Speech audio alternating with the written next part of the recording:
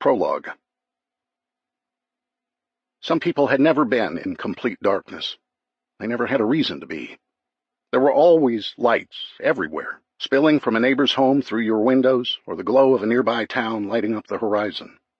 The illumination of cell phones, computer screens, televisions, vehicles, and businesses invaded our surroundings every night, all night.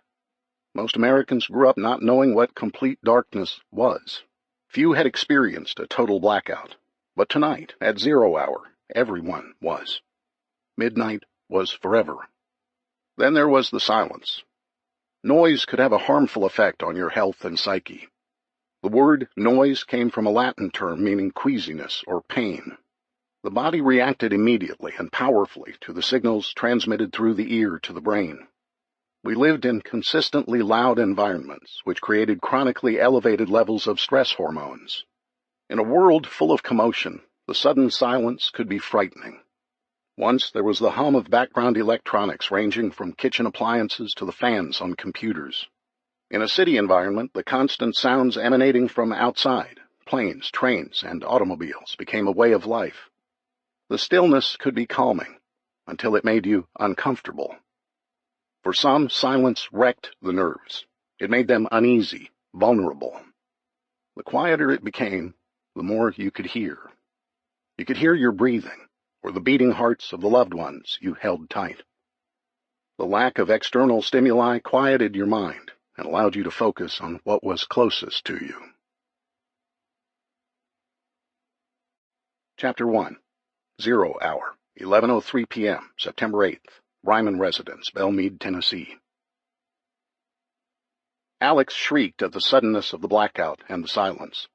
An eerie glimmer of green and blue hues radiated through the transom window into the Ryman's home, producing a psychedelic glow inside. Colton hugged his daughter and reassured her. "It's okay, honey. We're all here together." "My God, Colton," Madison whispered, as if hushed voices were the new way of life. Colton didn't want to let go of his girls. At this moment he thanked God for life's greatest blessing, the love of a family. In the darkness, the Rymans didn't say a word for several minutes. Their embrace said it all. Family was the circle of strength, founded on faith, joined in love. They would endure together, forever. "Guys, there's something you have to see," said Colton, rubbing the backs of his girls before heading them to the kitchen door leading to the driveway. "It's phenomenal." He led them outside onto the brick paver driveway. The popping of the Wagoneer's motor cooling down blended in with the Crickets' orchestra, and they were the only sounds heard. Wisps of blue and green floated across the dark sky. As the electrically charged particles from the sun collided with Earth's atmosphere, the most common auroral color, a pale greenish yellow, filled the sky. As nitrogen particles collided, blues were introduced, providing an entrancing magical display for the world to see. "Daddy, this is amazing," marveled Alex, who slowly walked in circles, attempting to take it all in. "I've been looking at pictures online, but to see the northern lights is... Boom! Boom! Crackle, crackle, crackle, boom!" An explosion, followed by rapid snaps, sounding similar to fireworks or sparklers, zipped through the tranquility. The South Davidson substation, 5 miles to their west, had just erupted into flames as the incredible surge of energy from the geomagnetic storm overwhelmed its protective relay systems. These systems were designed to trip certain breakers when a fault was detected, like a significant surge in energy. The battery backup system failed, the substation infrastructure was compromised, and the substation became a raging inferno. The Rymans instinctively ran into their front yard to see the ball of fire gradually rise above Belmead Country Club. Colton looked down the hill of their front yard and saw their neighbors gathered on the sidewalk looking towards the colorful sky. They also appeared to be distracted by the sound. Then Colton heard it. It was hissing at first and gradually grew louder to a hum. Bzzz. The mysterious noise grew in intensity as it progressed into an ominous crackling in the distance. Out of the corner of his eye, Colton was the first to see the flashes of light rapidly coming towards them. He tried to process the correlation between sight and sound. It was beyond his comprehension. And then he realized what was happening. "Hey!" Colton shouted as he ran down the hill to the center of his yard. "Run! Run! Get away from the street!" His neighbors, the O'Malleys, looked back at him, dumbfounded. Their feet weren't moving. Colton waved his arms and yelled once again before he slipped and lost his footing in the wet, dewy grass. He rolled onto his stomach and covered his head as he saw the unimaginable. A fireball was blazing along the power lines from the substation. Fueled by the electrical surge, it strengthened and then obliterated the transformer at the top of the power pole across the road. Sparks, fire, and debris rained down upon the people on the sidewalk. The blast was emanating an extreme amount of heat, which caused the trees to erupt spontaneously into an inferno. Mr. O'Malley, his shirt on fire, was frantically rolling around on the wet grass to put out the flames. Screams filled the air as burning tree branches fell to the ground. As the transformer finally gave way, the red-hot glowing power lines broke free and fell to the sidewalk, dancing like rattlesnakes that had lost their heads, but not their will to strike. Mrs. O'Malley was electrocuted, dying instantly. Her husband, still smoldering from the burns, scrambled through the wet grass towards her to help and was electrocuted from the conductivity. The fireball, meanwhile, roared towards Forest Hills, where the Nashville Electric Service substation suffered a similar fate. In its wake, fires were set along Harding Place all the way to Interstate 65. Madison and Alex rushed to Colton's side. "Colton!" exclaimed Madison. "Are you okay?" "Daddy!" cried Alex, as she also slipped and fell, rolling onto her father. They shielded their faces from the intense heat generated by the burning oils spilled by the older transformers. Colton helped Alex to her feet and led them back towards the house. His face was burning, as if he had fallen asleep under a heat lamp. "Alex, grab some buckets from the pool house," instructed Colton. Alex took off, and he turned his attention to his wife, who had a frightened look on her face. "Madison, I need you to open the garage and pull the Wagoneer inside. The keys are in it. Close the garage door behind you. You'll have to pull the red string to unlatch it." She nodded. "Are you sure you're okay?" "I am. Now hurry, honey. Nobody can know about our truck, okay?" Madison took off up the hill and crossed paths with Alex, who had returned with 2 5-gallon pails that had been used for pool chemicals. "Are these the ones, Daddy?" "Yes, baby. We have to help put out the fires," replied Colton. "Won't the fire trucks come and do it?" she asked. "I don't know, Alex. I don't think so. Let's go." Colton and Alex shielded their faces as they took a wide berth around the smoldering transformer. The fire had died out somewhat, but the fallen tree branches were still burning. With the recent 100-degree heat and the lack of rainfall, Colton didn't want the fire to get out of control. "Oh, my God, Dad!" shouted Alex as she paused near the charred bodies of their neighbors. She covered her face as the stench from the burning bodies permeated the air. "Don't look, Alex," said Colton as he grabbed her arm and pulled her with him. "There's nothing we can do for them right now." The next-door neighbor stood with a water hose in the middle of the O'Malley's yard. Colton and Alex ran past him as he mumbled, "It won't work. There's no water." "Come with us," yelled Colton as he ran through the side gate to the O'Malley's backyard pool. They scooped up as much water as they could carry and returned to douse the flames. "What can we do?" asked Rusty Kaplan. He and his wife Karen were the Ryman's immediate neighbors on the right. "Hey, Rusty," Colton greeted him. "You and Karen try to find some buckets in the greenhouse over there. We'll start with these." A couple of other neighbors joined in, while others stood off in the distance, doing nothing. It took 30 minutes for Colton and his neighbors to put out the flames. Sadly, through it all, the O'Malleys lay on their front lawn, dead and forgotten. Colton retrieved a tarp and some cinder blocks from their backyard. He would come back in the morning to bury them, the first of several he would bury in the coming days. Chapter 2. Day 1. 12:30 a.m., September 9th, Ryman residence, Belmead, Tennessee. Colton collapsed in the lawn chair and stared at the wondrous sky. How could something so amazing and beautiful wreak havoc like this?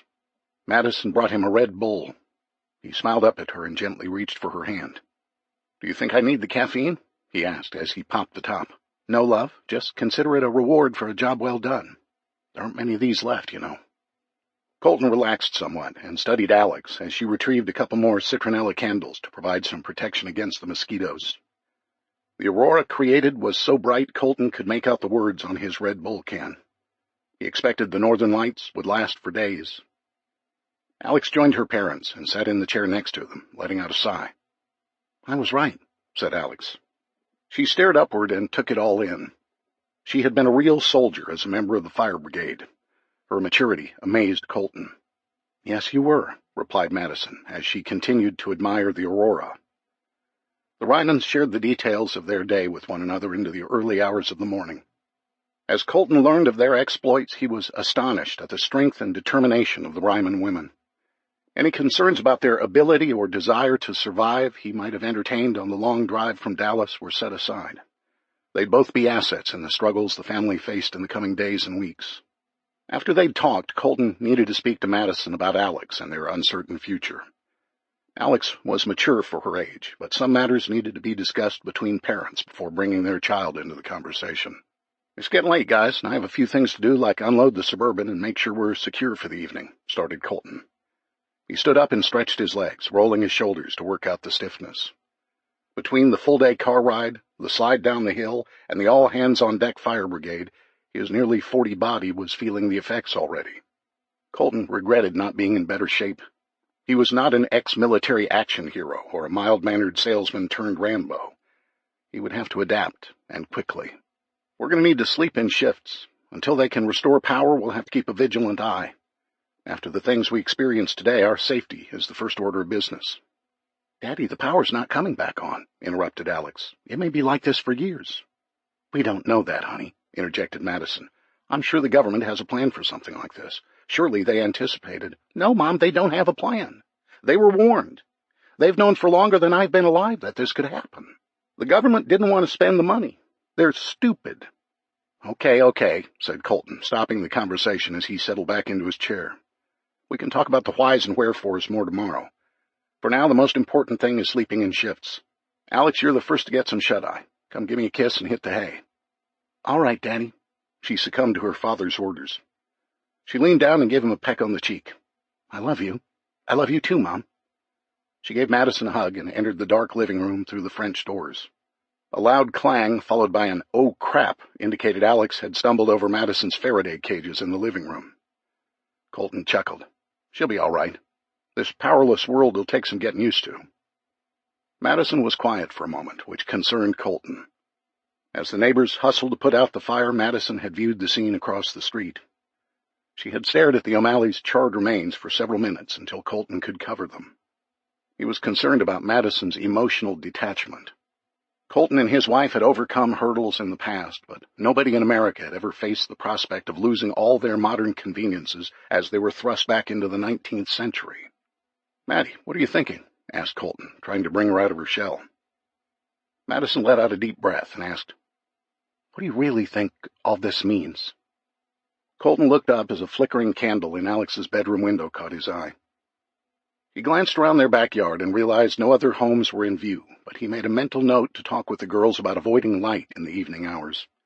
He didn't want to draw unnecessary attention to their home from passerby. Colton reached for his wife's hand and held it. It was clammy and sweaty. He quickly realized Madison was wrought with anxiety. He needed to reassure her while not giving her a false sense of hope. If she was experiencing the first stages of shock or depression, Colton would have to tread lightly. "I listened to news reports all the way home today," started Colton. "There were experts from all across the spectrum, including scientists, politicians, even survivalists. Maddie, you know how the news sensationalizes things. They create this huge dramatic situation so you'll stay glued to their network. The bigger the crisis, the fatter the ratings." "I know, I saw it too," said Madison. "When Alex first brought this to my attention, I disregarded the threat and passed it off as a teenager's fabricated drama. But as I learned more, I came to the realization the threat is real. I wish I'd done more." She began to cry, squeezing his hand tighter. Colton sat up onto the edge of the lawn chair and faced his distraught wife. He rubbed her arm and shoulders and tried to calm her. "Honey, what you and Alex did for this family today will probably save our lives. I'm so proud of you." He gently wiped her tears from her bruised face. "I could have done more," she sobbed. Colton let out a nervous laugh. "Like what? Cleaning out the grocery store single-handedly wasn't enough? You ran over a Kia, for the love of Pete." Madison stopped sobbing, but the tears still streamed as she laughed. Colton kissed her cheek and wiped her tears once again. "You know what I mean," she said. "Listen to me, darling. Our family is safe, and we're together at home as it should be. I don't know what we'll face exactly, but we'll face it together." Madison nodded. "I'm okay. I feel better." "Promise?" "Yes, promise," she replied. "Now seriously, I'll hitch up my big girl panties and do what I have to do. Oddly, I didn't hesitate today when it was just Alex and me. Now that you're home, as weird as it sounds, I feel like I've turned over the job of protector to you. Now look at me. I'm a ball of blubbering mush." They both started laughing. "Very funny," said Colton. "I'm trying to visualize blubbering mush, and it ain't you, love." Madison nodded and sat up in her chair. She finished off Colton's Red Bull and smiled. "Okay, seriously, give me this straight poop. Don't sugarcoat it, 'cause I'll know. We got our work cut out, don't we?" Colton relaxed considerably. This was the Madison he married and who he counted on as an equal member of Team Ryman. He decided to give her his relatively uninformed opinion.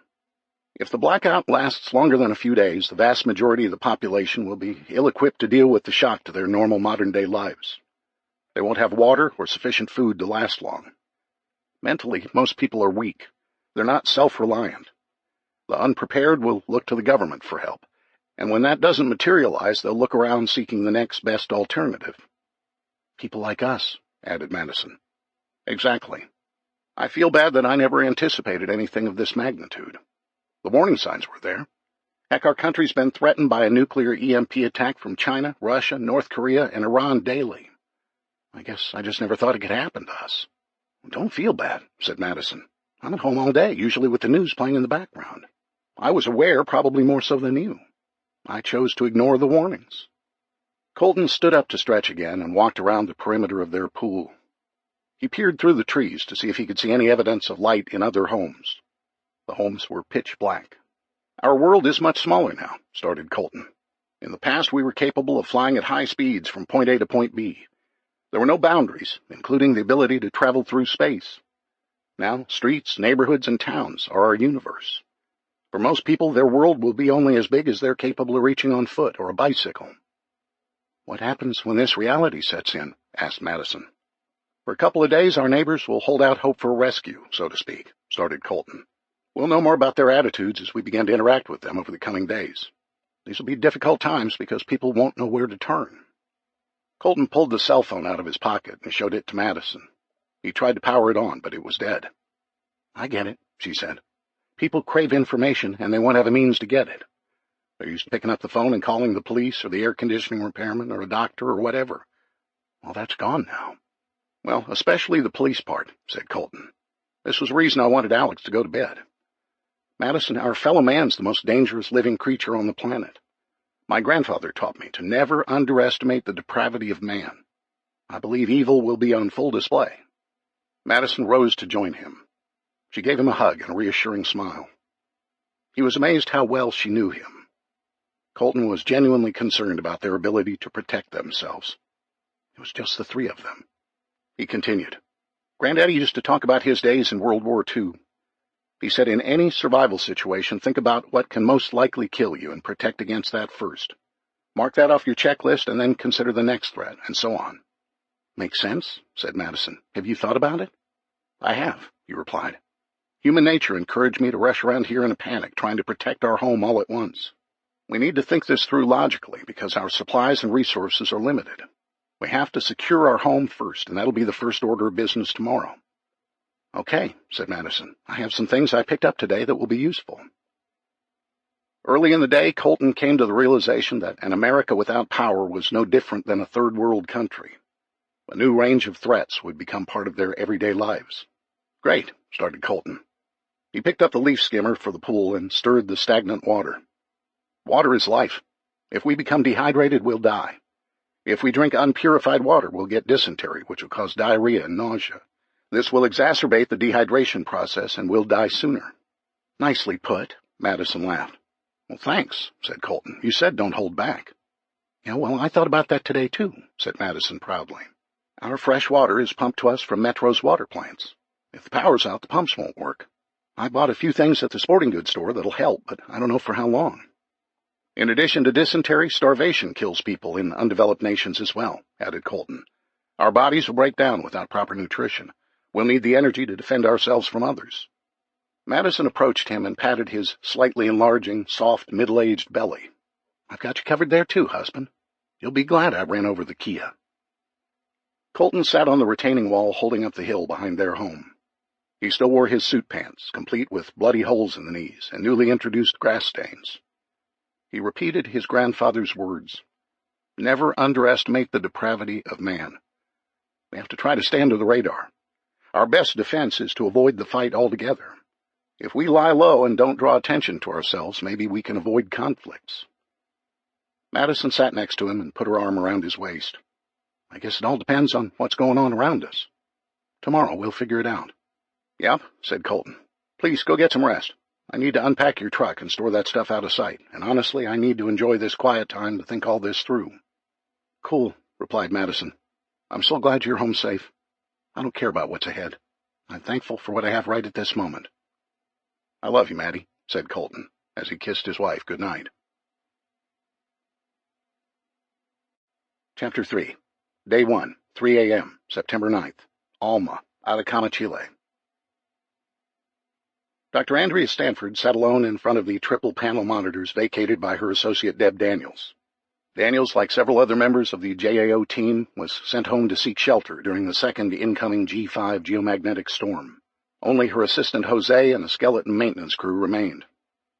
Over the past several decades, Earth's ozone layer in the atmosphere, which provided a blanket of protection from the sun's damaging rays, had been thinning. As a result, the sun's radiation could reach the Earth more easily, resulting in an increase in the incidence of skin cancers. Earth's magnetosphere was under assault.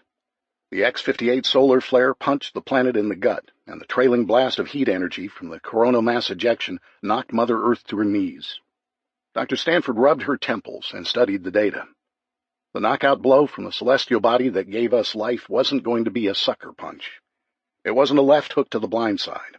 This second massive geomagnetic storm was going to hit the Earth square in the jaw at a time when its defenses were at its weakest.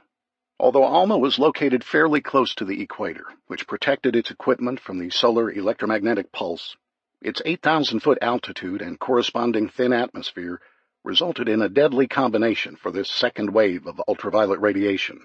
The UV levels were 20% higher than at sea level, and when coupled with the proximity to the equator, the risk of permanent damage to the eyes in the form of cataracts and the skin in the form of melanoma was high. Dr. Stanford was exhausted.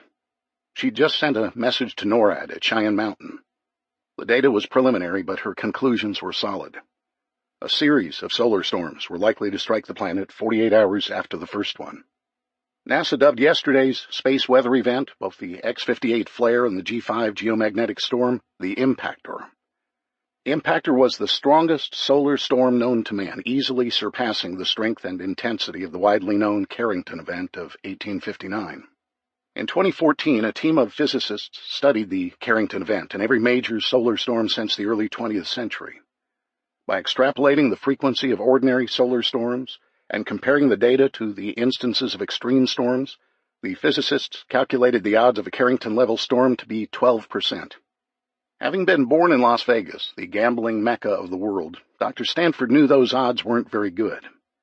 But when you considered the devastating impact a geomagnetic storm of this magnitude would have on the Earth's critical infrastructure, the odds were actually high.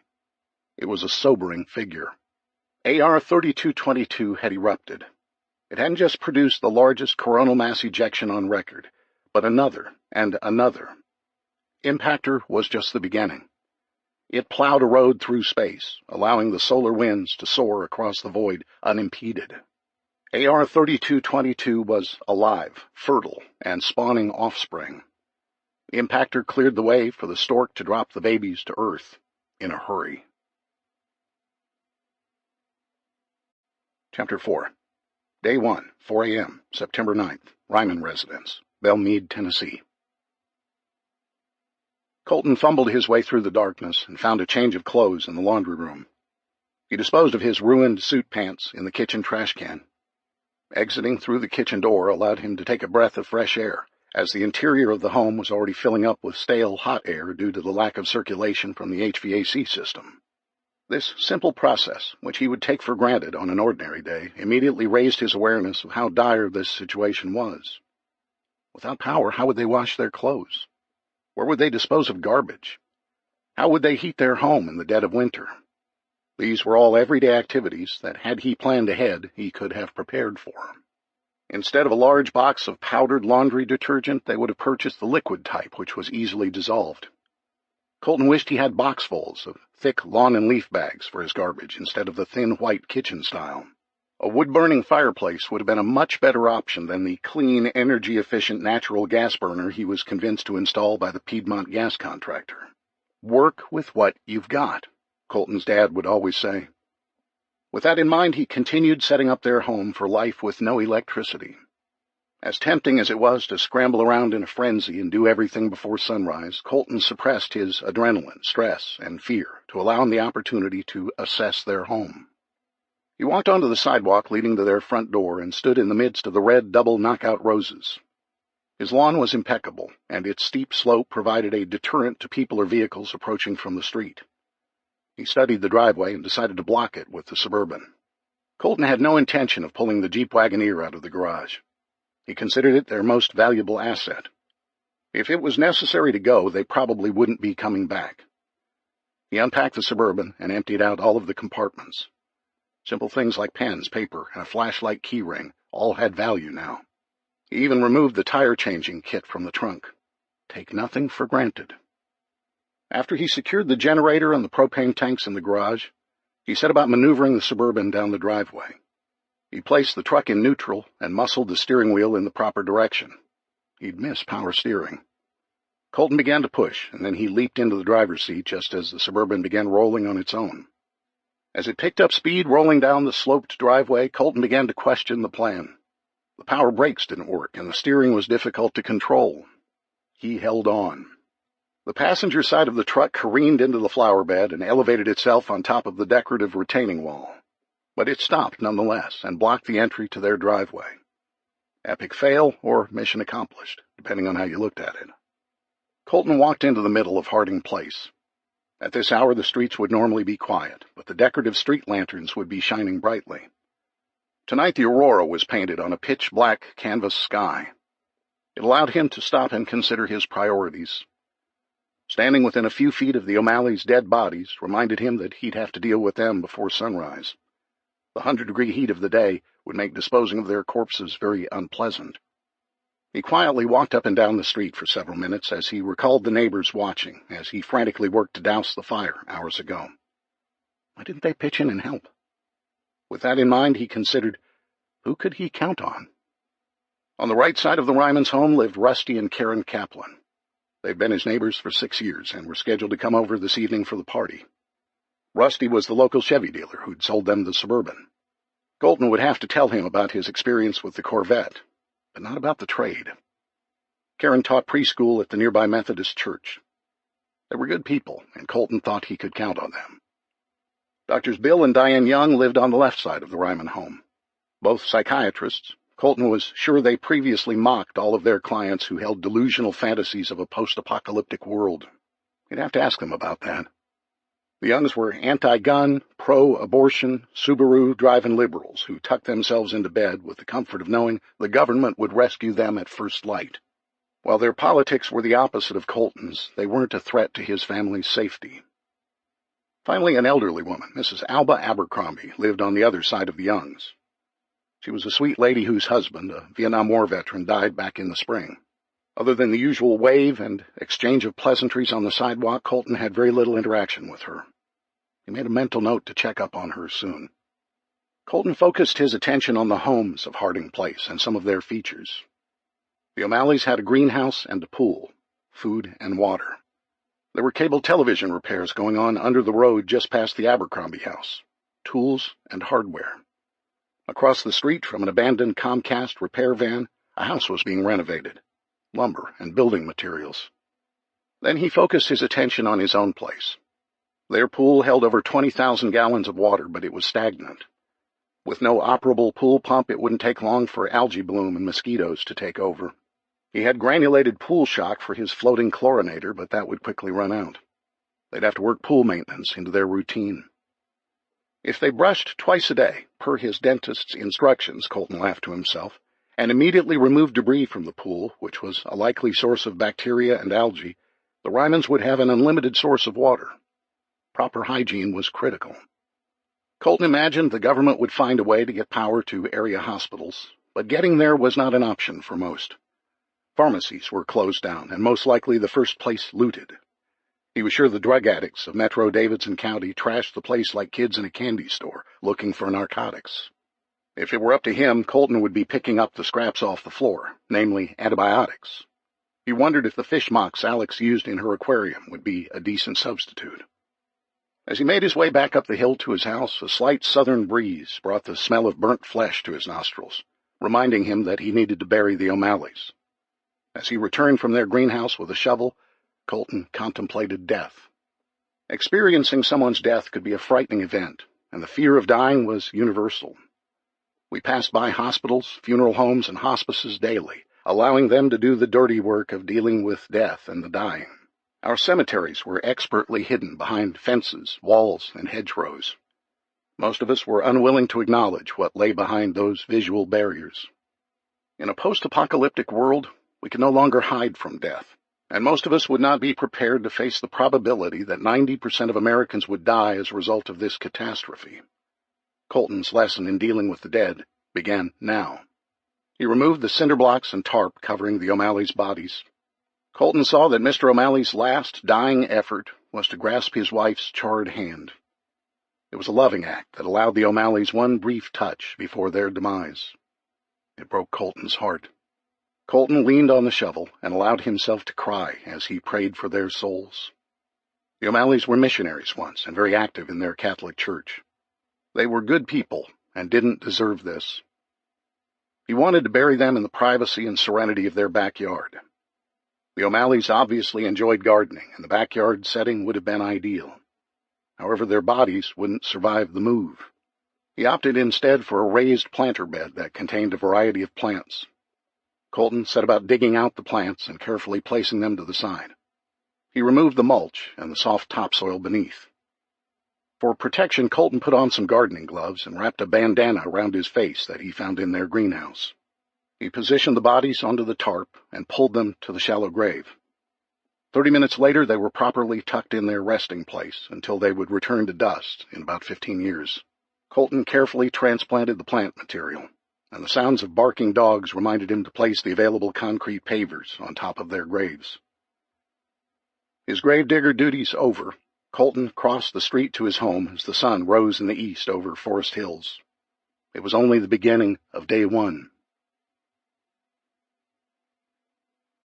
Chapter 5. Day 1. Noon, September 9th. Ryman Residence, Belmead, Tennessee. Colton woke up refreshed. Before going to bed, he had washed up outside using 2 buckets of pool water and ivory soap, which floated on the top of the soap bucket. It was a new experience for him to stand naked in the backyard, pouring buckets of water over his head at sunrise. He felt like a hippie. After 6 hours of hard sleep, he came downstairs and found all of the windows open, and a slight breeze causing the window shears to billow. If he didn't know better, it was just another fall day, albeit a hot one. He found Alex on the couch, fiddling with a portable radio. "Good morning, Alley Cat," he said cheerfully, as he gave his daughter a peck on the cheek. "Hey, Daddy," she responded, not admonishing him for the cutesy reference. "What you got there?" he asked, looking over her shoulder. "It's a hand-crank radio Mom bought yesterday. It's pretty cool because it doesn't need electricity." "Have you picked up any stations?" "Not really," she replied. "I thought maybe there would be an emergency alert or something. So far all I can muster is a faint signal from some Spanish-speaking station. The only words I understand are hola and del sol. They talk a whole lot faster than the teacher in my Spanish 1 class." "Well, that's a start. What's for breakfast?" "Ha, very funny, Daddy," she responded dryly. "Mom fixed a brunch consisting of breakfast casserole, biscuits and gravy, and eggs Benedict with hollandaise sauce. Your choice." "Good point," he chuckled. "I had a Pop-Tart out of the pantry. Mom bought the variety pack yesterday, but save the blueberry for me, okay?" "Okay, honey," replied Colton. He walked into the kitchen and back around through the dining room, seeing the extent of Madison's shopping efforts for the first time. He was impressed. "Speaking of your mom, where is she anyway?" Alex set the radio on the coffee table and assumed a prone position on the couch. Colton hadn't assigned daily chores yet, but staring at the ceiling in the middle of the day wouldn't be one of them. He'd address it in a moment. "She was on the front steps, but I think I heard her talking with the neighbors next door," replied Alex, getting settled in. "Which ones?" asked Colton as he made his way to the front door. "The Youngs." Colton opened the door and stepped into the searing heat. It was approaching the mid-90s today, another scorcher, as Ron Howes, the recently retired News Channel 5 meteorologist, would say.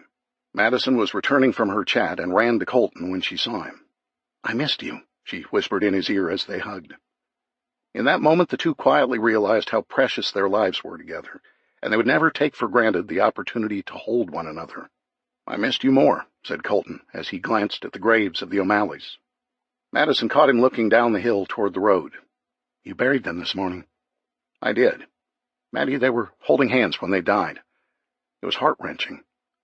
Colton's eyes began to well up with tears. It was Madison's turn to comfort her husband. "You're a good man, Colton, and I love you. When it's our time to go, I want us to hold hands, too." Colton wiped his tears and held Madison tight. He vowed to protect his family, and that was the first item on today's agenda. "Our doctor and Dr. Young, did they put you on the couch and ask, 'How does this make you feel?'" "Zip it, mister," Madison replied, adding a slug to Colton's sore shoulder muscles. "They were very nice and supportive. They offered to help us with anything we needed, although they admittedly have very little food in the house. Diane said they almost always eat out." Colton looked toward their home and saw them entering the front door. They exchanged friendly waves. "Did they ask any questions about us?" "Like what?" "I don't know. I mean, like, how much food do you have, for example?" "No," replied Madison. "We had a friendly chat, and they weren't wearing their psychobabble hats today. They're convinced this will only last a few days, and the president will have the nation back on track soon. Their biggest concern was whether their patients could get their prescribed antidepressant medications." "Good. We need to keep our food and supplies to ourselves." "I agree," interjected Madison. "The Youngs are concerned about safety. They were coming home yesterday as the attempted carjacking took place on Belmead Boulevard. They saw the crashed vehicle and the men running up the hill toward Iroquois. Do you think the carjackers are still around?" "Possibly," replied Colton. "We learned yesterday that the biggest threat we face is the unexpected. I've given this some thought, and I have a plan." "It's a little cooler inside. Should we go in?" asked Madison. "Yeah, and also," started Colton as they made their way up the steps to the front door, "we need to establish a routine today, and Alex needs to be a part of it." Madison led the way to the living room as Colton hoisted Alex's legs up and playfully swung her around. "Hey," she objected. "I was thinking about a little siesta. See, I'm learning Spanish already. Does this mean I can homeschool now?" "Ha ha, Missy," Madison laughed. "We'll talk about school and studies later. Kids in the 1800s had to go to school too, you know." "Mom, girls my age in the 1800s were married and pregnant already," Alex shot back. Colton shuddered at the thought. "She's got a point, Maddie," Colton laughed. "Forget it," said Madison with her arms folded defiantly. "We've got a shotgun, and I bought shells. I have no problem practicing using live boys as targets." Everyone laughed as Colton sat up in his seat and wiped the sweat off his forehead. He had to tell the girls the reality of the threats they faced from their fellow man. One mistake, one mental lapse resulting in their guards being let down, could be deadly. In the future, conversations like this without one set of eyes on the home's perimeter wouldn't take place. It was daytime of the first day. Surely the bad guys wouldn't attack this soon after the power grid collapsed. "It's very important we talk about security," started Colton. "Did Mom show you our toy guns?" asked Alex. "I saw them, and they're amazingly realistic," replied Colton. "I'm glad you mentioned them. I want us to carry one of the faux handguns in our waistband any time we're in the presence of our neighbors. I want them to know that we're armed. I hope it'll act as a deterrent to prevent them from trying something stupid." "Like what?" Alex asked. "I don't know how folks will react to this catastrophe," started Colton as he relaxed back into his chair. "I suspect it'll go something like this. For the first couple of days, the public will bond together and help one another. They'll expect the situation to resolve itself quickly, and most will be in a compassionate mindset. I'm really not worried about our safety the first couple of days." "I feel a but coming," interrupted Madison. "But once help doesn't arrive and the power remains off, the public will become more aware of the severity of the situation. At that point, depression and desperation will set in." "When?" asked Alex. "I don't know. An extensive grid-down scenario, if that's what we're facing, is new to all of us. The Youngs might know how the public will react. I don't. The power could be out for a week. It could be dark for 3 or 4 days. You guys experienced firsthand how the public reacted at the mere suggestion of a problem." "Here's what I learned from yesterday," added Madison. "It's one thing for our neighbors to endure a temporary power outage due to a bad storm. I can only imagine what they'll be like when they figure out this could last for months or years." "Exactly," said Colton. "We have to establish some security measures, a routine, and some ground rules." "Great, rules," moaned Alex. She leaned back and hugged a pillow. "Yes, dear, rules," said Colton. "They're not like you think. Rule number 1 is trust no one. No exceptions unless we discuss it as a family.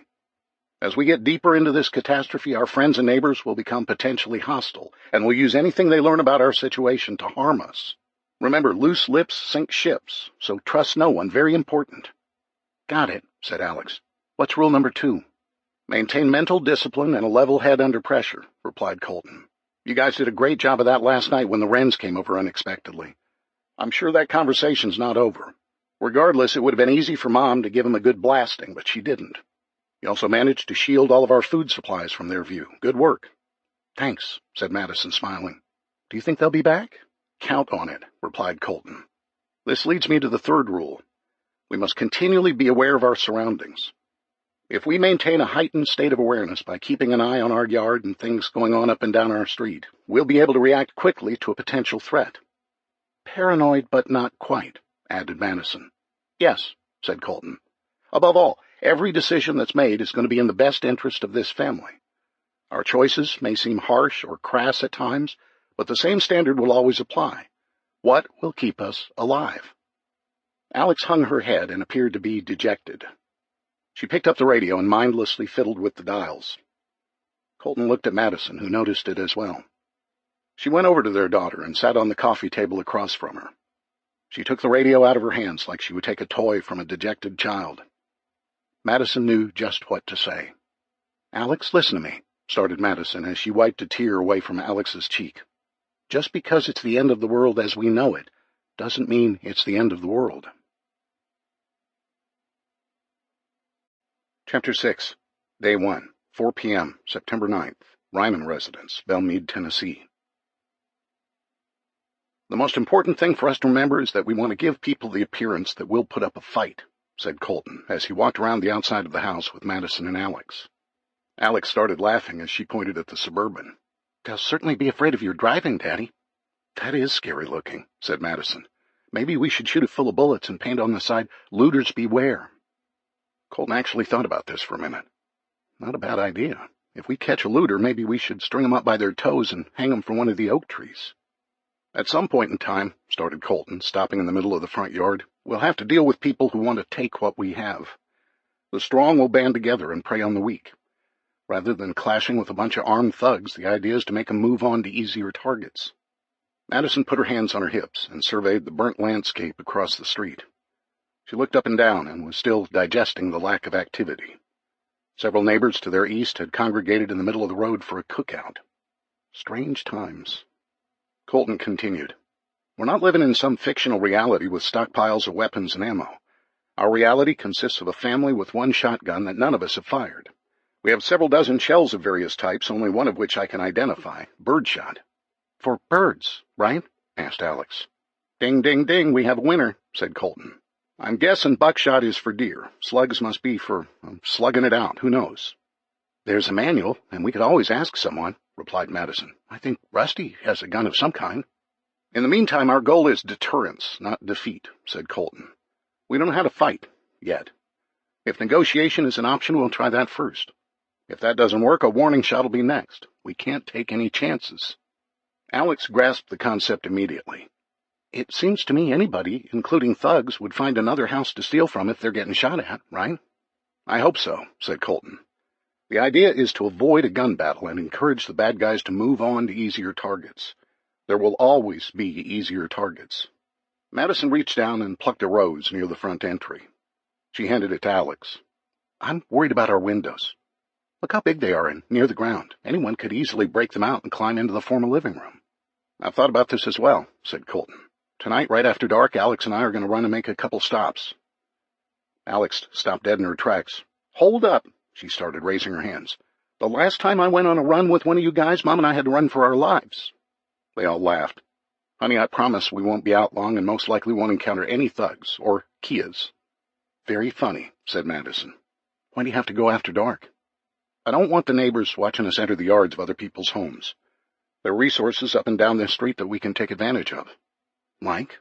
Colton gestured across the street. The O'Malleys have a large roll of black landscape fabric in their greenhouse. We'll borrow it to affix to the inside of our lower floor windows. This will prevent any inside light from escaping. At night, we don't want to become a beacon of opportunity for the bad guys. What's the other stop? Asked Alex. There's a vacant house being renovated down the street. It's like having our own Home Depot. We'll find some wood and other materials to board up the windows. That should at least slow down intruders and encourage them to look for easier pickings." "You've really thought this through," said Madison. He was sweating profusely again, a family genetic trait. He'd have to remember to stay hydrated. "I have. Listening to all of the EMP and survival experts on the radio yesterday helped.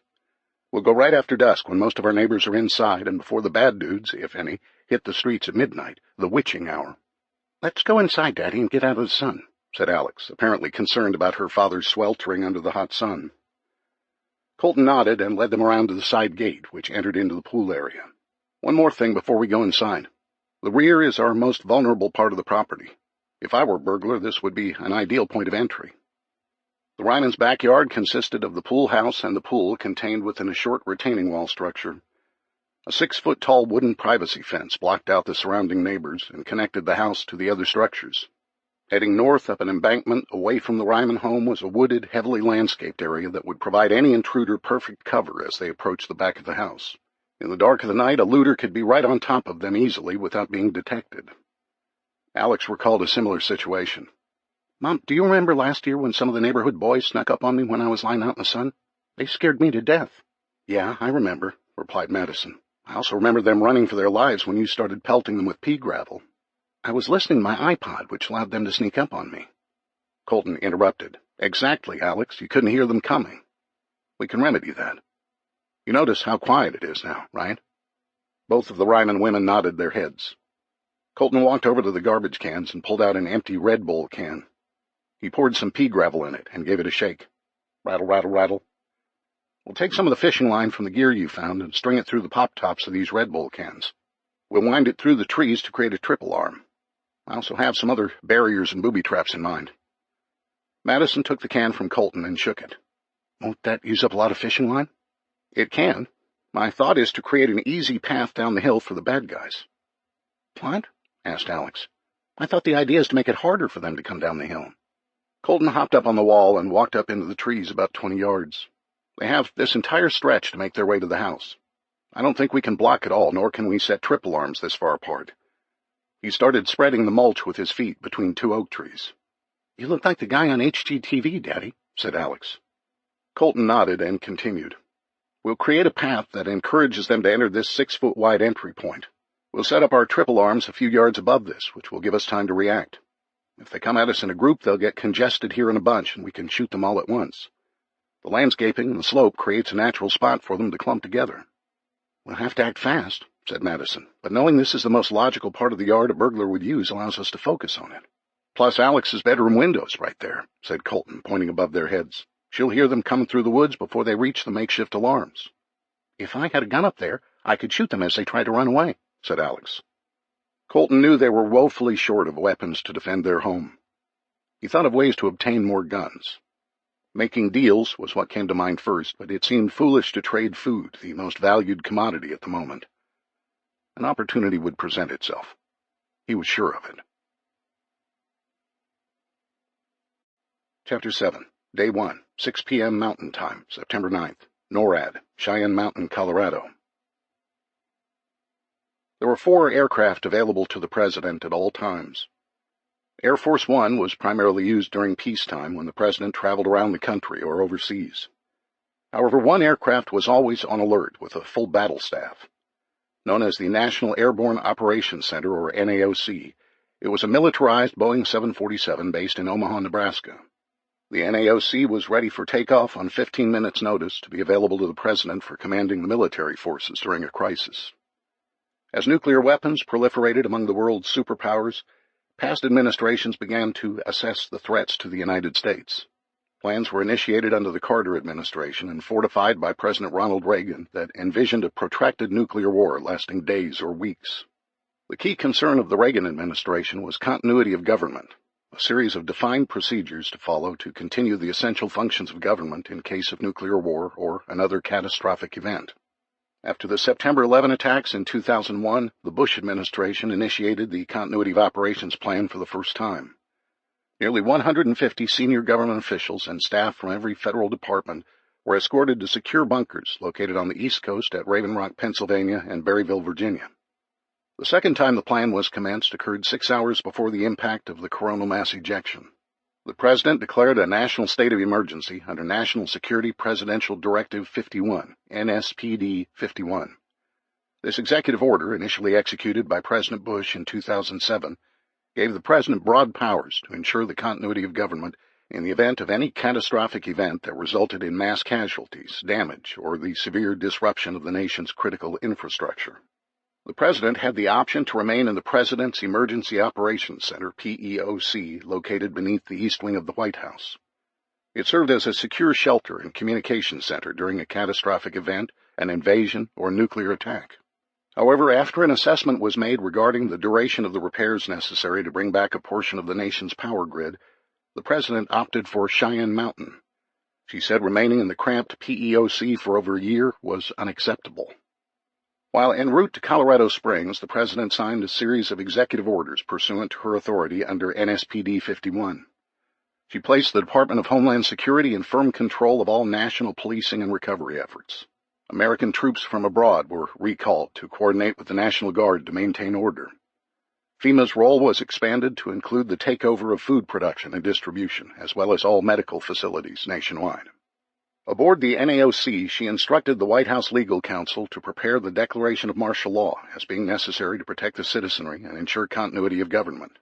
The declaration suspended certain provisions of the United States Constitution, including but not limited to civil law, civil rights, habeas corpus, and such other and general provisions as might be determined in the national interest by the office of the President. Specifically, she suspended the entire Bill of Rights. Now firmly entrenched in the bunker located deep inside the Cheyenne Mountain complex in Colorado Springs, the home of NORAD, the President was receiving her first briefings regarding the conditions throughout the nation. "Madam President," started Secretary of Homeland Security Blumenthal as he brought the group's attention to a large computer monitor affixed to the wall. He pointed to the 24 flashing red rings around the 20 largest population centers in America, including New York, the largest, down to the 20th largest, Memphis. These areas indicated by the red flashing lights are not controlled at this time. The National Guard has insufficient resources to stem the tide of social unrest. Frankly, Madam President, they could be declared a war zone. "Why don't you allocate more troops and resources to these cities?" asked the President. "General," said Blumenthal, directing the question to the chairman of the Joint Chiefs. "Madam President," replied the general, "the initial recovery plan established by Homeland Security envisioned a joint collaborative effort between National Guard units and local law enforcement until such point as our troops could be recalled from abroad." The President leaned forward and addressed the general. "I've recalled the troops. Are you coordinating with local law enforcement?" "We are attempting to make that effort. Our first responders and the police are in complete disarray. Within these large metropolitan areas, the local political structure has disappeared, and so has law enforcement. They've simply abandoned their posts and cannot be located due to the collapse of the communications system. Without those bodies assisting our boots on the ground, it's too dangerous to enter the cities." "What do you propose, General?" asked the President. "One of the problems, Madam President." The General paused to gather his thoughts. "Frankly, the violence is escalating and gradually moving out of the inner city. Even at this early stage of the collapse, gangs are being formed and taking advantage of the absence of control. We can attempt to clamp down on this activity, but it'll require a full military effort, something unprecedented on U.S. soil." The President stared at the map, clasped her hands together, and tapped her index fingers against one another. "I have to do everything I can to eliminate the barriers that stand in the way of our National Guardsmen doing their job to restore order. We cannot allow American citizens to shoot each other to death before we have an opportunity to restore the power and initiate a recovery effort. Secretary Blumenthal, we have to do more to protect our citizens. I want you to begin immediate house-to-house searches of all registered gun owners and start a push for confiscation." The General interrupted the President. "Madam President, the inner cities are unsafe at this time for our soldiers to conduct these types of searches." "General, I wasn't finished," admonished the President. "I'm not suggesting we enter the war zone, as Sidney so aptly refers to our inner cities. I want to prevent the violence from spreading into the suburbs and rural areas. Guns give people a quick, easy, and relatively detached method of killing people. If we take away the tools of death, people will still kill others, but it'll be far more difficult to accrue the body counts." The room grew quiet as the General clenched his fist. He never said another word. "I'll issue the necessary directives," said Secretary Blumenthal. The White House Chief of Staff spoke next. "The next item on the agenda is the prediction of the second major solar storm scheduled to hit this evening. Scientists at ALMA have provided our skeleton team from the Space Weather Prediction Center the particulars. This next wave of solar plasma will not be nearly as powerful as the first wave, but Earth's magnetic shield is severely weakened at this time. What's the bottom line? Gruffed the President, who was still simmering over the General's challenge to her authority. Madam President, this second wave will create a severe health risk to the public in the form of increased radiation levels. A warning needs to be issued as soon as possible. The President slammed her hands on the table. Great, I'll address the nation. Tell everybody to turn their televisions on tonight at 9. How do I communicate with the country, Sid? I understand your frustration, Madam President, said Secretary Blumenthal. We can provide them notice via the emergency broadcast network. Naturally, it's not fully operational, but it's something. We can also have the National Guard drive through the streets, making an announcement and posting flyers. Great options, she sighed, slamming herself back into the chair. I don't have enough guardsmen to fight the battles necessary to gain control of our cities. Some of us don't want to go around and collect the guns to prevent people from killing each other. Now our only option is to send our depleted forces to issue a warning to others and expose themselves to the radiation in the process. Madam President, the public will understand we're doing the best we can to, started Blumenthal until he was interrupted. Madam President, there's something else you need to know, announced an aide who rushed into the room carrying a stack of papers. We just received an urgent communication from NOAA. I'm sorry, but the situation's about to get a lot worse. Chapter 8, Day 1, 7 p.m. Pacific Time, September 9th, Point Loma, San Diego, California. Master Sergeant Eduardo Lopez and his fiancée, Lance Corporal Maria Herrera, sat quietly atop Point Loma watching the festivities below them. Sounds of laughter surrounding the beachfront bonfires rose into the sky as Californians of all ages celebrated the apocalypse. This evening was supposed to have been a night of celebration for the betrothed couple. Joined by their families and 100 of their fellow Marines, the two would have been married at this moment in a beautiful ceremony planned at the Naval Base Point Loma. The breaker's beach deck overlooked a vast stretch of the Pacific Ocean, with views extending as far south as the historic Hotel de Coronado. The couple had envisioned exchanging their wedding vows on the deck amid the sounds of waves lapping on the shore. A magnificent sunset like the one they were admiring now would have capped off the perfect day. Then the news came that the solar storm was coming. The couple had to make a decision.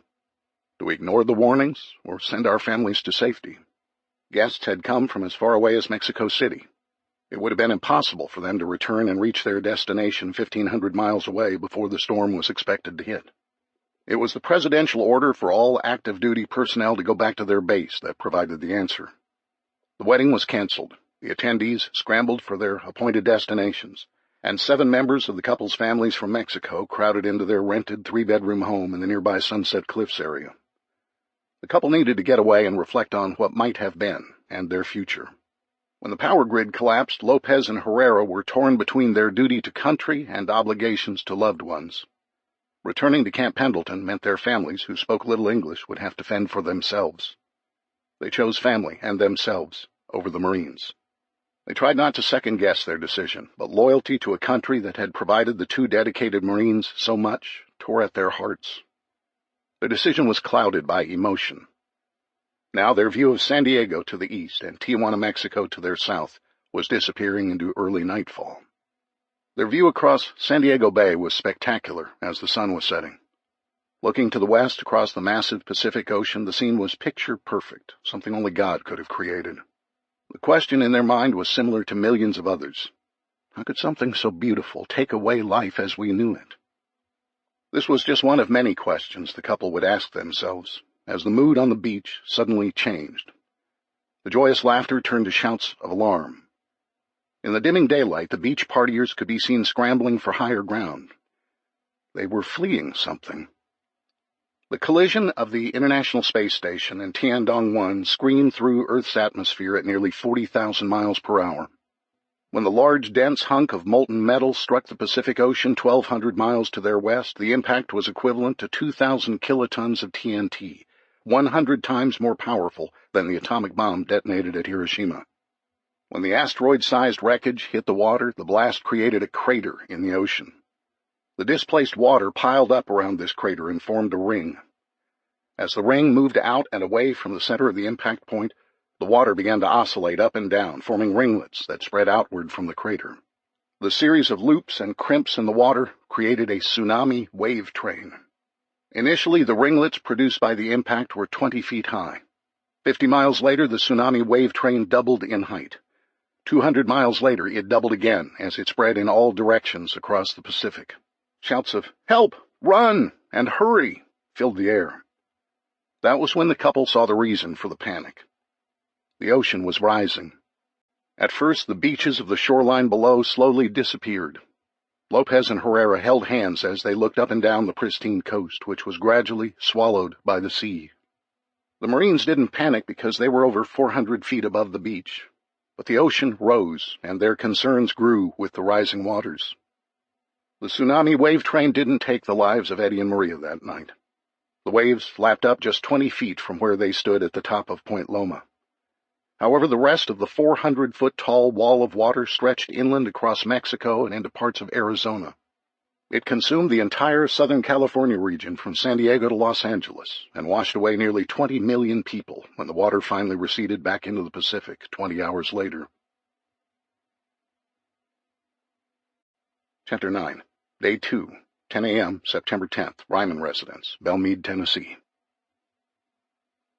The euphoria of Colton's return began to disappear, and reality set in for Madison. Now that he was home, she would try to revert to her preferred role as wife and mom. By the second day, their routines were being established. Colton functioned very well on half a dozen hours of sleep. At sunrise, he'd find his way to bed, where he would wake Madison, who was typically an early riser. Alex tried to adopt the sleeping patterns of a typical teenager during their summer break from school. Working her into a routine might prove difficult. Madison finished cleaning the pool while she tended to the eggs and bacon. After taking an inventory of their refrigerated items, Madison set up a menu that would last through day 4. The meals would be a hodgepodge of frozen dinners and leftovers, but her family would maintain some semblance of nutrition and energy. As their meals turned to the more mundane, beans, rice, and oatmeal, Madison would incorporate the vitamins and nutritional supplements into their daily meal plan. They made the decision to keep the generator under wraps to avoid drawing attention. Colton wasn't sure how to mask the sound. Running the machine inside the house or even the garage, which was attached to the house through the bonus room, could prove deadly. Noxious carbon monoxide fumes would quickly overtake the stale air inside. Ultimately, the pool house was deemed their only option. Madison used their newly acquired Camp Chef modular cooking system that operated on the propane tanks she'd purchased. It burned clean and didn't make any noise. At 60,000 BTUs, it was very fuel-efficient as well. She estimated the available propane she purchased would cook 10 days of meals.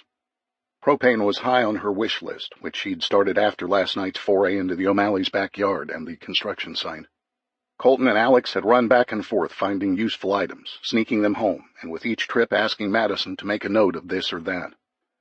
With the world at a standstill, a simple item like a garden tool or a box of nails became highly sought-after items if you didn't have them already. Madison took on the role of inventory specialist, cataloging the items they had and also high-value items to target. From a safety perspective, she agreed with Colton they had a limited window of opportunity to make these runs. With each passing day, the night would become more dangerous. "Any luck?" Madison asked Alex as she entered the living room. Alex was assigned the duty of monitoring the radio. "Yes, actually there is something," she replied as she took the plate of eggs and bacon. "Wow, thanks, Mom." "You're welcome, dear. Enjoy these while you can. It may be a while before we see eggs again." Alex set the radio on the coffee table and turned up the volume to the emergency broadcast she found on a ham radio frequency. The broadcast was a continuous loop recording, but the information provided grabbed Madison's attention. She joined her daughter and listened. Following a long beep, the broadcast began its 2-minute loop. "We interrupt our programming. Important instructions will follow. Again, this is a national alert issued by the Department of Homeland Security. The President of the United States has declared a national state of emergency. The text of this declaration can be found posted at local federal buildings and military facilities. Effective immediately until ended by a presidential decree, the President has declared the following to be in effect. A curfew has been established until further notice. All citizens are required to remain in their homes during the evening hours. During daytime hours, citizens are encouraged to shelter in place. Local law enforcement and the National Guard, in conjunction with the Federal Emergency Management Agency, will be establishing shelters for those displaced from their homes or who are in need of special assistance. Food and water distribution centers will be announced in the coming days. You are encouraged to utilize these services as a last resort only. In furtherance of these directives, the President has instructed the National Guard and local law enforcement to break up any unlawful assemblies and confiscate weapons, magazines, and ammunition. Such actions determined to be in the best interests of the nation and the safety, health, and general welfare of its citizens. Willful violations of the provisions of the President's declaration shall be punishable by imprisonment and asset forfeiture. All American citizens will now fall under the jurisdiction of military tribunals established by this declaration. The electronic beeping indicated the end of the broadcast and the beginning of the next loop. Alex turned the radio off and set her plate on the table. Madison stared at the radio for a moment. She was glad to hear something, though it was not what she expected. Rather than telling them it was going to be okay and that our government is there for you, Madison felt like she was being told to remain under house arrest and instantly felt depressed. "What do you think, Mom?" asked Alex, breaking Madison out of her trance. "I don't know what to think, Alex," replied Madison. I kind of hoped to hear something was being done about the power. Instead, I feel like a prisoner in my own home." Colton rounded the stairs and joined them. "I heard the announcement upstairs. One thing is certain, the government will attempt a response, but they'll be overwhelmed and will experience mass defections of their personnel. As society deteriorates, police and National Guardsmen will opt to protect their families rather than fight the looters and thugs in the streets." "Who'll enforce the law, Daddy?" asked Alex. "I'm afraid at least for a while our nation will have to experience life without the rule of law," replied Colton. He sat in the chair by the fireplace and laced up his tennis shoes. "We'll have to protect ourselves. The laws will still exist, but the process of enforcement and administration will disappear. Our previously publicized and stable laws will no longer act as a deterrent to those using the collapse of the power grid as an opportunity to do bad things." "What's a military tribunal?" asked Alex. "Well, the executive branch and the military are probably the only functioning parts of our government right now," replied Colton. "If the police or National Guard arrest somebody, they'll be brought before a military court to face justice. What that entails is anybody's guess. Before the collapse, the rule of law governed our nation, as opposed to being governed by arbitrary decisions of government officials. Now I'm afraid the government will make up the rules as they go." Madison pointed to the shotgun propped next to Colton by the fireplace. "We only have one gun. Are we giving it up?" "Not a chance," Colton laughed, picking up the weapon and weighing it in his hands. "Nor will the owners of the other 300 million weapons in the United States." "Didn't they do it in New Orleans after Hurricane Katrina?" asked Madison. "Yes, and it turned out to be a disaster," replied Colton. "They beat up an old lady, they shot another man's dogs. It was a public relations nightmare because the police focused on easy targets, law-abiding citizens. The gun confiscations did nothing to deter the criminals who roamed the French Quarter." "Should we hide the shotgun?" asked Madison. "No, I'll take my chances with the gun confiscation directive. I won't take my chances with protecting you guys against the evildoers of the world." Madison stood and retrieved the radio from the coffee table. Alex tried to stop her. "I want to listen some more, Mom." "I know you do, Alex," started Madison, who picked it up anyway. "You and I have to cut and staple the landscape fabric to the windows so your dad can nail the boards up today. Besides, when we're not using the electronics, we should keep them stored away in the Faraday cages." "Why? The storm's already passed," protested Alex. "I remember the picture of the hole in the sun you showed me. It looked like it had a few more solar flares in its belly ready to fire at us." Madison tucked the radio away and sealed the lid with the handle of the galvanized trash can. As the lid snapped shut, someone pounded on their front door, startling all of them. Chapter 10. Day 2, 11 a.m., September 10th, Ryman Residence, Belmead, Tennessee. "Who is it?" shouted Colton through the door as he held the shotgun nervously. There was no answer.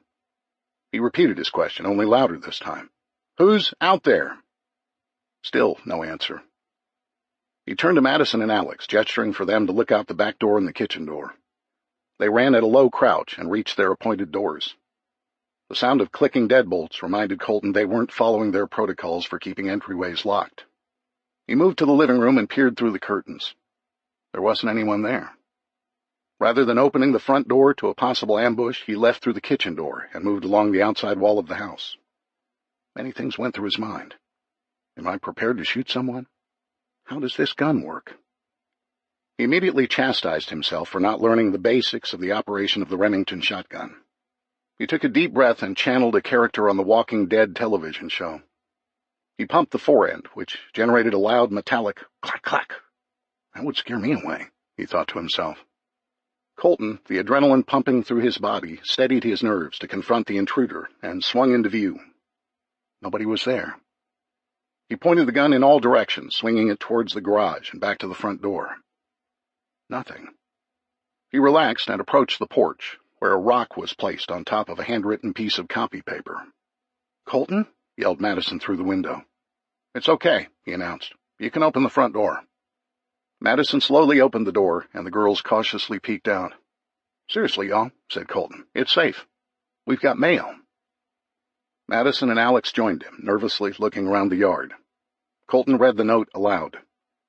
"The Harding Place Association of Neighbors will be meeting today at noon at the Briley's former residence located at Trimble and Linwood. We encourage everyone to participate as we discuss the power situation. It's signed Shane Wren, president of the HPA." Colton handed it to Madison, who read it to herself under Alex's probing eyes. He glanced at the cheap Timex watch he'd purchased at T. Rick's. They had an hour. "Where's the smoke coming from?" asked Alex, as she looked up at the black smoke clouds drifting overhead. She instinctively covered her mouth. "I noticed it this morning as I did my final walk around the house," replied Colton. "Seems to be coming from the west toward Highway 100. It stinks." "Come on, guys, let's get back inside and talk about this meeting," said Colton, leading them into the foyer and locking the door behind them. He took the notice from Madison and examined it again. "Should we go?" asked Madison. "You know, just like before the solar flare, I'd rather avoid these things like the plague," said Colton. "I guess under the circumstances we should check it out, if for no other reason than to learn what they're up to. After the other night, I've got no use for Shane Wren and the rest of his cronies." "You should go," said Madison. "Me too," chimed in Alex. "I don't really think this will be appropriate for—" started Madison before Colton interrupted her. "It'll be fine, Maddie, and instructive. Alex can see how these types of meetings are conducted. Also, another set of eyes and ears will help." "Yeah," said Alex, as she ran to find her shoes. When she returned, she kissed her mom on the cheek. "Thanks, Mom. I really want to help, but I also need to get out of the house. I'm getting cabin fever." "Good grief," Madison laughed. "After one day. Are you guys leaving already?" "Yeah," started Colton. "I want to check on Mrs. Abercrombie, and I might pick up the Youngs and Kaplans on the way to the meeting. I love you." Colton kissed Madison on the cheek. He and Alex were off on their father-daughter afternoon. The usual afternoon of golf together was replaced with checking on neighbors and neighborhood association meetings. Colton and Alex spent about 5 minutes knocking on Mrs. Abercrombie's doors and walking around her house. She never answered. The doors were locked, and there were no signs of a break-in. "This is weird, Daddy," said Alex. "Mom and I saw Mrs. Abercrombie getting her mail 2 days ago. Surely she didn't go anywhere, right?" "I don't see her car, and everything else seems to be okay," replied Colton. "Maybe she got spooked by the news and went over to her friend's home for safety." Alex shrugged and led the way to the Youngs' front door. Nobody was home, but their note, if they received one, was missing. As they walked back across their front yard towards the Kaplans, the smell of smoke became more intense as the hot winds picked up. "Daddy, it hasn't rained in a week at least," started Alex. "I remember 'cause our match got rained down." "It's a bad situation," said Colton. "I'm sure other transformers exploded Thursday night. Those fireballs could have gone throughout the city, catching houses and trees on fire. With no firefighting equipment available and no water being pumped, the fires will burn uncontrolled until it rains." "Hey, Colton," shouted Rusty Kaplan from his driveway. "Did you hear about the meeting?" "Yeah," replied Colton. "You guys want to go with us?" "Sounds good," replied Karen Kaplan. The four began walking up the hill toward the Briley's home. One of their neighbors was the listing agent on the vacant house and apparently made it available to Wren for the meeting. They walked slowly as Karen and Rusty became winded on the fairly steep incline of Linwood Boulevard. "What do you expect from this meeting?" asked Rusty, now out of breath. "I guess it makes sense to establish a system of community leadership," started Colton. "Assuming this situation's going to go on for a while, our neighbors in need could benefit from someone looking out for them." "What do you think about Shane?" asked Karen. "No comment," Colton laughed. The Kaplans had puzzled looks on their faces. Colton realized they didn't understand, and he cautioned himself against expressing his opinion like that in the future. Words were amplified now and could easily become misconstrued. "Well, Shane's a professor of political science. He should have an idea how groups and governments are formed. I'm hoping for the best." They reached the top of the hill and the street leveled down. Several people were making their way towards the Briley residence. "Almost there," Rusty huffed. "Let me add this," said Colton. "In my opinion, the best way to form an impromptu group is to establish a committee of leaders, with one person being the primary spokesman. If everyone votes on their leadership team, this will help boost morale and give folks a sense of security.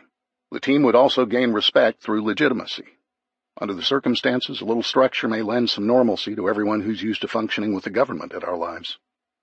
"Do you think Shane's the right man for the job?" asked Karen. "I only know him in passing," replied Colton. "I think any leader needs to have the respect of the entire community and should have a track record of moral integrity. He needs to set an example for the neighborhood and make sound decisions. Only time will tell if he's the right guy for the job." Chapter 11. Day 2, noon, September 10th, HPA Meeting House, Trimble Road and Linwood Boulevard, Belmead, Tennessee. "Here we go," said Alex, who had remained quiet the entire way. She recognized this as an adult meeting and was glad to get out of the house. If she were able to help in some way, maybe her dad would bring her again. Colton leaned into her ear and whispered, "Watch, listen, and learn," as they entered the grand foyer of the large home, which had been on the market since the previous year. The Brileys were divorced, and the court ordered the sale of the home. It stood vacant, as the spiteful couple refused to live in it. "Welcome, folks," said Shane Wren, as he opened up the double set of sliding doors leading to a covered patio that stretched the length of the home. "Let's go out here. This is a big turnout. It'll be much cooler in the shade of this canopy." Alex looked around at the attendees. They were all dressed like a normal day. Nobody seemed panicked or injured.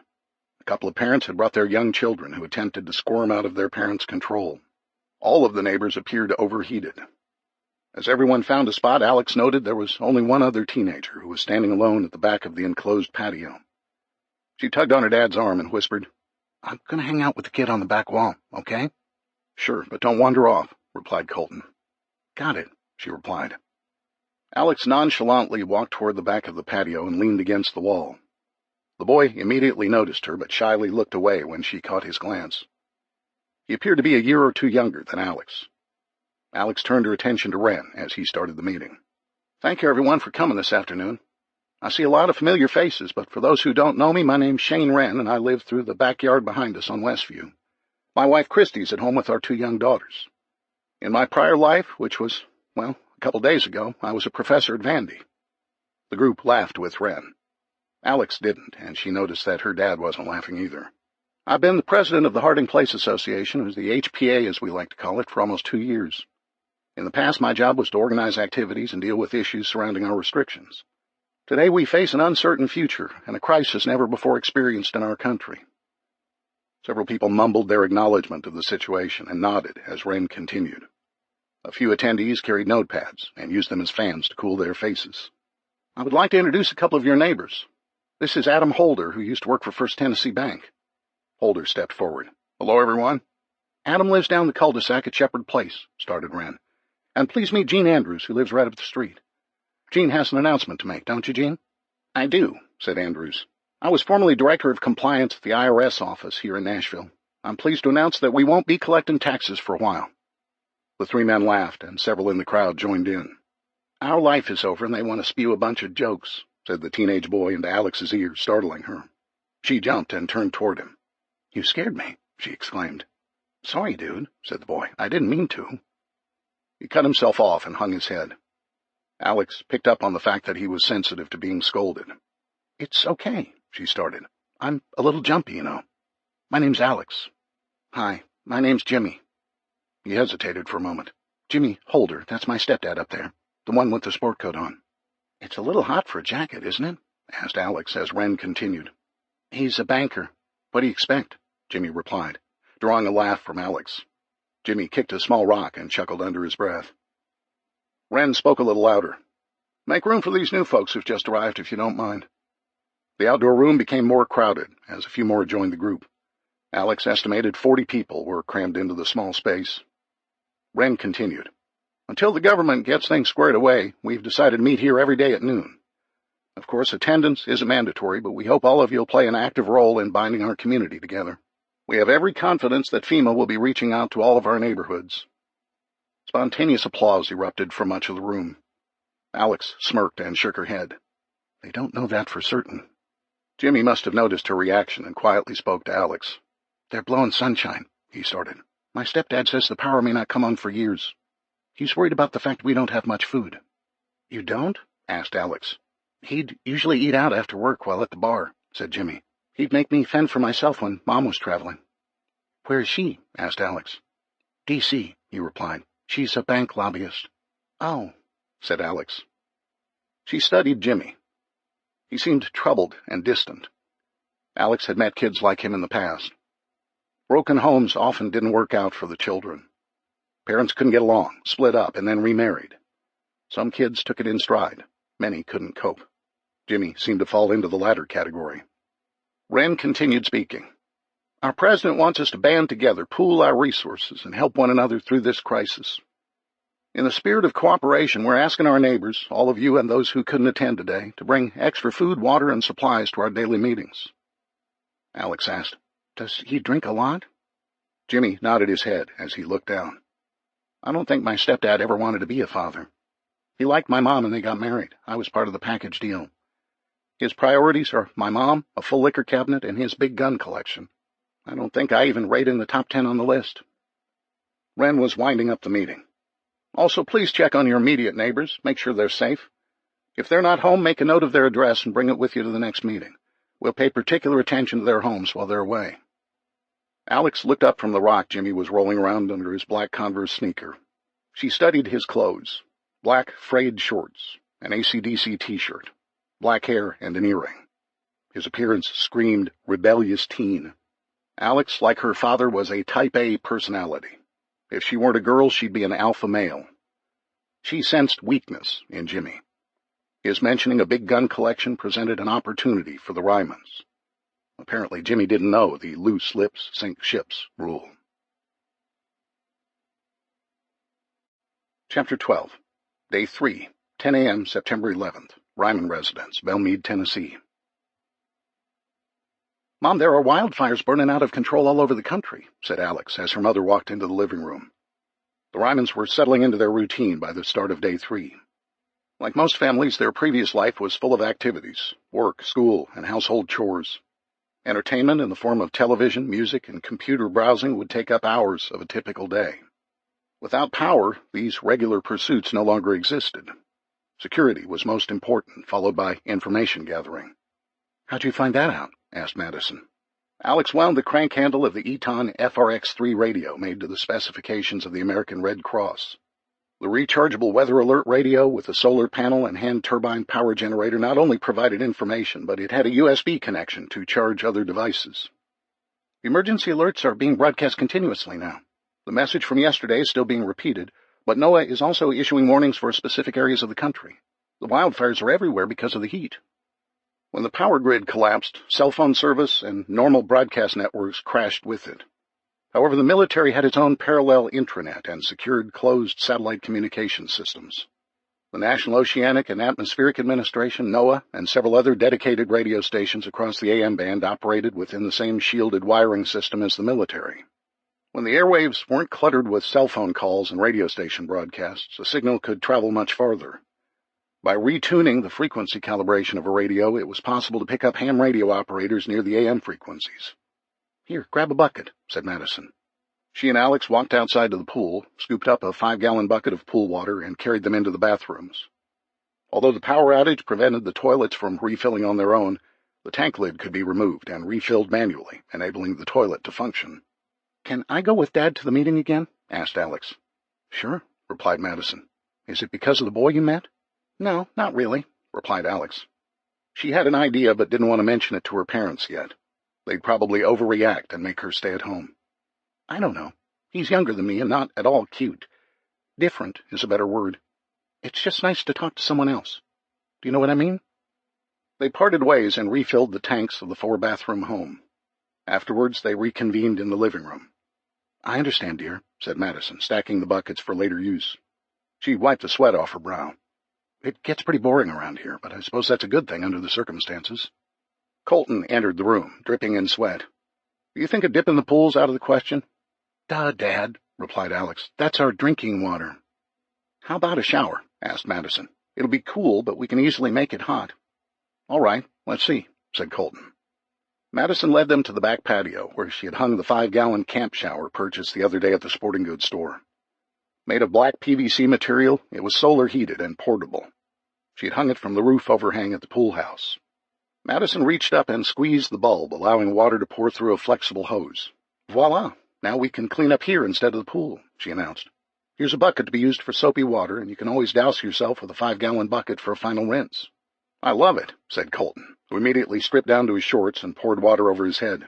I need to get cleaned up for the second showing of the HPA program featuring Wren and Company. I'm going with you, Daddy, said Alex. Great, started Colton. What's with all the sandbags? Asked Madison. Colton had retrieved them at dusk last night and spent the last hour moving them upstairs. Let me explain. I saw them the other day protecting the manhole opening near Mrs. Abercrombie's house. Colton quickly toweled himself off. He reached for the dry pair of shorts and slipped them on under his towel. They may be very useful at some point. Colton continued to wipe himself off as he led the girls inside.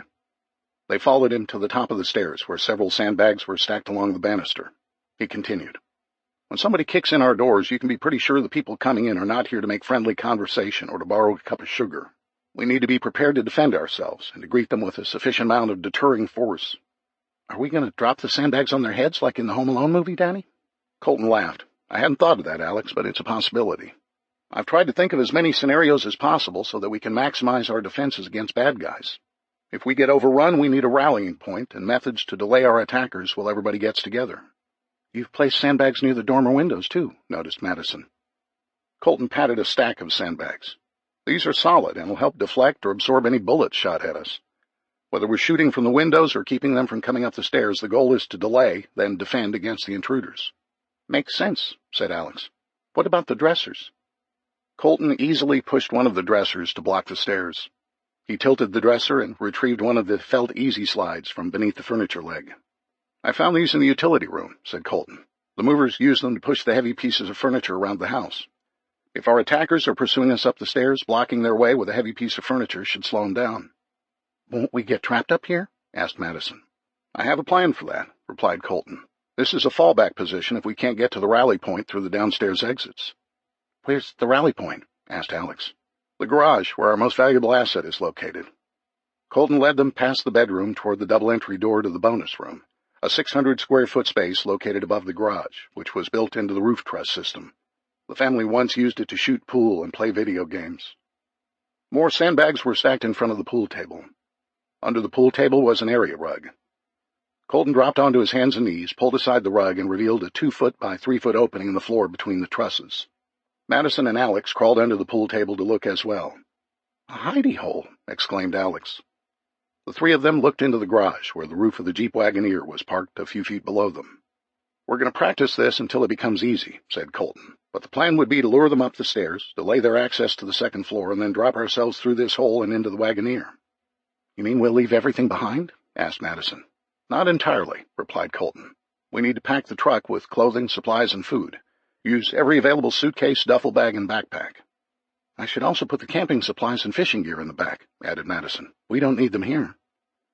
Colton slid out from underneath the pool table and bumped his head in the process. Defending our home against armed gunmen is our biggest weakness. We only have one weapon, and none of us are trained. A gunfight is not conducive to on-the-job training. All of these measures are designed to delay the attack so we can escape. Live to fight another day, added Alex. Exactly. Chapter 13, Day 3, noon, September 11th, HPA Meeting House, Trimble Road and Linwood Boulevard, Belmead, Tennessee. The second meeting of the HPA took place in front of the house in the Circle Drive. Attendance was larger today. Alex saw the Youngs and the Kaplans hanging out under a large oak tree. They'd had a conversation about this on the way over to the meeting. Colton felt like they were better off than most of their neighbors thanks to the efforts of Madison and Alex.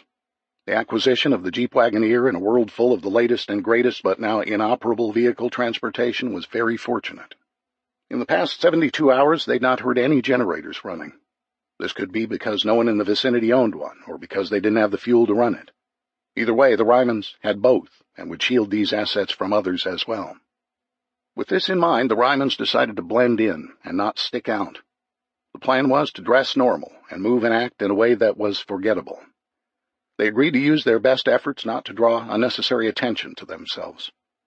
If their neighbors realized the extent of their supplies, they would become jealous or even angry. As time passed, that anger could turn to desperation and violence. Invisible in plain sight, Alex whispered to her dad as they walked to the middle of the pack. Wren walked onto the front porch of the house, followed by his two sidekicks, Holder and Andrews. The grand appearance of the anointed leaders of the HPA disgusted Alex. She could see disdain on a few of her neighbors' faces as well. She quickly glanced through the crowd, looking for Jimmy Holder. She couldn't see him. Then a moment later, 3 men in mismatched uniforms joined them. They were carrying sidearms and had rifles slung over their shoulders. They looked like they were military or National Guardsmen. "May I have your attention, please?" started Wren. "Once again, I want to thank you all for attending. I anticipated a bigger turnout today, so I moved the meeting to the front yard. I apologize for the heat, but the shade trees and the slight breeze should make it more comfortable."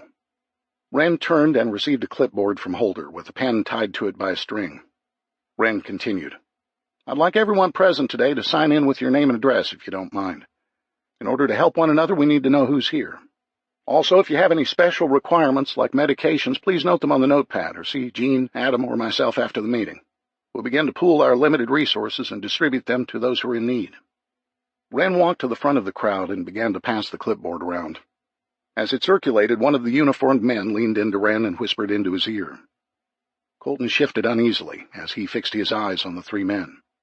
Alex picked up on his reaction to their attendance. "Dad, what's wrong?"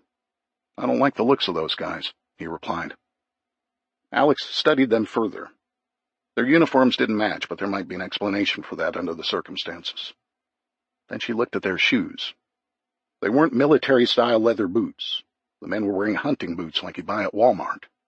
Alex leaned into her father and whispered, "Daddy, they're shoes." Colton nodded. "It wouldn't surprise me if they're imposters," said Colton. "Look at how they stand. Their demeanor is off somehow. There's no discipline." Wren began the meeting. "I'm pleased to let all of you know that our government is hard at work to fix this situation, and they've placed the National Guard on the streets of Nashville to ensure we're protected, which leads me to the introduction of these 3 gentlemen."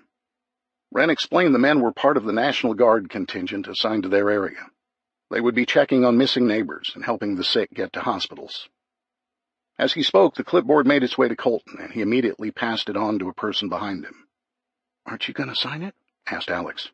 "Nope, none of their business," he replied under his breath. Wren continued.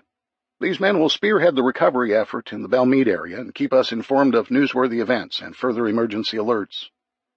As Wren spoke, Alex saw Jimmy Holder emerge from around the large shrubs at the corner of the HPA meeting house.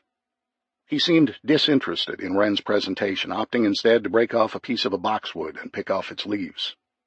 Alex took a deep breath and whispered to her dad, "Daddy, do you trust me?" "Of course, Allie Cat." "Okay," she continued, leaning closer so she wouldn't be overheard. "I'm going to leave now, and I'll meet you back at the house. I'll be safe, I promise." "But wait," Colton replied. But Alex was off, casually working her way through the crowd while their attention was focused on the front porch. In less than a minute, she reached Jimmy's side. "Hey, you," she started, getting Jimmy's attention. He managed a sheepish smile before returning to the task of de-leafing the boxwood branch. "Hey, pretty boring, huh?" asked Alex. "Yeah, I don't have to be here, but what else is there to do?" Alex thought for a moment. She was sure this boy was harmless. The plan she was about to embark upon could prove dangerous if he turned out to be a teen wolf in black sheep's clothing. She gathered up her courage and spoke. "You want to go somewhere? I mean, this is such a waste, right?" "For sure," replied Jimmy. His attitude picked up. "Where do you want to go?" "Not my house," she replied. "My mom's there, and it'd be, well, awkward." "We could go over to my place, I guess," said Jimmy. "We don't have any video games or TV, though. We could just hang out." "That sounds good to me," said Alex. "Lead the way." Jimmy ducked around the corner of the house, and Alex took one more glance for her dad, but she couldn't see him. There was no turning back now. Alex darted after Jimmy through the backyards, the rush of adrenaline providing an exhilaration she'd never felt before. She was an undercover operative. Chapter 14, Day 3, 12:15 p.m., September 11th, Holder Residence, Belmead, Tennessee. Alex followed Jimmy through the open garage and directly inside. The garage was full of plastic storage bins. She tried her best to inventory the contents, but she didn't want Jimmy to catch her snooping. The big prize was inside. "Sorry for the mess," started Jimmy as he led her into the house. "My mom's the only one who cleans up around here, and she sucks at it. Our house is so messy they won't even hire a cleaning service to come in. Look around. What's the point? It's not that bad, Alex lied. The place was a pigsty. Empty pizza boxes and beer cans were strewn about. His stepdad, a smoker, must not have been interested in emptying his ashtrays. The stale air, coupled with the stench of beer and cigarettes, almost caused Alex to retch, but she contained herself. Jimmy showed Alex his room and revealed his Walking Dead comic book collection. He had a duplicate of issue 100, in which Negan killed Glenn, so he gave it to Alex as a gift. She thought that it was sweet and thanked him. She did plan to read it later. First things first. She engaged in some small talk with Jimmy, but was very aware of the time. After the HPA meeting broke up, his stepdad might come home. Her new friendship with Jimmy needed to be kept under wraps. Alex saw a slightly open door under the stairwell. It appeared to be the stairs that led into the basement. She nonchalantly bumped into the doorknob as she walked past, causing it to open further. "Ouch!" she exclaimed, pretending to get bruised by the collision. As the door swung open, she asked, "What's down there?" "Oh, yeah," started Jimmy as he reached down and picked up a battery-operated Coleman lantern. "You want to see my stepdad's gun vault?" "I guess." She tried to appear aloof. "I've never seen a gun before." "Never?" "No," she replied, twisting a strand of her long blonde hair. "Do you mind showing me?"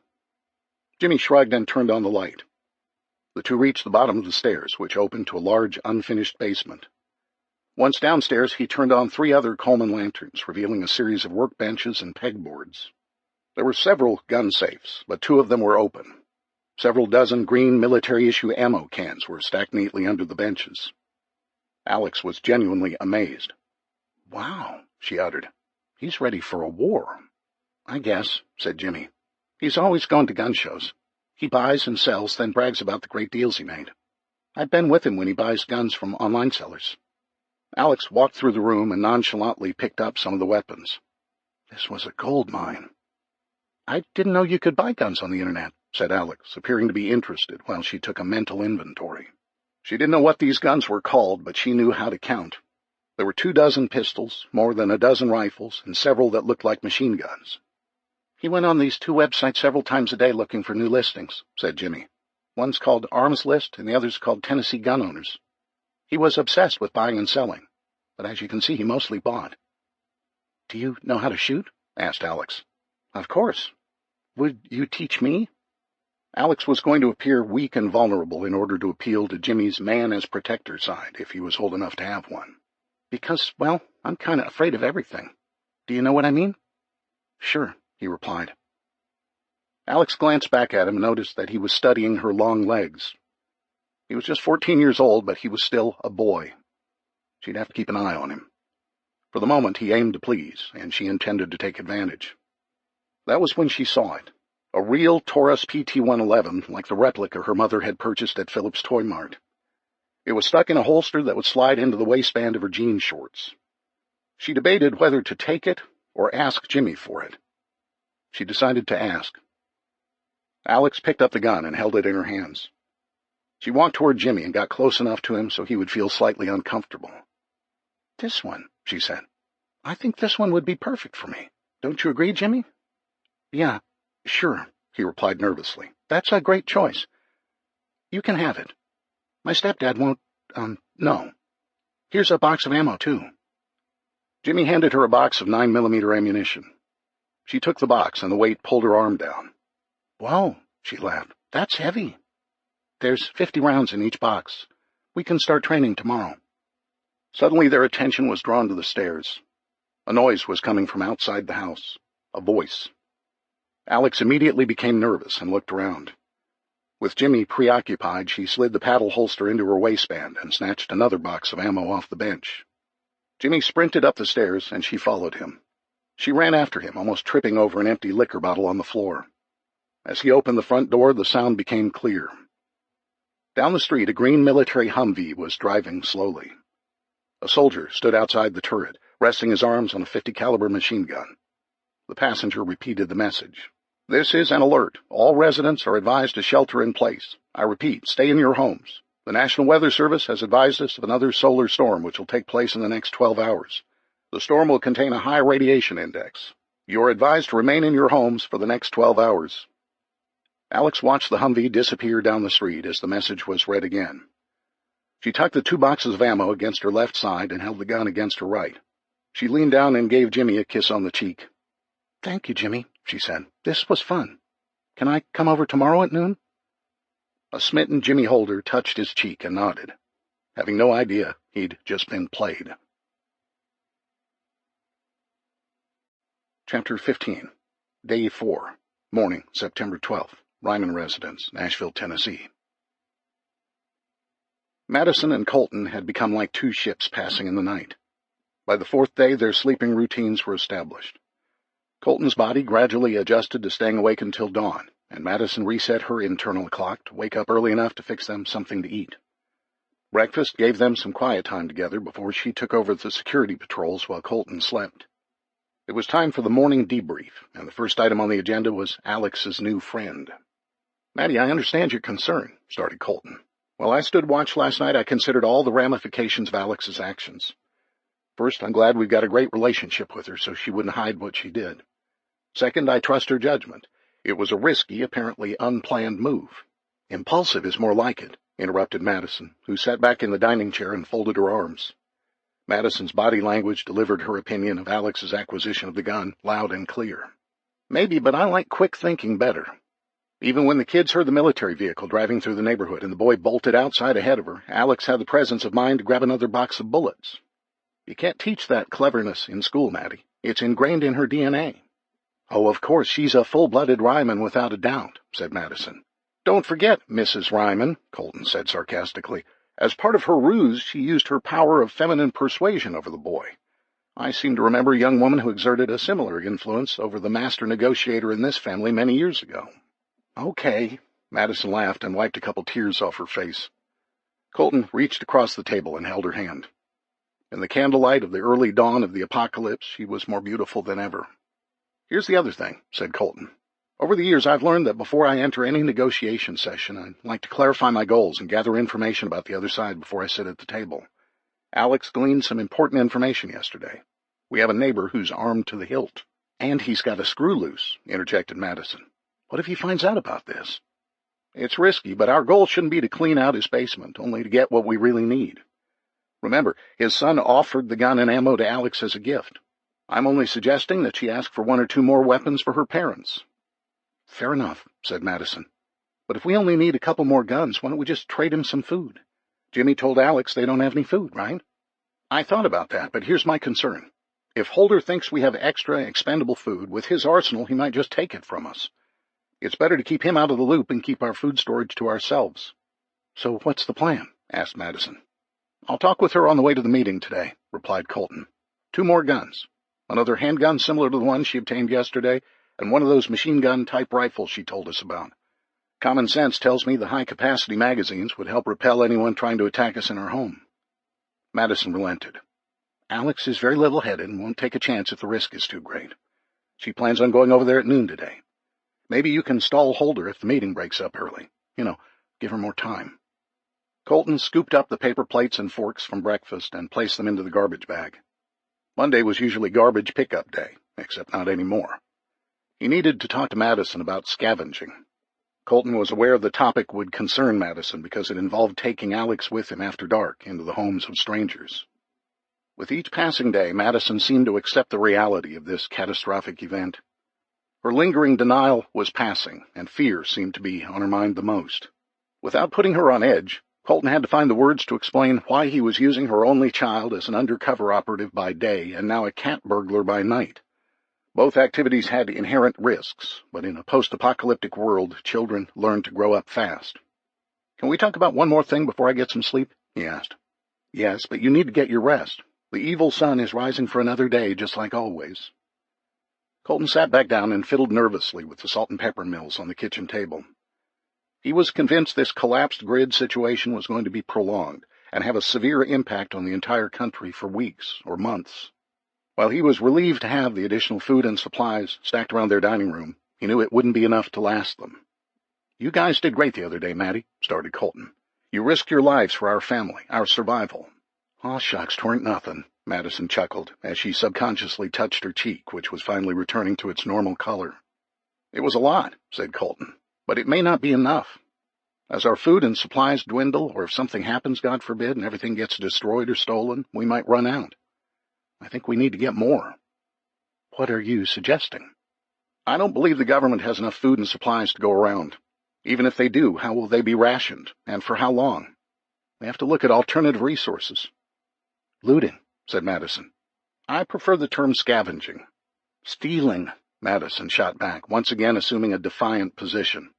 Are we supposed to throw his 10 Commandments out with the garbage today? Maddie, please hear me out, pleaded Colton. Before he broached the subject, Colton was most concerned about Madison's reaction to his use of Alex as a partner in crime. Now the bigger obstacle appeared to be the moral issue. Madison continued. I understand taking the scrap lumber from the home under construction. Even the sandbags can be returned when this whole thing is over. The stuff from the O'Malleys, well, that's a little different. Colton didn't want to argue, especially under these stressful circumstances. He didn't want to do things behind Madison's back either. He'd tell her how he felt, and they'd decide together. There's a big difference between scavenging and looting, started Colton.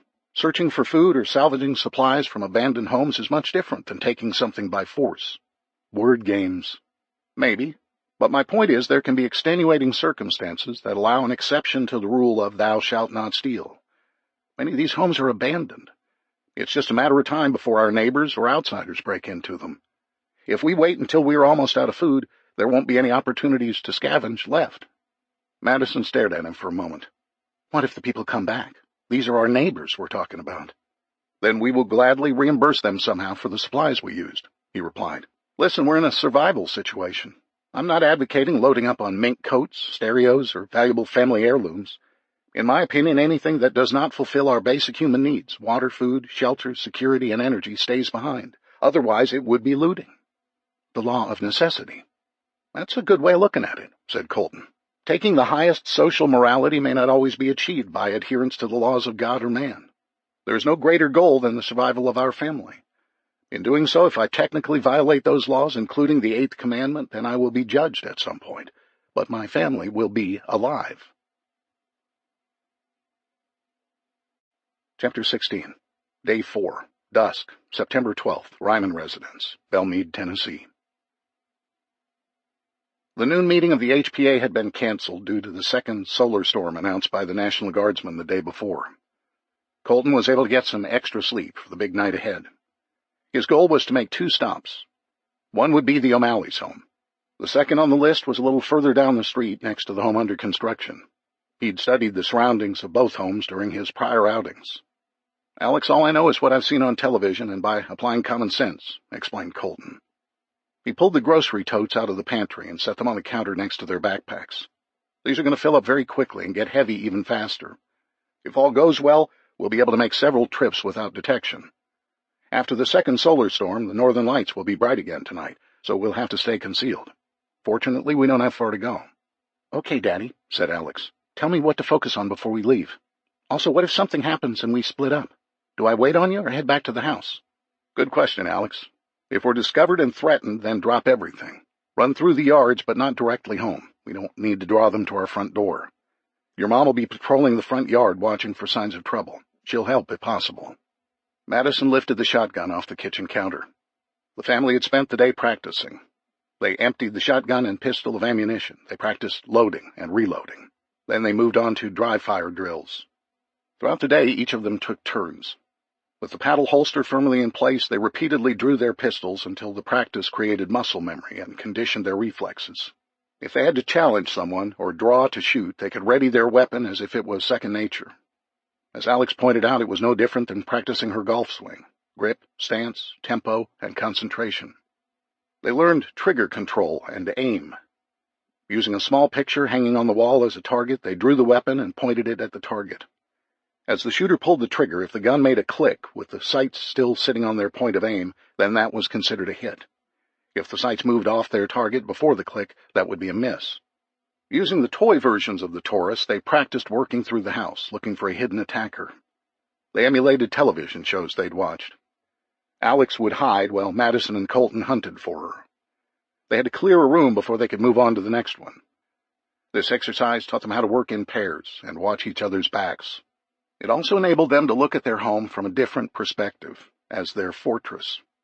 "I'll take the pistol," said Colton. "I want you to take this hunting knife your mom bought. We both have flashlights, but I want us to adjust our vision to the dark. The light will draw unnecessary attention to us." "I'm ready," announced Alex. They both gave Madison a kiss and a hug. As they made their way down the front yard, Madison took up a position under the cover of several oak trees adjacent to the Youngs' property. From there she would have a clear view up and down both sides of the street. Colton chose the farthest location first. If their loads became too heavy, it would be better to travel the longer distance on fresh legs. He also wanted to glance at Mrs. Abercrombie's house to look for a burning candle or some sign of life. He was still troubled by her absence. They reached the two-story Tudor-style home owned by the Petersons. They were both in sales and frequently traveled. Most likely they were stuck when the flights were grounded. Colton and Alex cautiously approached a hedgerow beside the house. Colton crouched down, and Alex knelt next to him. "I want you to stay here for a moment," said Colton. "I'm going to walk around the house to make sure there hasn't been any forced entry. I don't want us going inside and meeting an unexpected occupant face to face." Alex nodded, and Colton was off. He worked his way around the unfamiliar home, being careful not to twist an ankle or cause unnecessary noise. Finding everything secure, he chose the rear French doors as the logical breach point. He retrieved Alex, and they approached the doors. Colton didn't want to draw attention by loudly breaking the glass, which was the easiest way to enter the house. He reached into his backpack for a roll of duct tape. He quickly taped one of the panes in the French door near the locks. He looked around for a large rock. The Petersons' yard was landscaped with medium-sized river rock, providing the perfect burglary tool. He gently cracked the pane and was pleased to see the majority of the glass remained stuck to the duct tape. After pulling the glass out of the way, Colton turned the bolt lock, unlocked the door handle, and they quickly stepped into the breakfast room undetected. They were greeted with a rush of hot, stale air. That was a good sign to Colton. If the Petersons were home, windows allowing ventilation would have been opened. Nonetheless, he stuck to the plan and the initial item on the mental list. "First, we clear the house just like we practiced," said Colton. They removed their backpacks and quietly walked through the downstairs and then made their way to the upper bedrooms. The house was empty and undisturbed. Colton breathed a sigh of relief and looked out the front and back windows. All appeared quiet. "Should we start up here?" asked Alex. Colton knew their priority was food, but another major item on the wish list was guns. If he could secure additional weapons, Alex could avoid another attempt to trick Jimmy Holder out of them. "Okay, quickly," he replied. "The top priorities in the bedrooms are weapons, ammo, and medical supplies." They spent 30 minutes looking through closets and drawers, searching for any guns. There weren't any. They did find a couple of flashlights, and they emptied the master bath of a variety of medical supplies and toiletries. With Alex's backpack full, the two moved downstairs. "What about this jewelry box, Dad?" asked Alex. Colton thought about his discussion with Madison this morning, which had centered on the concept of scavenging versus looting. He considered taking the jewelry for its potential barter exchange value. He envisioned gold and silver becoming a new form of currency at some point. But how would Madison react? She would consider this stealing, pure and simple. Alex provided the answer. "We could keep it safe for them until they come home." "Safekeeping, good idea," said Colton. He took the jewelry box and headed down the stairs. For the next hour, they gathered everything of post-apocalyptic value and organized it on the Petersons' breakfast table. From the utility room, they focused on bleach, cleaning supplies, and toilet paper. The kitchen pantry was like so many American homes, relatively empty. The average household spent $150 a week at the grocery store. Many Americans made 1 or 2 trips a week. Colton studied the paltry supply in the cupboards. Other than spices and some snacks, there was barely a week's worth of non-perishable food here. "Load up my backpack and put the rest in the grocery totes," said Colton. "I want to check the garage." Colton found his way down the hallway into the pitch-black garage. The single window in the front of the house was covered with closed blinds. He turned on his small LED flashlight and pointed it low to the floor, which enabled him to find his way around. The Petersons had quite a few things of value, including a bag of cordless DeWalt power tools and battery chargers. There was also a half-full can of gasoline. Colton grabbed these 2 items and took a mental note of the remainder.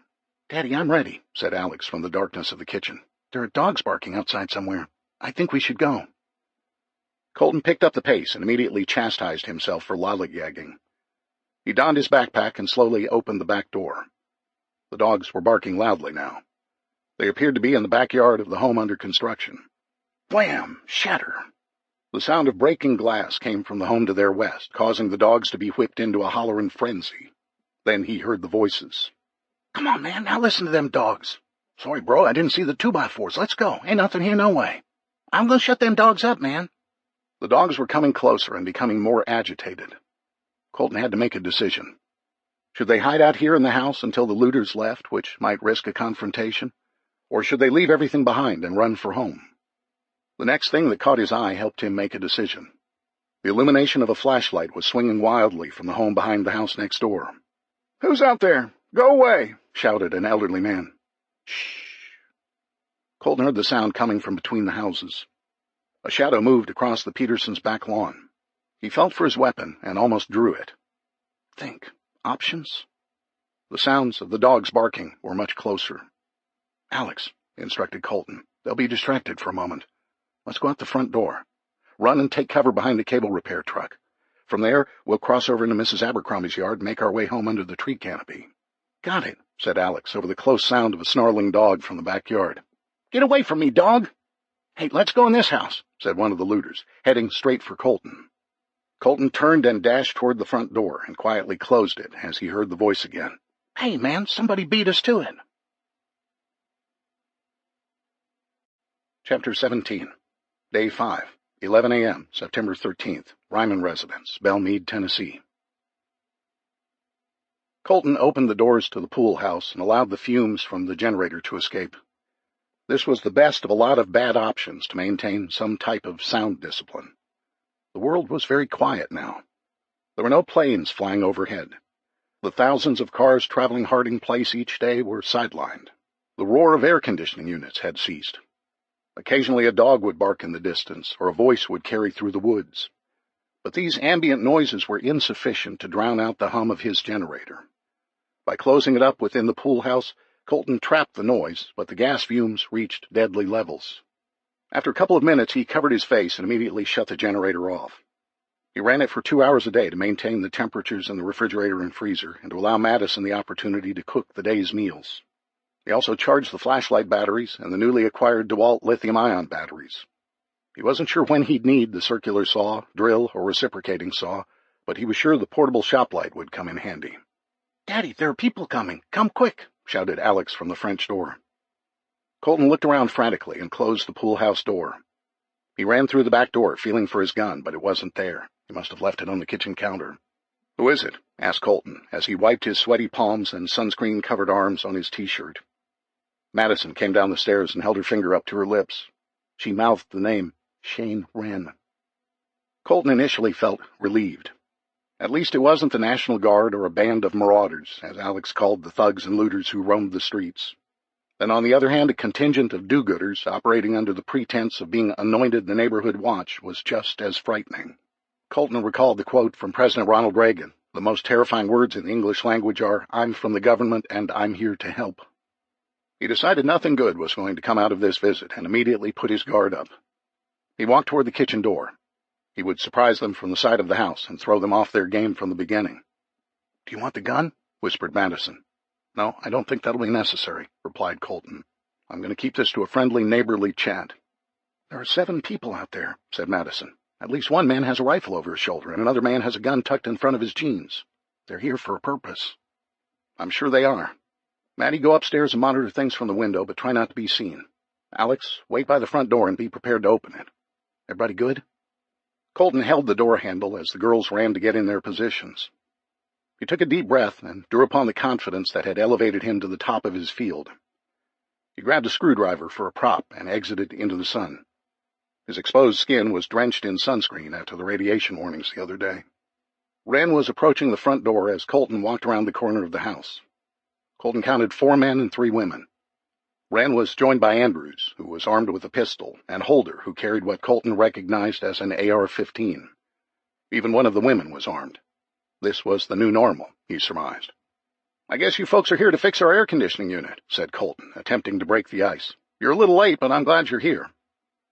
The group of 7 turned and glared at him. No ice was broken. "Ryman," started Wren, who stepped off the front porch and approached Colton. "This is not a social call.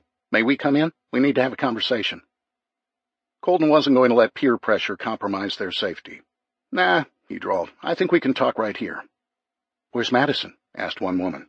"And Alex," chimed in one of the other women. "They're inside," replied Colton. He turned his attention back to Wren. He was having difficulty being polite to people who were obviously loaded for bear. "How can I help you?" "We think we need to get a few things straight," started Wren before the first woman spoke up again. "We need to see Madison. We understand there was some trouble the other day and she might be injured." Now Colton was pissed, but he didn't want to lose his composure. Madison had relayed the details of the unannounced visit by the Wrens the other night, so Colton understood where they were going with this conversation. He was going to shut this witch hunt down before it got out of hand. "Madison told me that the Wrens stopped by the other night after she'd been assaulted at the ATM. Let me repeat this for you all. Madison was assaulted on Thursday by a thug who tried to steal her money at the ATM. Alex had to save her. Nothing more, nothing less. Besides, none of this is any of your business, so you can take your phony concern and leave." "Well, we just thought we should see if she needed anything," said the second woman, somewhat sheepishly compared to before. Colton wasn't going to let them off the hook. "If you had genuine concern for my wife, you would have come by here on Friday morning. This is Tuesday, and now you're concerned? I don't think so." Colton paused and stared at Wren. He caught movement in the upper window above the front door. He was sure Madison was boiling mad. He hoped she didn't open fire on the group. "Anything else?" he asked, staring at Wren. "Well, Ryman, you just don't get it. We're trying to look after our neighbors and band together as a community. Everyone else seems to be on board with that, but not you." "What's your point?" asked Colton. "The point is our president has encouraged us to help one another through this crisis until FEMA and the National Guard can provide for everyone. Virtually the entire neighborhood seems to be with the program but you." Colton didn't hesitate and shot back a response. "We don't have anything to contribute. I have to provide for the safety and welfare of my family first." "Well, now, we think you do have lots to contribute, Ryman," said Holder brusquely. Colton immediately feared they knew about the Wagoneer, but it turned out their intentions were set on his next most valuable tool, the generator. "We could use that generator of yours for the benefit of the community." "And the propane," added Andrews. Colton hesitated for a moment. They could take it by force. Deny. "I don't know what you're talking about. I think we're done here." Colton put his hands on his hips and studied their faces. They know. Wren was incredulous, probably because he was used to getting his way, thought Colton. "I saw it, Ryman. Don't lie to us. I saw it in your Suburban the night Christy and I came over. The propane tanks, too."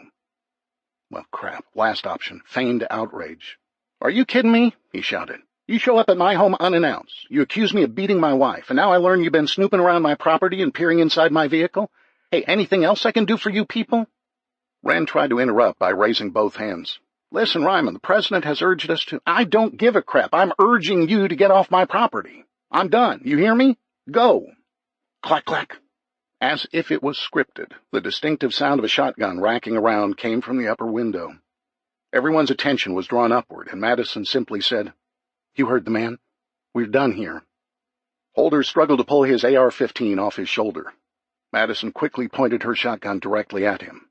"Easy now," she shouted from the window, causing Holder to freeze immediately and spread his arms away from his body. Wren looked at Colton and then turned back to his entourage. He nodded and mumbled, "Let's go." The group backed away slowly, and Colton took a couple steps toward them to ensure their compliance. "This isn't over, Ryman," hissed Wren. Colton stared him down and never broke eye contact. He suspected Wren was right. The confrontation forced the Rymans into a decision they hadn't discussed in depth. They had the option of becoming actively involved with the HPA. Colton knew organizing the community with like-minded people was a good thing and it would save lives. But he didn't share the same values and outlook as Wren and his friends.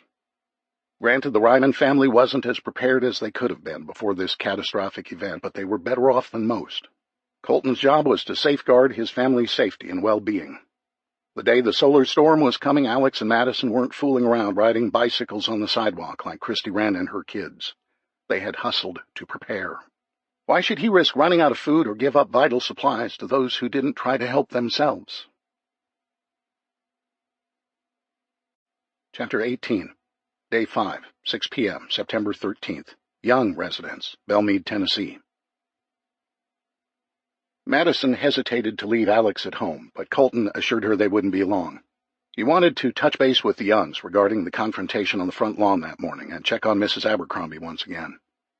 It had been nearly 2 weeks since it had rained, and temperatures felt like they were in the 90s, if not 100 plus. The unusual heat wave continued even after the sun had dealt its crushing blow, which exacerbated the water shortage and the potential for dehydration. After 1 to 2 days, weakness overtook the body. As people became dehydrated, they became irritable and confused. They would experience headaches, and their eyes would begin to appear sunken. "Wren and that rest of the bunch at the HPA realize the weak will not survive," said Colton as they walked through the trees. "With each day, the other residents will coalesce around his leadership. Wren, Andrews, and Holder will convince our neighbors that binding together and staying in a group provides them strength in numbers."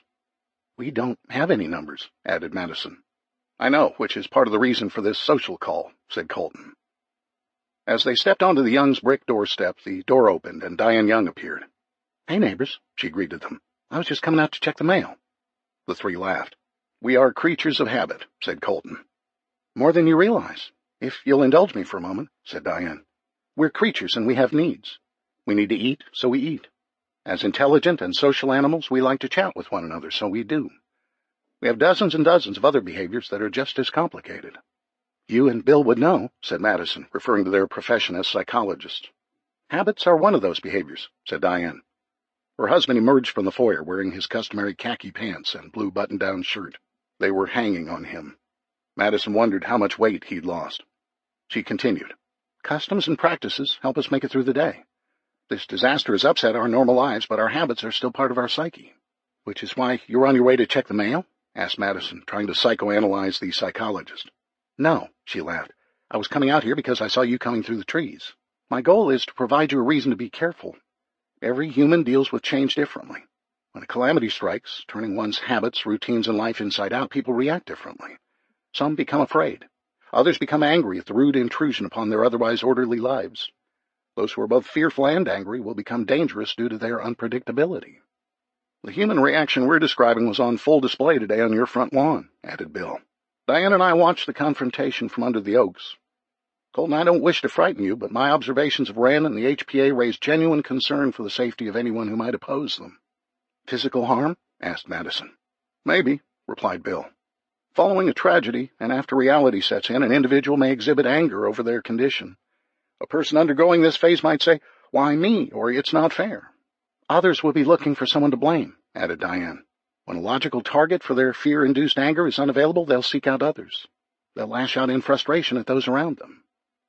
Madison became very nervous. She'd just pointed a gun at a group of neighbors who were exhibiting signs of a major depressive disorder. She unconsciously looked around her to see if anyone was coming. "Well, I don't intend to have anything to do with Wren or his band of do-gooders at the HPA," said Colton. "Actually, that's the exact opposite of what you should do," said Bill. "You can't prevent others from talking behind your back, but by avoiding the group dynamic of the HPA, you're exhibiting guilt and weakness. Face your accusers and find a way to contribute without compromising your family's safety and well-being." "I'll be outnumbered." "We're your friends, Colton," said Diane. "We'll go with you for no other reason than to be a character reference. Along with the Kaplans, we know you two better than anyone. I'm sure they'd join us." "They're right, Colton," said Madison. "I should go too. It'll remind them we're a loving couple. Plus, I want to shut those nosy neighbor hens up once and for all." Colton reached forward to shake Bill's hand, which turned into a hug. All of them embraced, which caused Madison to erupt with emotion. "Thank you both so much," she sobbed. "This has been a difficult time for all of us. My daughter has seen things that I hoped she'd never be exposed to. Now the whole neighborhood is rallying against us. It's hard to take, you know?" Diane hugged Madison again and whispered to her, "You're not alone, dear. We'll help you as long as we can." An approaching vehicle caught their attention. At first it appeared to be a military truck, but upon closer inspection, Madison realized it was a GMC pickup painted in several shades of green, brown, and black to produce a camouflage effect. "Those are the guys from the HPA meeting," said Colton. "Indeed," added Bill. "They were supposedly National Guardsmen. Diane and I didn't buy it." The truck slowed as the driver turned his attention to the O'Malley residence, and then sped to the east. The back of the pickup was overfilled with clothing, tools, and some furniture pieces. "They looked like they were moving rather than patrolling the neighborhood looking for bad guys," said Madison. It was nearing dusk, and she wanted to check on Mrs. Abercrombie. She also had an odd feeling about those men. She wanted to get home to Alex. "Maybe we should get going, honey." Once again, the four neighbors exchanged hugs. The Youngs closed their door, accompanied by the sounds of a bolt lock being engaged and a heavy piece of furniture being slid into place to block the door.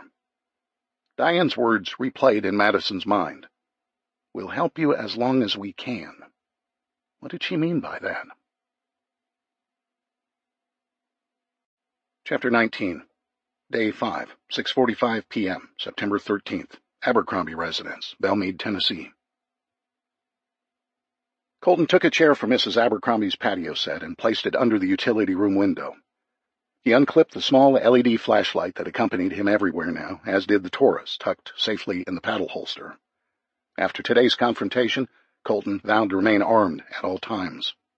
He flashed the light through the room, revealing a basket of neatly folded laundry and several bottles of bleach and detergent. With his last pass of the light along the floor, he caught a glimpse of something in the hallway. He shielded his eyes from the setting sun and focused them on the object. It was Mrs. Abercrombie's leg. She was sprawled out on the floor.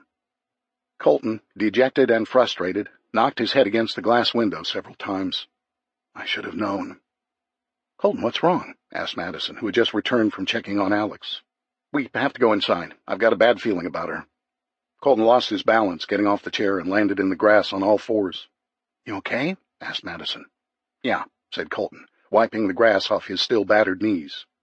"Madison, I think she's dead." Madison immediately covered her mouth and began to cry. Colton held her while she let out her emotions for the third time that day. "Maddie, let me take you home. I'll come back and take care of this. I think you've had enough for one day." Madison cried for a moment longer and then slowly gathered herself. She wiped away her tears. "No, I'm fine," she said. "I've got to hitch him up. It's just hard, you know." "I do, darling," said Colton. "Are you sure? I'm going to have to bury her." "We'll do it together," replied Madison. Colton gently cracked the single pane of glass at the rear entrance to the garage. He reached for the doorknob to enter the home, but turned to Madison one last time and shined the light near her face. There was a dead body on the other side of this door. She reassured him with a forced smile and a nod. Colton opened the door, and the smell of death immediately filled his nostrils. Colton quickly pulled his T-shirt up over his mouth and nose. He turned around and stopped Madison from entering the hallway. After death, the rate of decay within the human body was generally split into two distinct processes. Initially, rigor mortis, or the stiffening of the body, set in about 2 to 6 hours after death. Rigor was part of the first stage of self-digestion, where the body's enzymes went into a post-death meltdown. The process could be sped up by extreme heat, and likewise slowed down by the cold.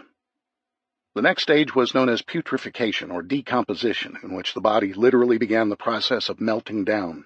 Bacteria and enzymes within the body broke down their host. The body became discolored, first turning green, then purple, and finally black. As the bacteria attacked the body, it created a putrid-smelling gas which caused the body to bloat, the eyes to bulge out of their sockets, and the tongue to swell and protrude. Eventually, by day 5, this gas had created enough internal pressure to release from the body's orifices. "Madison, you should go home." "My gosh, Colton, I had no idea." "I've got to get in there and open some windows." Colton flashed his light toward an open Rubbermaid storage cabinet in the corner. It had a variety of yard working tools, including goggles, gardening gloves, and allergy masks. Perfect. Colton outfitted Madison and then himself. "Madison, listen to me," he instructed. "Do not look at her body. Do you understand me?" "Yes," she mumbled through her mask. Madison adjusted her goggles. "Let's get it over with, please." They entered the home as the ambient daylight disappeared.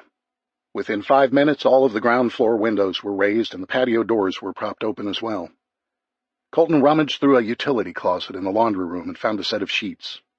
He quickly covered Mrs. Abercrombie, who appeared to be clutching her chest when she died. For people with a heart ailment, tomorrow was not a given.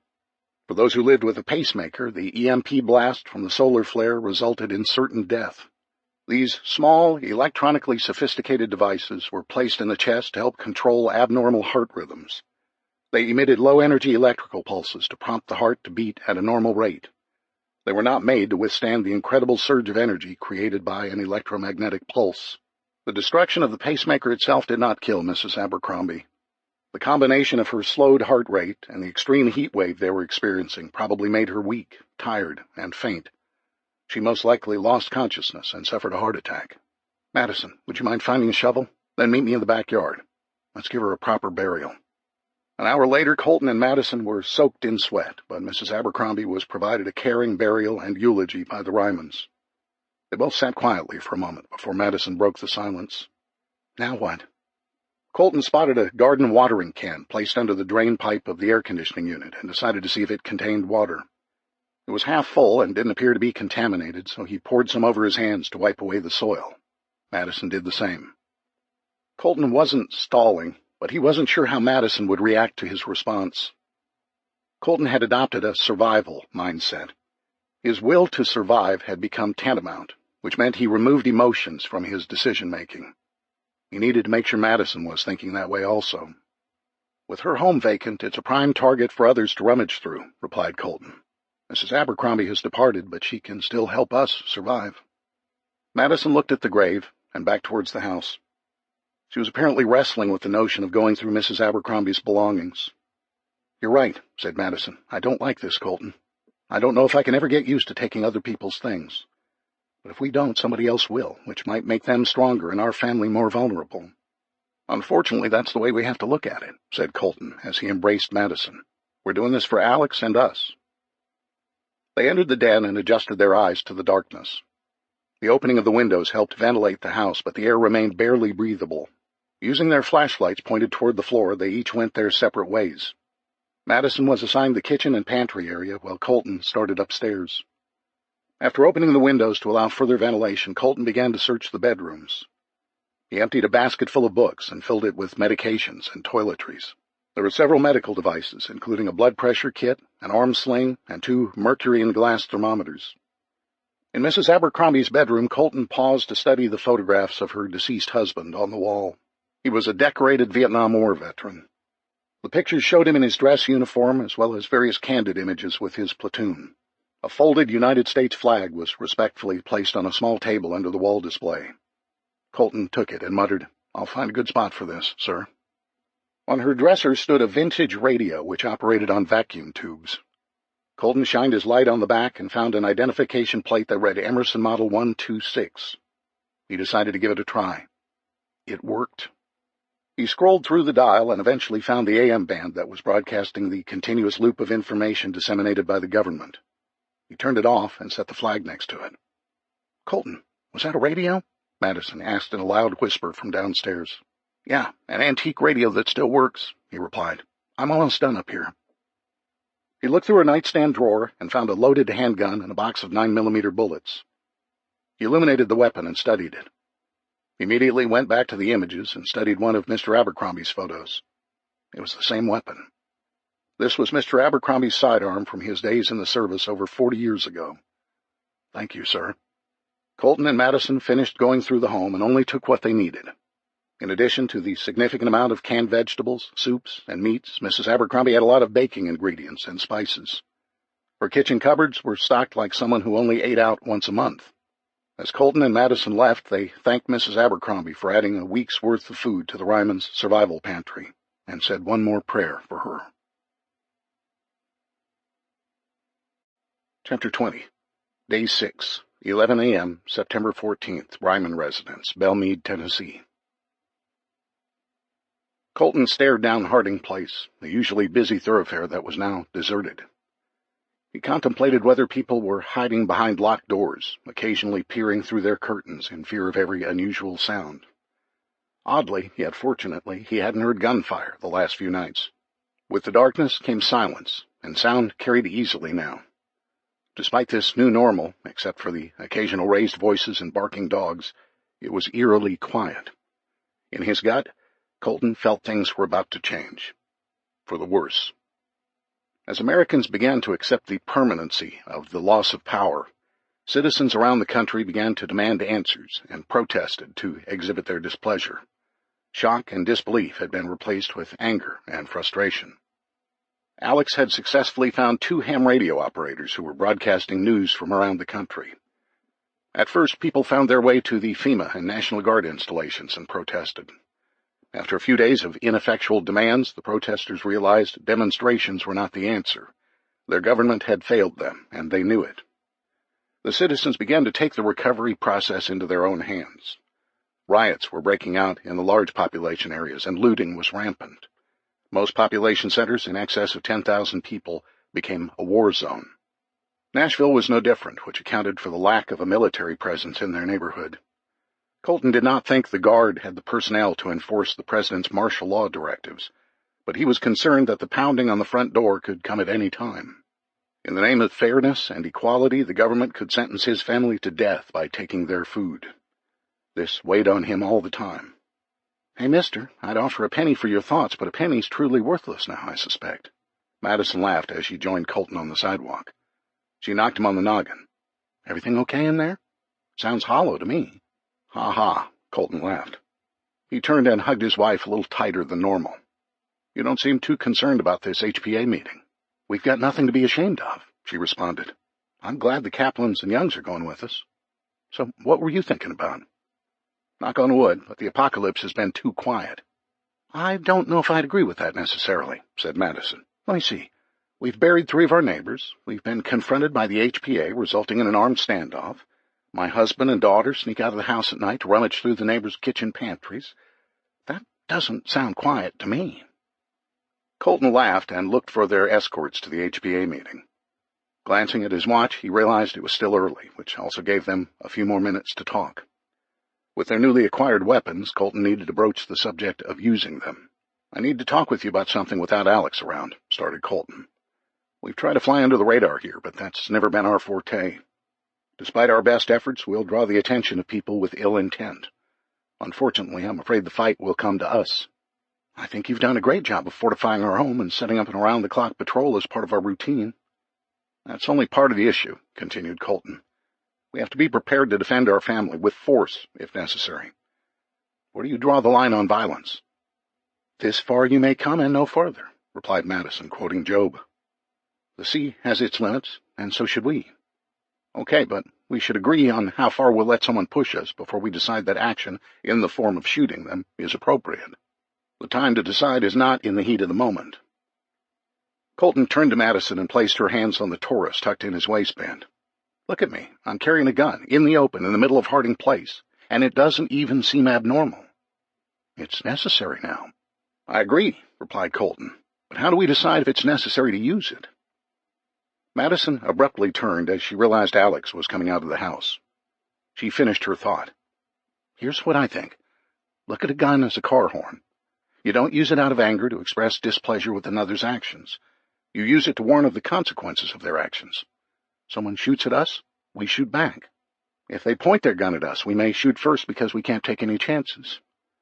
We live in a world without laws, but are still governed by our morals and beliefs. But the operable word in that sentence now is live. We live, Colton, no matter what it requires us to do." Alex saw them and approached cautiously. "You guys look serious," said Alex. "Everything okay?" "Yes, honey," replied Madison. "We're worried about you going to see the Holder boy again." "It'll be fine.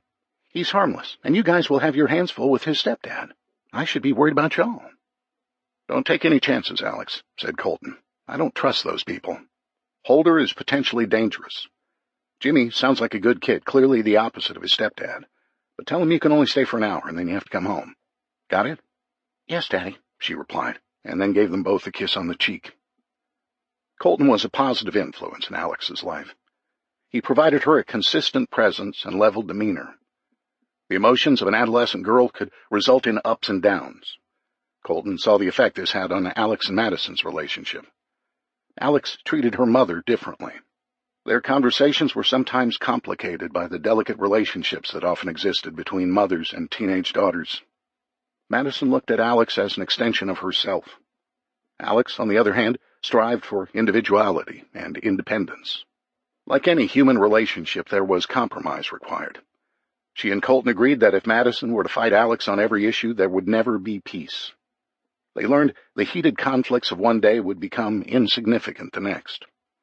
Madison sought to be the adult in the room and allowed Alex her voice, even if she didn't agree with it at times.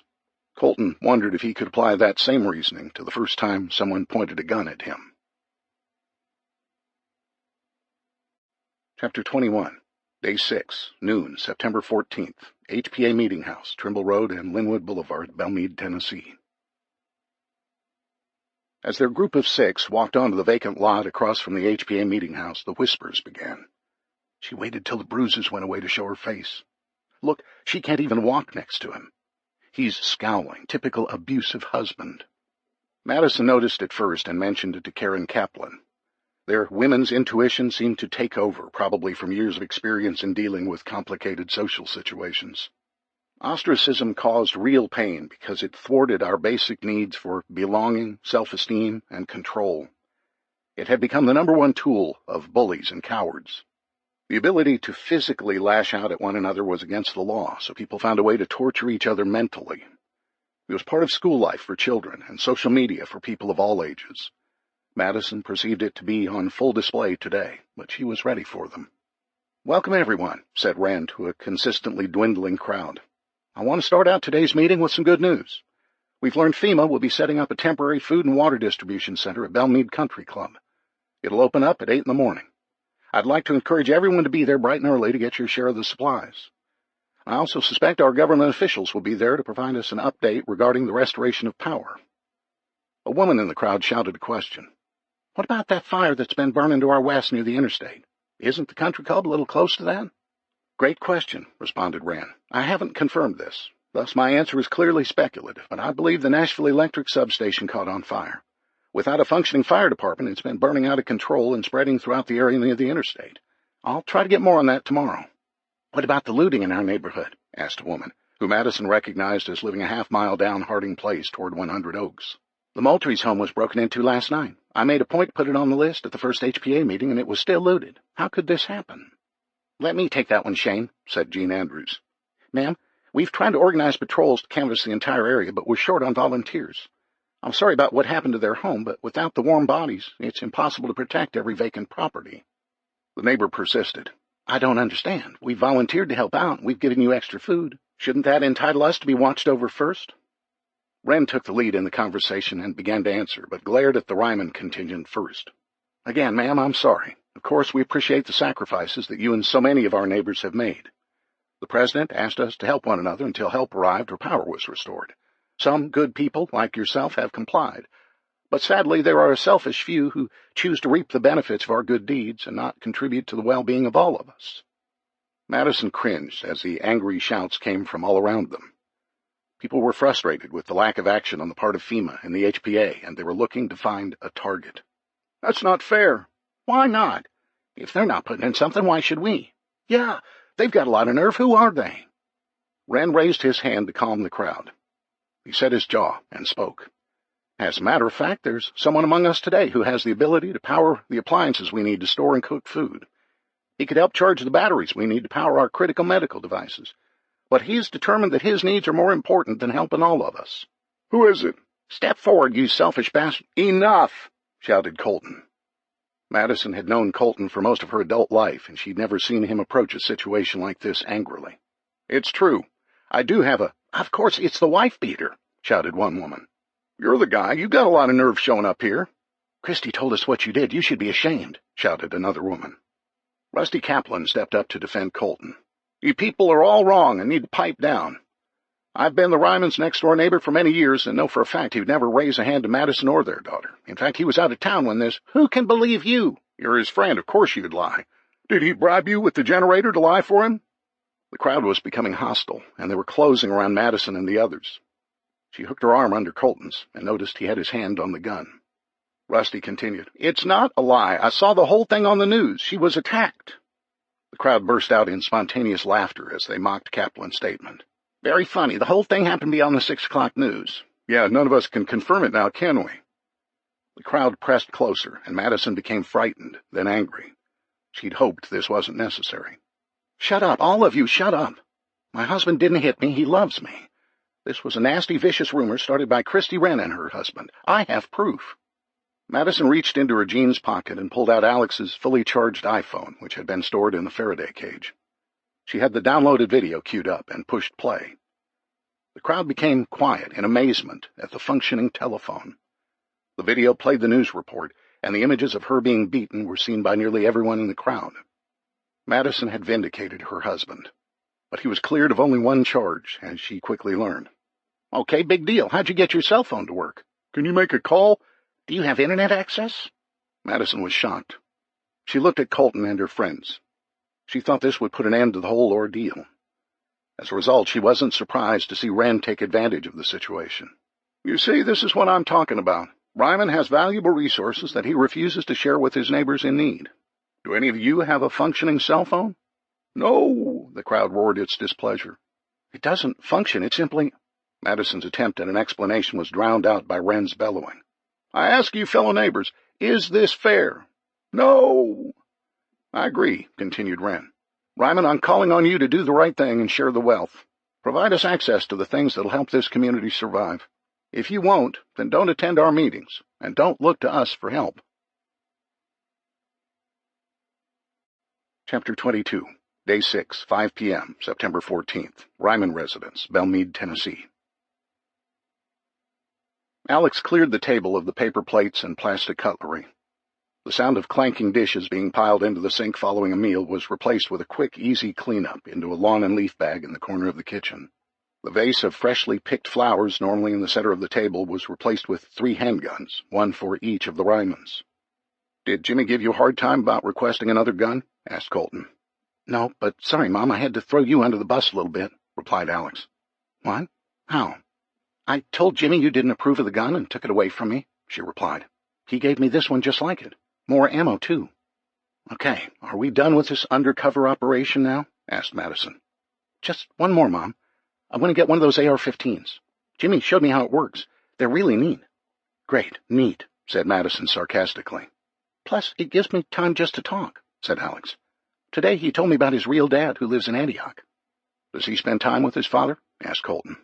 Only once a month, she replied. His dad lost his job a long time ago and never got back on his feet. Jimmy thinks he felt guilty for not being able to take care of him, which is why his dad allowed Mr. Holder to adopt him. Jimmy didn't care about stuff. He just wanted to spend time with his dad. Alex sat quietly for a moment as she thought about Jimmy's predicament. His mom was probably stuck in Washington, D.C. indefinitely, and his real father in Antioch was nearly 15 miles away, which might as well be Washington. It's tough on Jimmy, you know, started Alex. His only family is a man who doesn't know how to care for him and throws him some silly gift once in a while like you'd give a dog a leftover soup bone. I feel sorry for him, said Madison. I'd love to have him over for a meal, although canned soup isn't most people's favorite. It's just too dangerous, honey. Alex sighed. I know, Mom. Really, he enjoys having me as a friend. He needs somebody to talk to. His stepdad is gone all the time, even at night sometimes. He's always down at the HPA house. Don't we know it, said Colton. Alex continued. This morning he was in a pretty good mood because his stepdad left him a present. It was a military jacket with patches on it and everything. Madison turned to Colton and asked, Isn't Holder a banker? He doesn't seem like the military type. Colton shrugged and was about to answer when Alex spoke up. No, Jimmy said his stepdad got it from one of the neighbors. I guess people have been helping them out with food and stuff. Jimmy said the people wanted to thank Mr. Holder for watching over their place, so they gave him the jacket. I think their name was Muletree or something like that. Colton and Madison simultaneously sat up in their chairs and asked, Moultrie? Alex was puzzled and responded, That's it, Moultrie. Do you know them? Colton immediately peppered her with questions. What else did he say? Jimmy said his stepdad, Mr. Wren, and Mr. Andrews were helping out in the neighborhood by watching over everything. Because it was most dangerous at night, they patrolled the streets watching for looters. Did Jimmy say where they patrol? Asked Colton. Not really. Well, he did say they pay special attention to the homes that are vacant, you know, to protect them. Yeah, I bet, said Madison sarcastically. Did you notice anything else different about their home from the last time you were over there? Asked Colton. Alex thought for a moment. There was something. Oh, yeah. I used to come and go through the garage. In fact, the garage door was always rolled open. Today, the car was rolled out into the driveway and the door was closed. Was it like that yesterday? Asked Colton. Yes. As a matter of fact, it was. I remember asking Jimmy why I couldn't leave through the garage. He said his stepdad locked the double deadbolt on the garage to keep their stuff safe. That's so weird because Mr. Holder has all those guns in the basement, and he isn't worried about someone going down there. Madison leaned back in her chair and looked at Colton. He's hiding something. Here's what they're doing, Maddie, started Colton. At the HPA meetings, Wren encourages the neighbors to provide the street addresses of those homes that are abandoned. At night, under the guise of patrolling the neighborhood, they break in and steal what they want. The Moultrie's home was last night's target. They're hiding everything in Holder's garage. "Daddy, Jimmy doesn't have anything to do with that," said Alex. Jimmy had confided in her that Holder had beat him before. She didn't want to tell her dad because he had enough to worry about. "I don't want him to get in trouble." "We understand, honey," said Madison. "Don't worry." Colton stood up and walked through the kitchen as the light began to fade. He and Alex were supposed to go to the O'Malleys that evening. "Daddy, what's wrong?" "I was trying to figure out how they were getting around," said Colton. "The phony guardsmen," interjected Madison. "Yes, they're in cahoots together. Rand, Andrews, and Holder are gathering the addresses and then feeding the information to those guys. They have an operating truck and a perfect cover. And guns," added Madison. "Nobody would dare confront them." Alex and Madison sat quietly, allowing Colton to think it through. Finally, Colton spoke up. "I need some kind of proof. Wren and company are using this as an opportunity to line their pockets. They're giving our neighbors false hope by day and stealing from them at night." "Daddy, are we going to the O'Malleys tonight? It's getting dark." "No. After today, we need to double our night watch." Chapter 23, Day 7, 2 p.m., September 15th, Ryman Residence, Belmead, Tennessee. By day 7, Madison had cooked all the food stored in their refrigerator and freezer. Colton drained the gasoline out of the generator. He turned his focus to topping off the Wagoneer's gas tank. If an unforeseen event forced them to flee their home, he wanted a full tank for the journey. The empty cans gave him the ability to siphon fuel out of lawn equipment around the neighborhood or stalled vehicles. He decided to practice on the dead Suburban. Colton had already emptied the truck of its contents, including the floor mats and tire-changing tools. He tried to clean up the Wagoneer and get the smell of dead animal out of it. After a lot of Febreze, the Jeep was tolerable.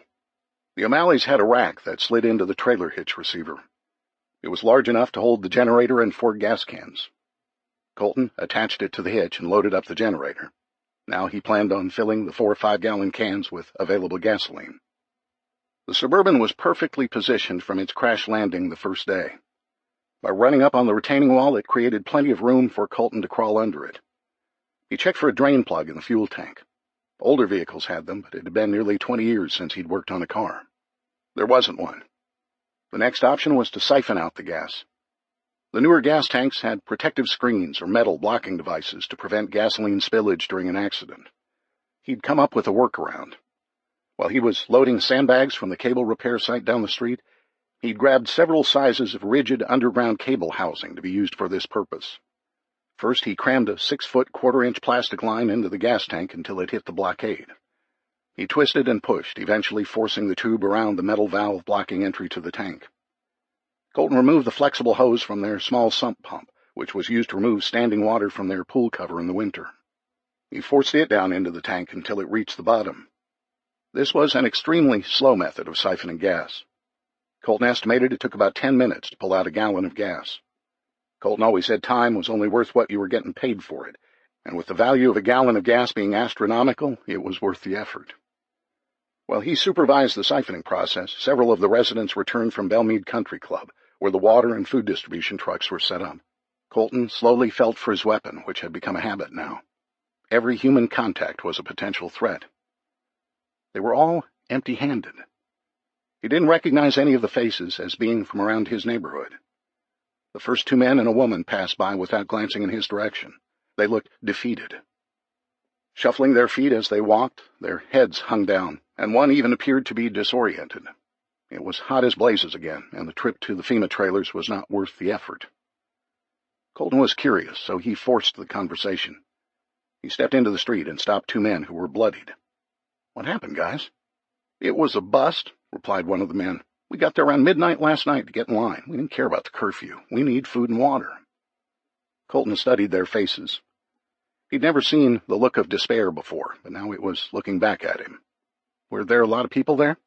"Several hundred at least," replied the other man, who had an open gash across his cheek. He'd ripped his shirt sleeve off and was dabbing at the wound.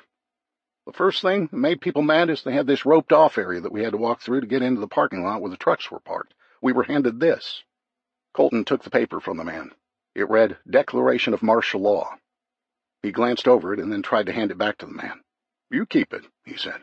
"Before we could enter the parking lot, we were forced to give up our guns."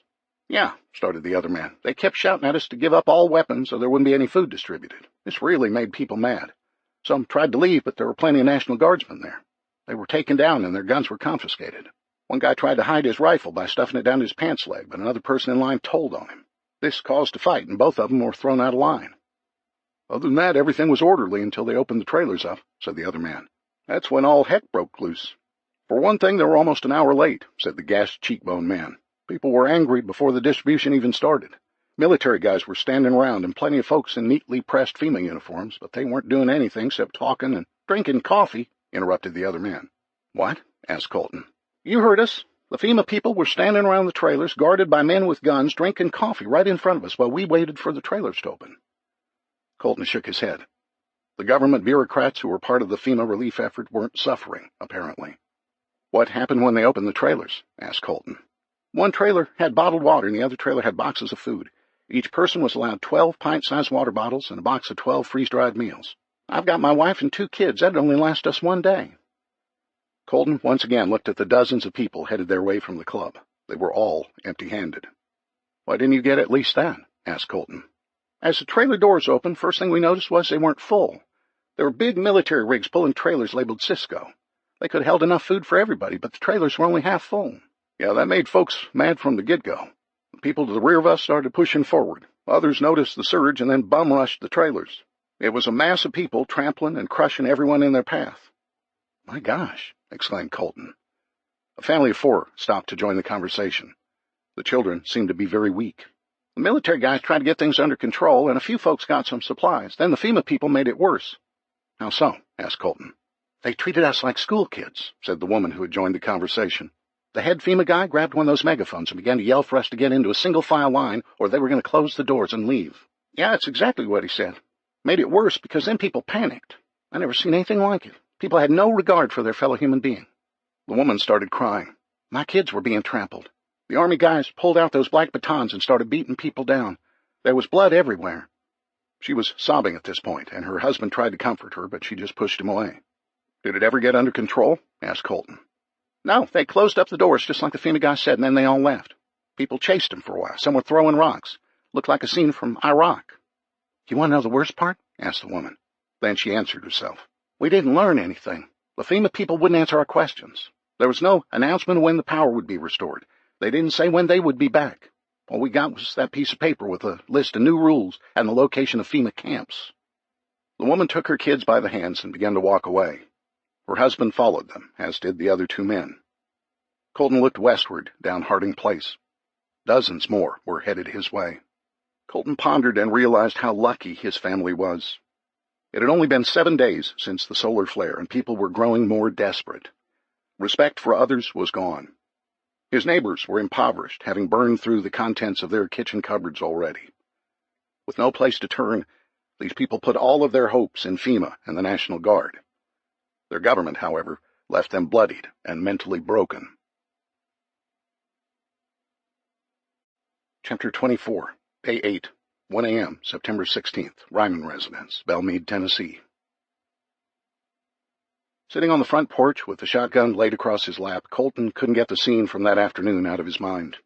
The Great Depression that hit America in the 1930s was an example of a national economic collapse. As in any catastrophic event, fingers of blame were quickly pointed. Some economists opined a lack of government control and intervention left the free market unable to sustain itself. Others believed government overregulation and manipulation was the problem. Overall, politicians and pundits were convinced the economy was capable of correcting itself unless a catastrophic event occurred, a trigger event, which forced an already unstable economic climate over the edge. The collapse of the nation's power grid following the solar flare was America's trigger event. Colton conjured up images of the Great Depression. One photograph came to mind of a hungry and desperate mother who, with her young children, were living off vegetables from surrounding farms and the crows they were able to kill. The picture, which became famously known as Migrant Mother, was embedded in Colton's mind as he recalled the day's events. During the Great Depression, people helped one another. Families pooled their resources, and the church became a place of refuge and a provider of sustenance. Colton continued to wrestle with whether he should share his family's food with others. He was a generous, giving man. But how could he face his dying family, knowing he gave away the food they needed to live another day? When feelings of guilt popped into his mind, he thought of the migrant mother. I will not let that happen to Madison and Alex. He sat quietly, listening to the faint bark of a dog in the distance. After a week, his eyes had grown accustomed to seeing in the dark. He was able to detect movement better. His ears became attuned to unusual sounds. Gunshots in the distance became more prevalent, especially from the direction of downtown Nashville. It was against this quiet backdrop that Colton heard the clanking of cans, followed by hushed voices coming from the backyard.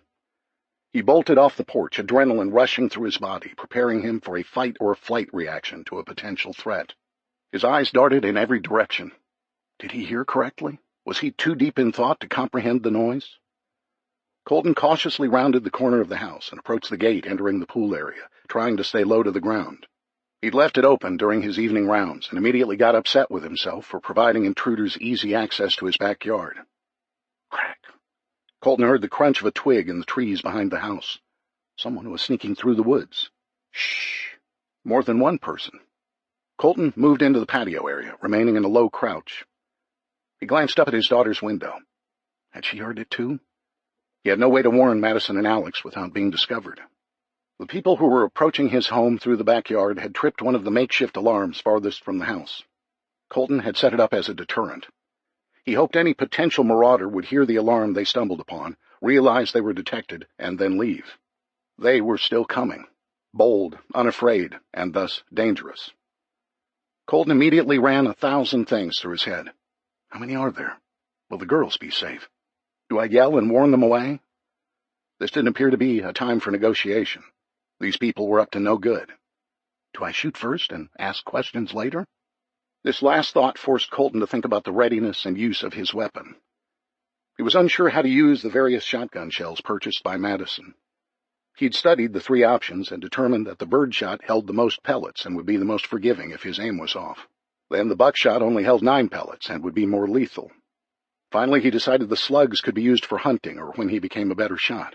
With this in mind, he'd staggered his rounds, 1 birdshot followed by a buckshot shell and so on for a total of 5. Only 5. Once again, Colton closed his eyes and shook his head. He was about to enter into a possible gunfight with only 5 shotgun shells. The others were hidden inside the house. Rattle, rattle, rattle was followed by a loud whisper, but close enough for Colton to hear. The perimeter alarm closest to the trail entering the clearing was tripped. He had to make a decision. Colton was completely unprepared for a gunfight. If these people were heavily armed or if they had the numbers, their home would be overrun and his entire family might be killed. He had no choice. He had to be the aggressor. Colton flipped off the safety and pointed the Remington into the woods. There was no discernible target. None of the intruders had reached the opening, which was just 60 feet from his position.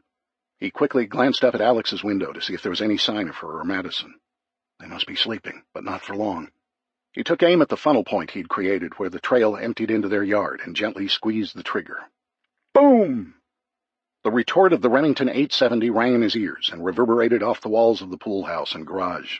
The echo was probably heard for miles. The recoil pushed into his shoulder, knocking him back against the fence. Ah! A man was screaming in pain in the woods. Are you okay, Gene? Before he could answer, a barrage of gunfire streamed out of Alex's window. They were awake. Bullets fired wildly into the trees, splintering bark and hitting the ground with a thud. Ah, I'm hit! 2 wounded. Crack, crack, crack. Crap, return fire. This time the bullets were flying over his head and hitting the roof of the garage, causing him to dive for cover behind the retaining wall. This gave Colton a clear view into Alex's window. In unison, from each side of the window, Madison and Alex stuck their hands out and opened fire on the woods. The bullets missed the mark, this time shredding the tops of the trees, but the deluge had the desired effect. Run! Shouted one of the men. One of the wounded intruders was still groaning. Somebody help him, said a new voice. Colton counted at least 4 or 5 voices now. Then Colton heard a 6th, somewhat recognizable voice. Let's finish what we started. Crack, crack, crack. This time the bullets hit the back of the house, with one shattering the boarded-up window in the study. Alex shrieked. They weren't going to back down. This was life or death now. Colton pulled the slide on the shotgun and inserted another round into the chamber. He quickly rose up onto his knees and, using the retaining wall as cover, blindly fired the double-aught buck shells into the woods. Boom! Another hit. Madison and Alex fired again, until Colton heard the click, click, click of their emptied weapons. He racked another round and got ready. They were down to 3 shots left. He waited. He had to be accurate now. "Come on, run, everybody, run!"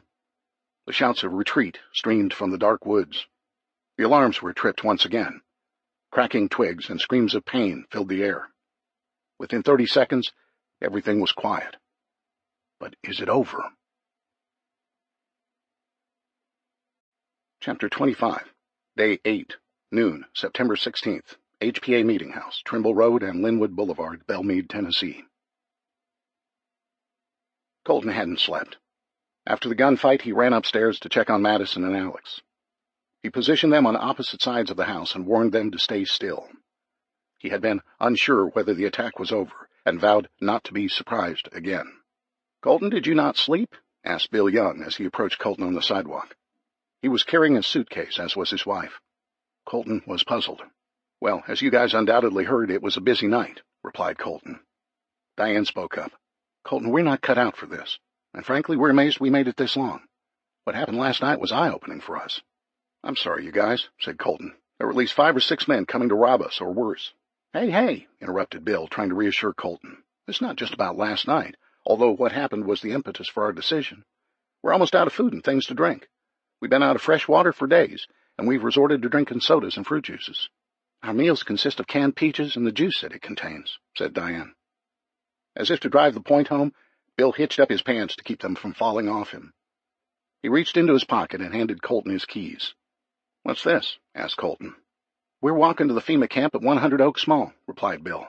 "Bandy Hospital used to operate medical facilities there, and we think they can use people like us. We're sure other refugees are having difficulty coping. Our thought is we could trade our psychologist services to the government in exchange for room and board. Just until the power comes back on, of course," added Diane.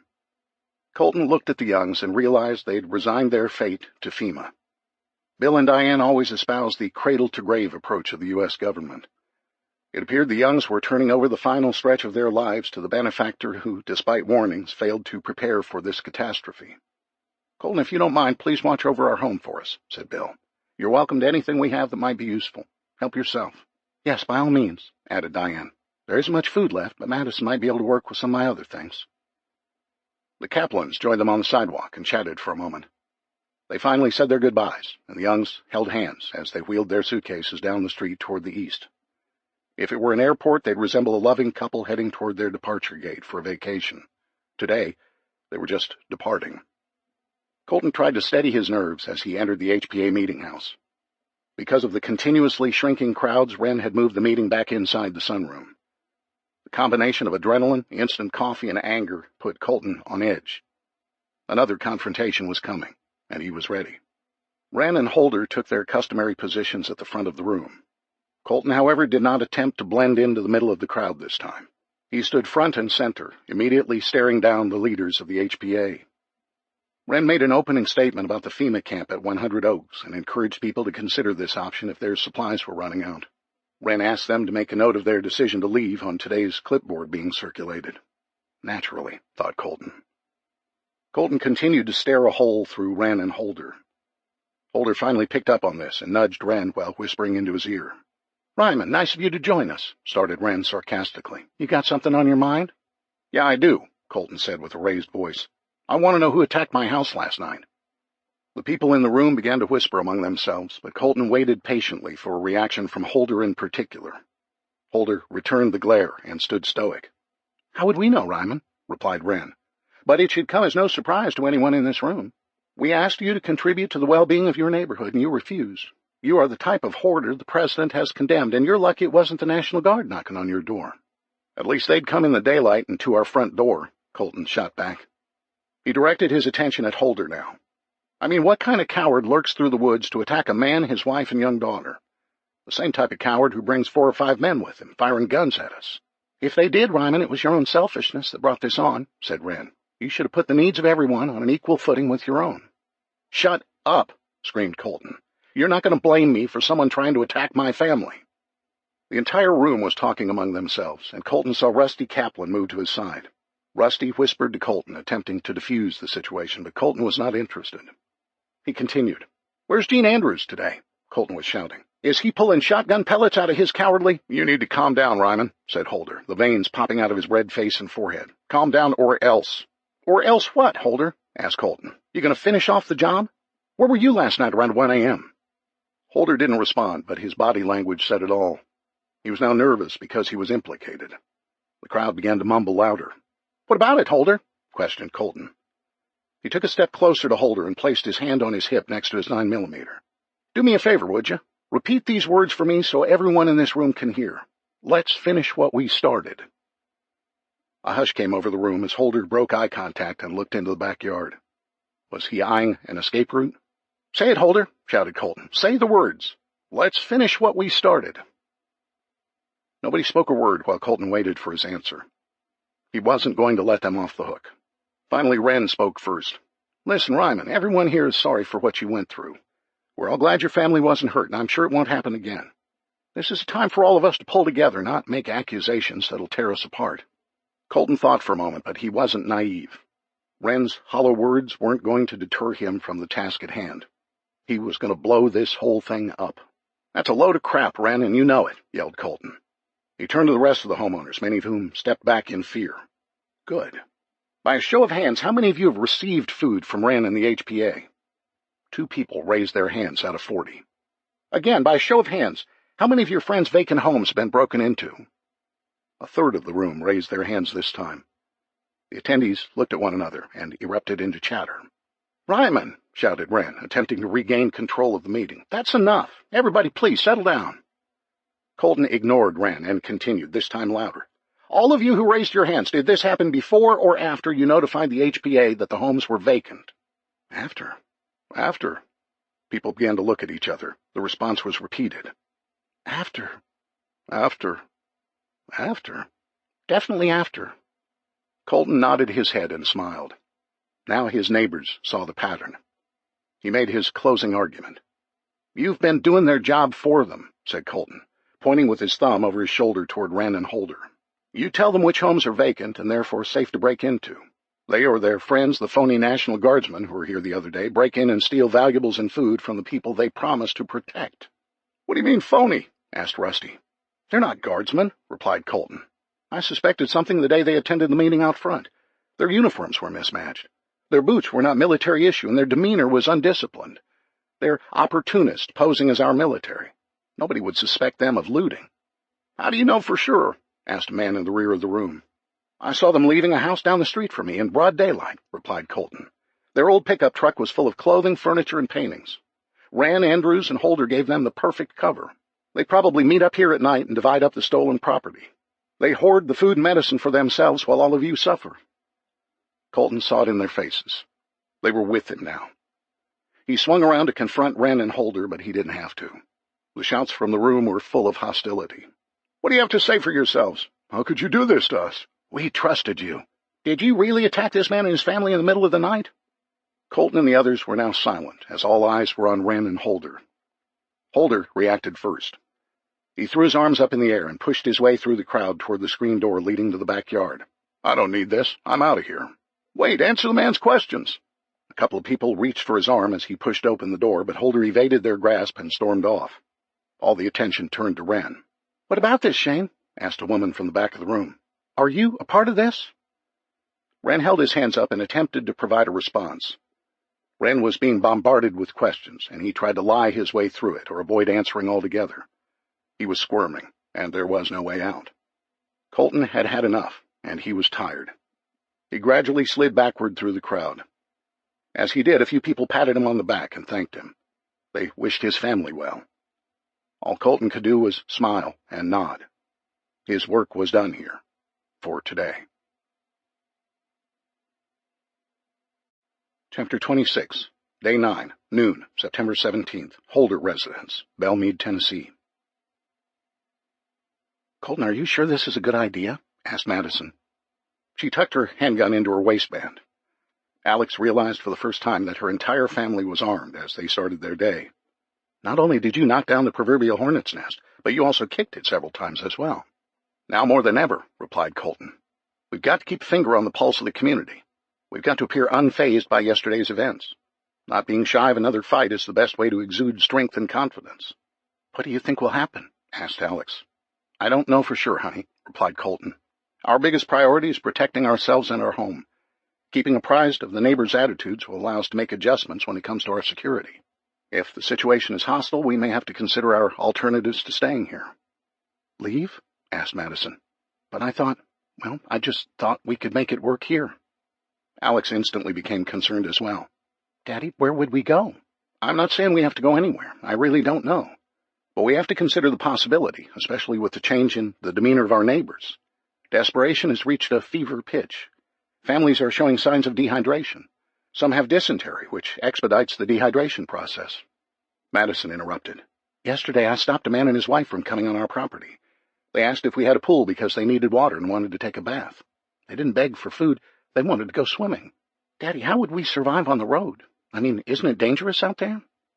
Colton gave Alex a hug. "Yes, it is, but it's become increasingly unsafe here. Even though the numbers are dropping, we're still in one of the 25 largest cities in America. That's a lot of people who are potential threats. At least, in the country, the population's much smaller." Alex gave him a kiss on the cheek as he pulled away and headed toward the kitchen door. Madison joined him and gave Alex instructions. "Honey, we want you to stay here today." "But, Mom, Jimmy's expecting me to come over. I want to try to—" "Alex, please, listen to your mother," interrupted Colton. "It's too risky now. People could be watching the house, waiting for us to leave. Plus, Holder is really pissed at me. I don't know what he's capable of, and I don't want you in his home." Alex's body slumped into dejection. She wanted to help, and she was being tied down. Her mom returned and gave her a kiss, then whispered, "Okay?" Alex nodded. Alex followed her parents outside and watched as they descended the hill towards the Kaplan's house. For several minutes she walked around the house and then looked for any activity up and down their street. It was desolate. She felt for the keys to the house in her pocket and made a decision. This was probably her last chance to get the gun her family so desperately needed, the AR-15.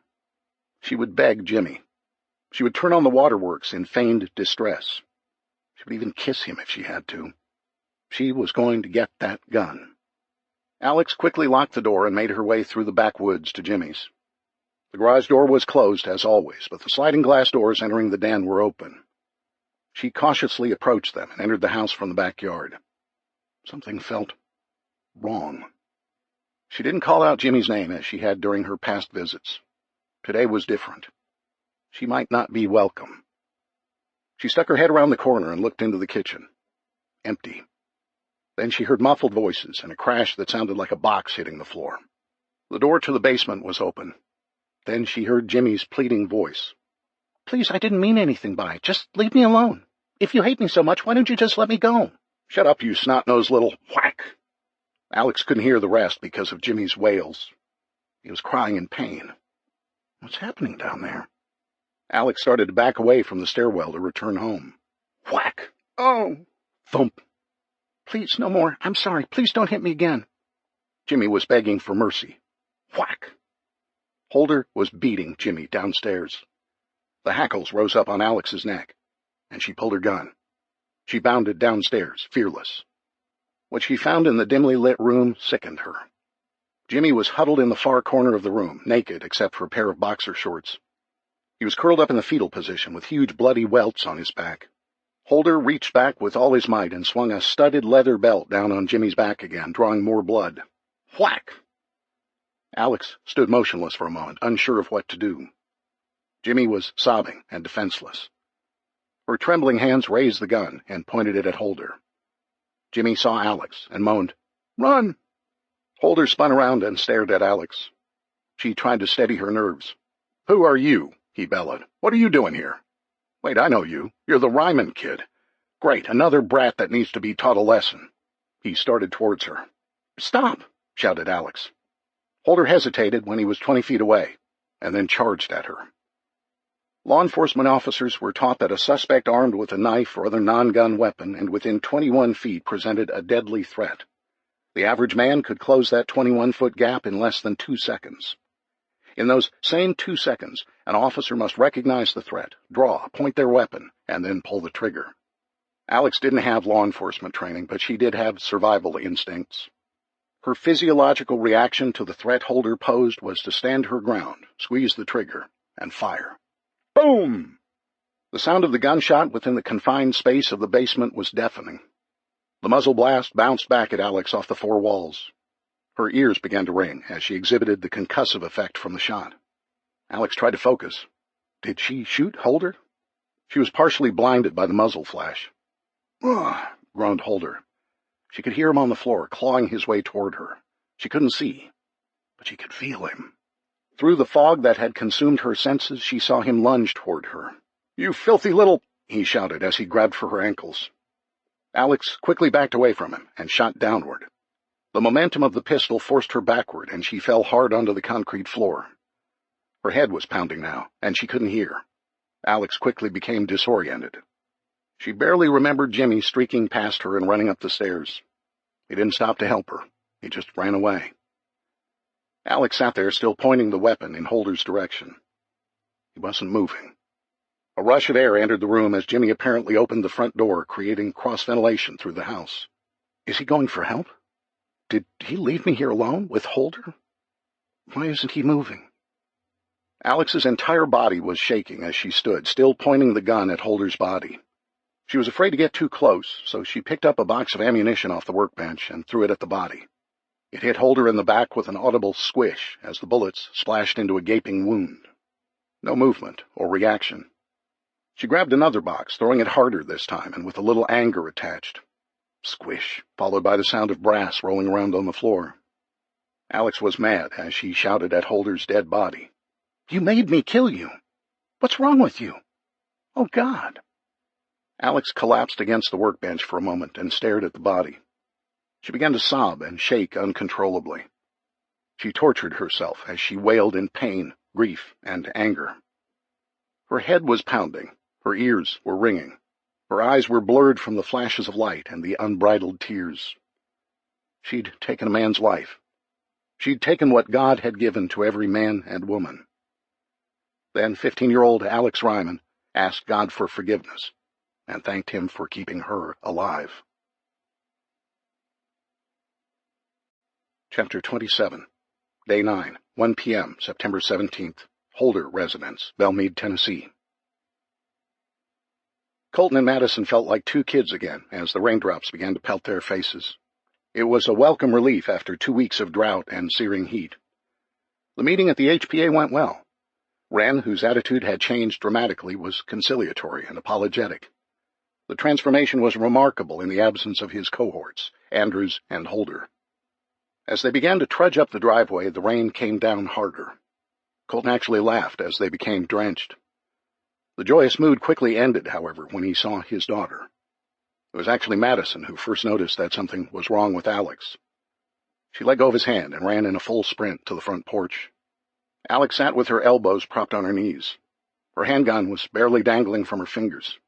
She was completely oblivious to the pouring rain that drenched her body. Madison took the gun from Alex and set it on the step. She crouched down in front of Alex and moved the wet hair covering her face. Colton studied his daughter's blank, expressionless look. She appeared to be in shock. "Honey, what's wrong?" asked Madison. "Why are you sitting here like this? Are you okay?" Alex moved her head in an imperceptible nod. Colton looked around and placed his hand on his weapon. Was she attacked? Is there someone inside? He needed to get them out of the rain. "Maddie, let's get her inside," said Colton, who then turned his attention to Alex. "Come with us, honey. We'll go inside and talk, okay?" Alex nodded.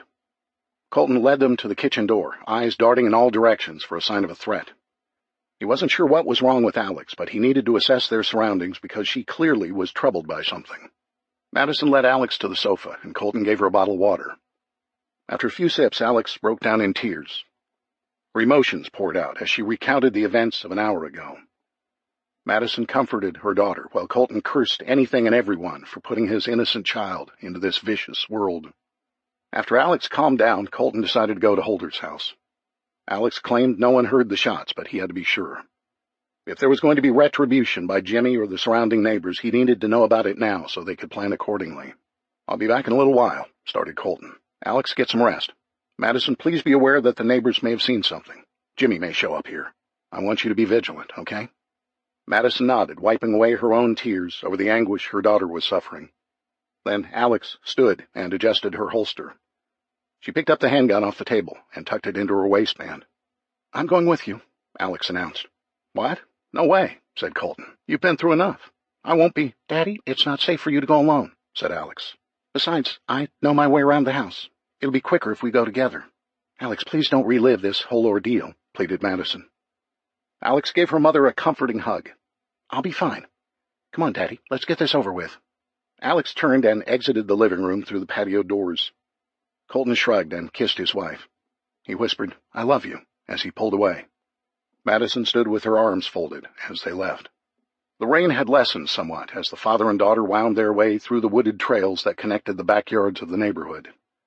To their east, the sounds of kids playing outside and a dog barking made the world seem almost normal. But as they arrived at the Holder residence, reality set in. Colton held his index finger to his lips, encouraging Alex to stay quiet. The two pulled their weapons and entered the den. Colton and Alex moved silently through the first floor, clearing rooms and closets like they'd practiced at home dozens of times. They made their way upstairs and continued the process until they were sure the place was empty. Where do you think Jimmy went? Whispered Colton. I don't know, Daddy. All he had on were his boxer shorts. He may have grabbed some clothes and left. The other day he talked about his real father in Antioch. He may have gone there. Colton approached the stairwell leading to the basement and listened. It was quiet. Once again he pressed his finger to his lips, followed by an open palm advising Alex to wait upstairs for him. She shook her head and mouthed the word, no. He gave her the stern fatherly look like he meant business. She repeated, no. So they both carefully descended the stairs. Once at the bottom, Colton determined they were alone except for the dead body of Holder lying in a pool of his own blood and a bed of shiny brass ammunition. He approached the body and stepped on Holder's hand by accident. It startled Colton, but at least he confirmed Holder was dead. He turned to Alex. Alex, let's go. No way, Dad. It's our turn to finish what I started. Alex led her dad along the workbench, carefully avoiding the puddle of blood which was stretched 6 feet away from the body. She reached the back wall and found what she was looking for. She secured her weapon in her pants and reached for an AR-15 off the pegboard wall. This is what we need, Daddy, started Alex. Colton holstered his Taurus and took the gun by the handle. This gun did not have a sight attached to it. Here's another one. Colton now had 2 of the Colt manufacturing AR-15s strapped over his back. Alex pointed out 2 green military-issue ammo cans weighing 20 to 30 pounds each. How do you know these are the right bullets? Asked Colton. Jimmy told me this is the proper ammo. The cans also have extra magazines. I just need a couple more things. Alex rummaged around while Colton looked nervously toward the stairwell. They'd been there too long. A neighbor might show up, or Jimmy might return. Things were too unpredictable right now. The metallic sound of ammo cans being opened and closed echoed off the walls. Alex was on a mission. Finally, she seemed satisfied and announced, Let's go. They stepped gingerly around the body. Colton contemplated burying Holder and cleaning up the mess. Then he thought against it. If they hadn't been discovered thus far, it would be better to stay as far away from the scene as possible. As they climbed the stairs, Colton became fully aware that the bodies were just beginning to pile up. Chapter 28, Day 10, Noon, September 18th, HPA Meeting House, Trimble Road and Linwood Boulevard, Belmead, Tennessee. Colton held hands with Alex as they walked to the HPA meeting. Despite the cooler temperatures following the rain shower, Alex's hands felt clammy. After yesterday's shooting, Colton feared the neighbors would turn against him if Alex's involvement were discovered. Attendance at the meeting gave them the opportunity to see if Holder's body had been found and to diffuse an angry reaction. Outwardly, Alex was not struggling with her decision to shoot Holder. She justified the decision to defend herself. Justification and acceptance, however, are 2 different things. Inwardly, her feelings could be suppressed. Shock, sorrow, numbness, anger, and disillusionment were all possible. Colton hoped this would pass over time, but he intended to provide her the care and support she needed to lessen the emotional impact. Ultimately, he hoped Alex's self-reproach over the killing would become more manageable. Unfortunately, death was becoming commonplace. Colton pulled Alex close and put his arm around her shoulder. Are you okay, honey? You wish the Youngs hadn't left for 100 Oaks. Their expertise would have been helpful. Yes, replied Alex sheepishly. She paused in thought before adding, Daddy, what if they know it was me? What if they try to arrest me or something? I don't think that's going to be the case. Knowing Ren, if he had even a hint of suspicion, he would have been banging the door down. I'll be curious if he even brings it up. Okay, said Alex, who hesitated before continuing. "But if Jimmy is there, what should I do?" "We'll watch his expressions and body language," replied Colton. "Remember one of the first rules of negotiation: assess your adversary. If he appears angry, let me deal with it. If his demeanor exudes sadness or fear, speak to him. But under no circumstances, Alex, should you leave with him. I need to be crystal clear on this." "Yes, Daddy," said Alex. "I should have listened to you and Mom yesterday, but I didn't. Now look." Colton wiped a few tears from Alex's cheek. He began to wonder if it was a mistake to bring her today. Colton thought Alex could calm Jimmy down if he appeared at the HPA in a hostile mood. He wanted to avoid a confrontation with the teen. As they entered the HPA meeting, Colton immediately noticed Wren was standing in the middle of the room with his wife and daughters. This was the first meeting attended by Christy and the girls. As Wren was introducing his family to the neighbors, he caught Colton's attention and nodded upward with a slight smile. Colton's dislike for Wren had become so strong that he wasn't sure if the gesture was a sign of a thaw in their chilled relationship or one of those "aha, I got you now" looks. After the exchange of some pleasantries with the attendees, Wren got down to business. "Ladies and gentlemen, thank you all for coming today," started Wren with his wife and children by his side.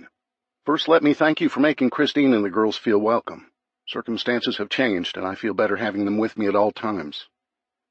Many of the neighbors mumbled their agreement and looked around the room. Colton noticed the smaller numbers, and he was sure the others did too. "There's a lot of news to report today, and I'm sorry to say that very little of it is good," continued Wren. Colton heard Alex suck in her breath as she reached for his hand. "The other night, in an unfortunate accident, Gene Andrews was shot. He and his wife did their best to treat the wounds themselves, but infection set in and began to spread through his body. They attempted to walk to the new FEMA facility at 100 Oaks Mall, which, as we all know, was an annex to Vanderbilt Hospital before the collapse of the electric grid. Sadly, I'm told they never made it, and Gene died before they got to Hillsborough Pike." "We'll pray for his wife," said one of the neighbors. "Very tragic," said another. "The tragedies continue," interrupted Wren. "Sometime yesterday, Adam Holder was shot and killed in his home."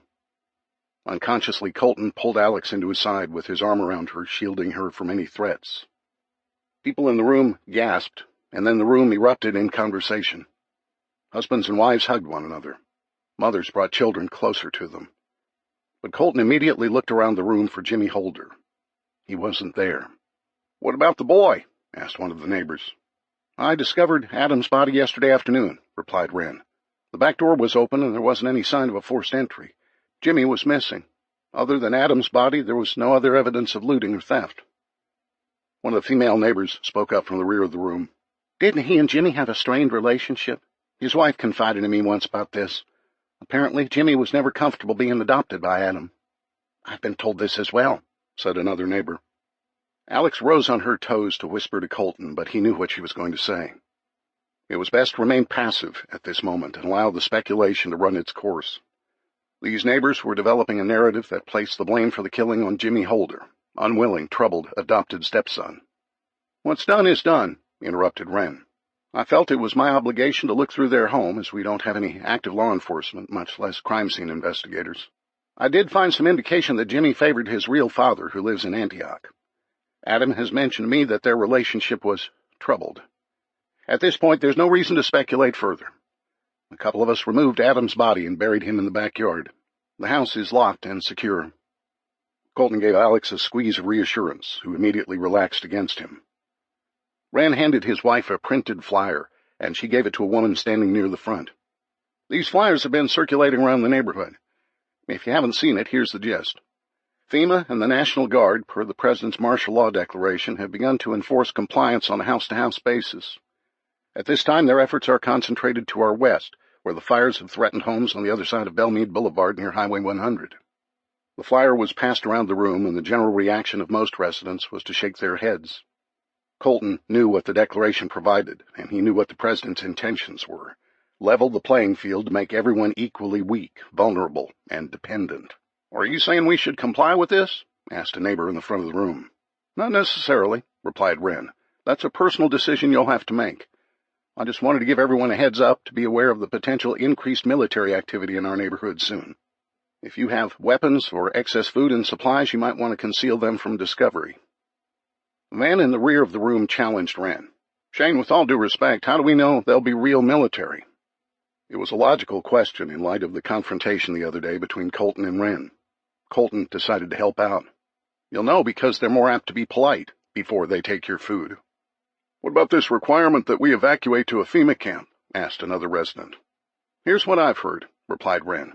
When they enter your home, they'll assess your conditions. If you appear too weak to sustain yourself, then you'll immediately be loaded into a military transport and relocated to 100 Oaks, or one of the local stadiums or shopping malls in the city. Do you mean like a football stadium? Asked a woman in attendance with a child.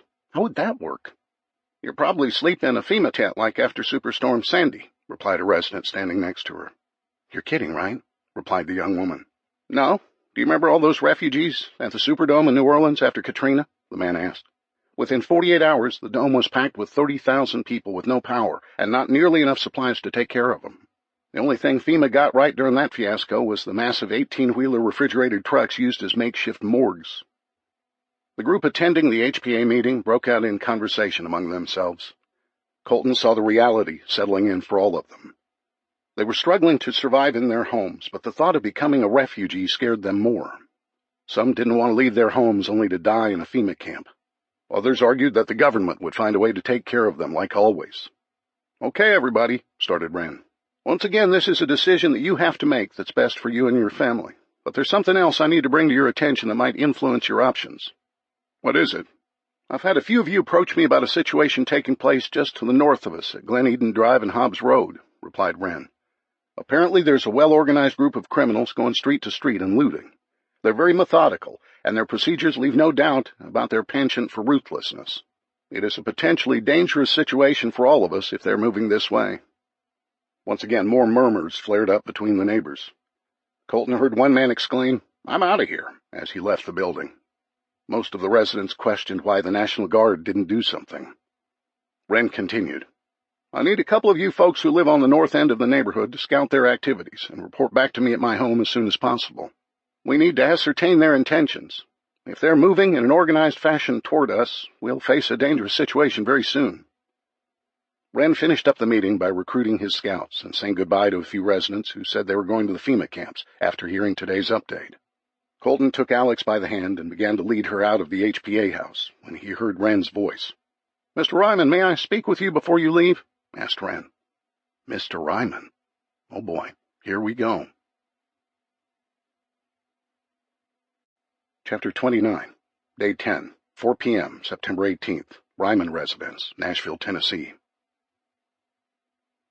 I don't trust him, said Madison forcefully, as Colton tried to explain Wren's attempt at extending the proverbial olive branch. Following the HPA meeting earlier, Wren apologized for getting off on the wrong foot with Colton and his entire family. He even used his wife and children to warm up to Alex. Alex responded favorably to the gesture and was unaware of the obvious ploy employed by Wren to soften the tensions between the two families. However, on the walk home from the HPA meeting, Alex's spirits were lifted considerably. That was a good thing. Maddie, I agree that we have to take baby steps with him, said Colton, but I genuinely believe he's scared. I'm sure he knows why Andrews was shot. He probably also knows Holder was with Andrews that night. Colton took a long drink of water before continuing. Holder's death is another matter. I'm sure he blames Jimmy, although he might believe I'm involved with his death after our confrontation at the HPA meeting the other day. He may be afraid of me, who knows? Regardless, his sidekicks who gave him strength are gone now. But why you? Asked Madison, exhibiting some fear in her voice, which explained her hostile attitude toward the proposed unholy alliance with Wren. Notwithstanding the fact that the Ryman family was directly responsible for the deaths of Wren's collaborators, joining the HPA leadership team seemed to be a death wish. Why not me? Asked Colton. Why not keep our friends close but our enemies closer? Also, we're facing a number of threats to our neighborhood now. Despite the rain, as you can tell by the smell of smoke, the fires are still burning to our west. As the winds pick up, they'll continue to head our way.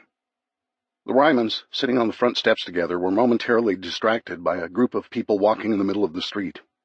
Pushing everything from baby strollers to shopping carts, the people appeared lethargic and disoriented. The refugees, who seemed to be headed for 100 Oaks, didn't make the effort to look in the Rymans' direction. After 72 hours without food, the human body entered a phase in which it started to break down protein in muscles. The brain needed energy to function, so it sought out glucose from the body. The muscles broke down further in order to feed the brain. This process began to accelerate, zapping the average human being of energy and weakening their immune systems. After 7 to 10 days without food, the average person would become virtually incapacitated. While some studies have shown the body might survive up to 21 days without sustenance, that period was lessened considerably due to dehydration. In third world nations, where electricity and nutritional supplements were scarce, the number one cause of death was a protein-energy malnutrition characterized by edema, a distended belly, and irritability. Colton continued, "The military's stepping up its efforts to confiscate supplies and weapons. They'll be banging on our front door soon. Compare the way we look to those folks down on the street. Our clothes are clean, and we appear to be well fed. If we have to open up our cupboards and pretend we're starving, they ain't going to buy it." "So what are we supposed to do, starve ourselves?" asked Madison. "No, but we need to rough up our appearance a little bit," replied Colton. "I'm afraid we're standing out too much." "Fine, but what does this have to do with Wren?" asked Madison. "Nothing exactly, but just our overall situation," replied Colton. "We're threatened by the fires and the National Guard.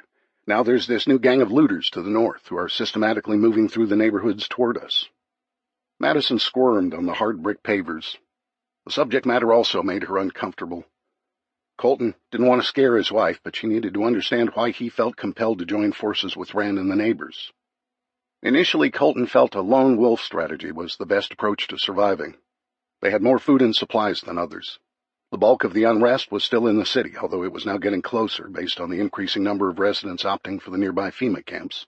However, the wheels seemed to be falling off the wagon of their community, and the go-it-alone approach might lead to a certain death. Banding together with the neighbors to ward off their most imminent threat from the north might ensure their survival. "How close are they?" asked Madison. "Only about a mile, but they seem to be taking their time moving our way," replied Colton. "Wren sent some scouts out today to watch their activities. He'll get a report back and discuss it with me tomorrow." Madison remained quiet for a moment. Alex hadn't said a word during the entire conversation. Colton couldn't determine if they were digesting his words or if their attitudes were shifting. He had to provide his family a steady mix of reality and optimism. Poor mental health, whether through malnutrition or loss of hope, would lead to their downfall. It was critical that they all keep a positive state of mind. First of all, it was essential to situational readiness. A distracted mind made you vulnerable to surprise. A poor state of mind could result in letting your guard down and therefore exposing yourself to attack. In this dystopian world, they had to be constantly prepared to defend themselves against potential threats. Colton had to keep the girls in this survival mindset without breaking their spirit. Secondly, depression and suicide could be contagious if Colton didn't address it before it set in. Alex's killing of Holder was only one aspect of the dark cloud of depression he was trying to ward off. Madison was becoming increasingly quiet and withdrawn. Colton was concerned she was having difficulty overcoming her anxiety and fear. Colton's solution was to provide his wife common ground with others situated like them, to give and receive support. Colton wasn't naive. He'd watched Wren and the other regular attendees of the HPA carefully. As the circle of neighbors grew smaller, his vision of the entire situation became clearer. There was strength in loyalty, not necessarily in numbers. He'd have to determine where the residents' loyalties lay. "I say we go for it, Mom," said Alex, breaking her silence. "I've noticed how the people look up to Daddy now. After you showed them the video, their attitudes changed." "Yeah, I guess that did calm down the witch hunt," said Madison. "Also, don't forget," continued Alex, "Daddy really put Wren in his place. There was a huge difference between today's meeting and the one just 2 days ago. I know I'd feel better if we could count on others, too." "So is that a yes vote for working with the HPA?" asked Colton. "Yes," replied Alex. "Maddie, what say you?" asked Colton. Madison pondered for a moment and then smiled. "I vote a reluctant yes," she said finally. "At first, let's use them to repel the bad guys. After that, we should reevaluate. I don't want the neighbors thinking they can come over for supper." "Fair enough," agreed Colton. Now that the issue of working with Wren and the HPA to repel the threat was agreed upon, Colton knew he'd have to address the bigger question at some point. Should we stay, or should we go? Chapter 30, Day 11, noon, September 19th, HPA Meeting House, Trimble Road and Linwood Boulevard, Belmead, Tennessee. Colton listened to the reports from the scouts Wren sent out yesterday, and he began to question the wisdom of taking on the gang of thugs that called themselves Cobra. The Cobra gang traveled in one big pack with a show of overwhelming force. After they pulled onto a street in their dilapidated but operating 60s model cars and trucks, the leader brought the convoy to a halt. They honked their horns for a minute or two to get the attention of the residents. Then their leader emerged with a bullhorn. After hearing the details, Colton and Wren agreed they needed to hurry up the meeting and see these guys in action for themselves. But based upon Cobra's daily progress, they needed to be stopped immediately. After today, Cobra would be working their way down Sunnybrook Drive, only 2 blocks to their north. "I won't gloss over the facts to make you feel better," started Colton, addressing the HPA residents for the first time. There were nearly 20 men and 11 women in attendance. The residents to our north are fleeing their homes in the wake of this group's advance toward us. Many are opting for 100 Oaks. Others are walking to the south in more rural areas, such as Williamson County. We've all learned that this group, which calls themselves Cobra, has taken up residence in Harpeth Hall and are spreading their reign of terror outward from there. Harpeth Hall was an all-girls school with an excellent reputation built up over 150 years. Only a few miles away from the Ryman home, Colton and Madison had debated whether to enroll Alex there when she was old enough to enter 5th grade. They chose Davidson Academy, even though it was much farther away, because it was co-ed. They agreed Alex could get a more well-rounded life experience attending a school with boys. Granted, that opened Alex up for the usual hazings, such as bra snaps or insults. Madison argued the time for Alex to experience the hatefulness of others was not when she was entering the grown-up world for the first time. Colton continued. The houses on Belmead Boulevard have the protection of law enforcement and the National Guardsmen. I suppose status does gain you privileges after the world as we know it comes to an end, but don't envy them too much. The fires continue to burn out of control and are now on this side of Highway 100. "Can we contact them somehow and gain their assistance?" asked one of the neighbors. "We tried that yesterday, and the response was simple. We have our orders," interjected Wren. "I'm afraid we'll have to fight for ourselves." One man put his hand in the air before he began to speak. "How many are there?" "Our scouts estimate that the gang's made up of 18 to 20 well-armed men," replied Wren. "Are those military guys going to help us?" asked one resident, referring to the phony National Guardsman who attended one of the early meetings. Colton let Wren answer that one. No. They've moved on. They were recalled to their unit." "How are we supposed to fight 20 looters on our own?" asked another neighbor. "We're not soldiers." Colton took this one, which gave him an opportunity to instill confidence in the group. "How do we stop that? We have to create a larger force. Everybody must fight. You need to go home and explain to your neighbors who didn't come today to be ready. We have the element of surprise on our side. We know the neighborhood, and they don't." "I don't have a gun." "Me either. I only have a .22. It'll barely take down a squirrel." Wren stepped in. "We'll have weapons for everyone, maybe even 2, a rifle and a handgun. Ammo, too. We'll meet here at dawn, at which time I can assure you everybody will be well armed." The group began to speak among themselves. The conversations surrounding the use of weapons used to take place at wine and cheese parties or during political fundraisers. Now the gun debate was couched in reality. "Everyone listen up," started Colton. "We'll take the battle to them. Today we're going to watch their methods. We'll find a flaw and catch them off guard. We have to take a stand now or they'll overrun us in a matter of days." From the heads nodding in the crowd and the slaps on the backs of one another, it appeared Colton was garnering a consensus. These folks needed to support one another because there was a good chance several wouldn't make it home. "I want you all to go home and spend time with your families. Kiss the ones you love and make peace with God. Be here at dawn tomorrow and bring your neighbors." The attendees began to file out of the HPA meeting house, leaving Wren and 2 men who Colton recognized but had never formally met. "Colton, I want you to meet Wilson Holt and his neighbor Sammy Shepard," started Wren. "They both live up on Sunnybrook Drive." The men exchanged handshakes. "By our calculations, our homes will be the first ones on the hit list," said Shepard. "From what we've observed the last couple days, there won't be anything left unless we take a stand."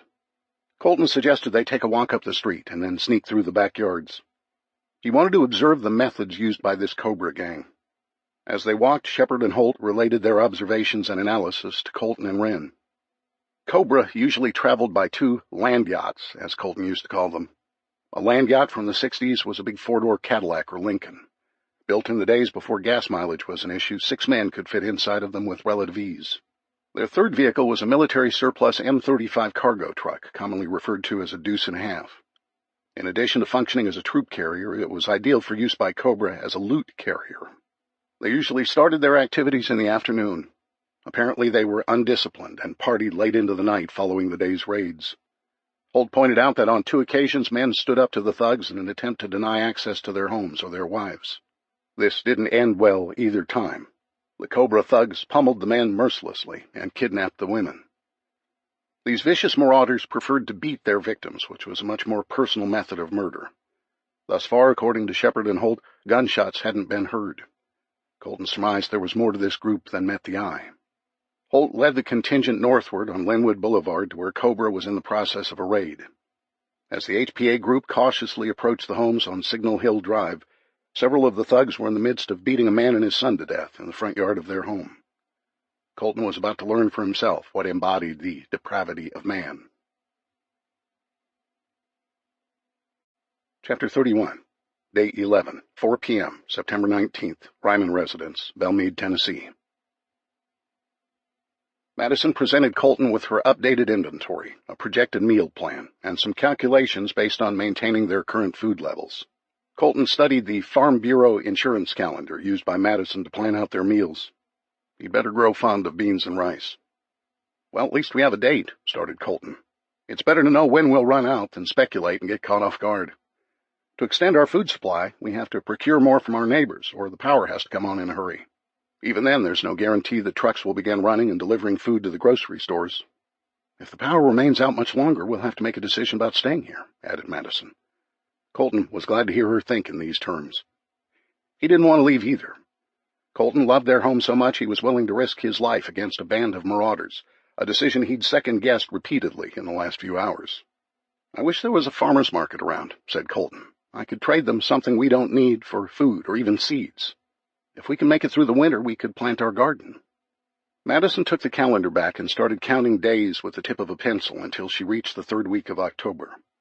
Growing up in the mid-state, I remember most crops were harvested in September and October. If there's any hope of supplementing our food supply with fresh vegetables, it would have to occur in the next 4 weeks. That's assuming, of course, we could find a farmer willing to trade with us. My biggest fear about traveling into the countryside is that once we leave that garage, everybody and their brother will know about the Wagoneer, said Colton. It's a miracle we've kept it hidden this long. If we travel out of the county, there's no guarantee I can get back in one piece. I agree. We've got to save the Wagoneer as our last method of escape. Colton walked across the living room and peered through the makeshift peepholes he'd created to monitor the outside. When he returned to the kitchen, he asked Madison how long Alex had been sleeping. They'd switched up their routine so that Alex could take the night shift and Colton could get a good night's sleep. She's been sleeping 4 hours, replied Madison, as she handed him an MRE bar. She was diligent about feeding the family in 5 or 6 small meals to maintain their energy levels. When Alex wakes up, we'll make a trip over to the O'Malleys, started Colton. I found it odd that they didn't have any vegetable seeds stored. I must have overlooked them. In the coming weeks, their garden's going to provide a few things like carrots, potatoes, and squash. That'll help, added Madison, somewhat enthusiastically. Maddie, have you thought more about leaving? Asked Colton. To where? I don't know. I mean, I have an idea that I've been bouncing around in my head. Madison had been thinking about the issue, and she began to share all of the variables with Colton. Here's the way I see it, she started. Of course, I'd like to hunker down with our supplies and ride out the storm until the world gets back on its feet, but we don't know when that will be. Do you get the sense the walls are closing in on us? Asked Colton, now unafraid to broach the subject with his wife. I do. The fires might get under control with a couple solid days of rain, but the National Guard won't stop their house-to-house searches until they take everything we have.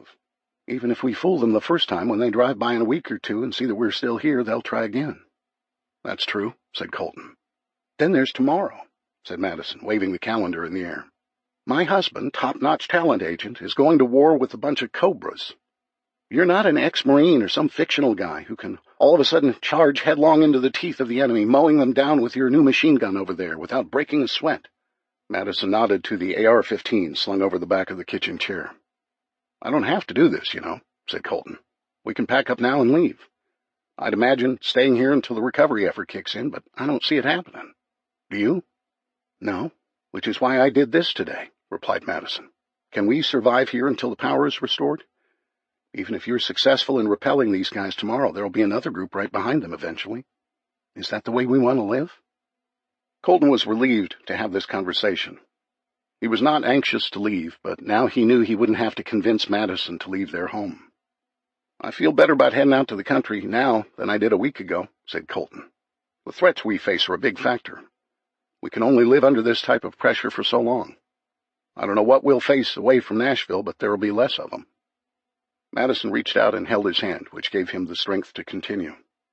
"The survival of our family rests on our shoulders, and if we find ourselves in an environment that isn't conducive to safety, we need to make a choice.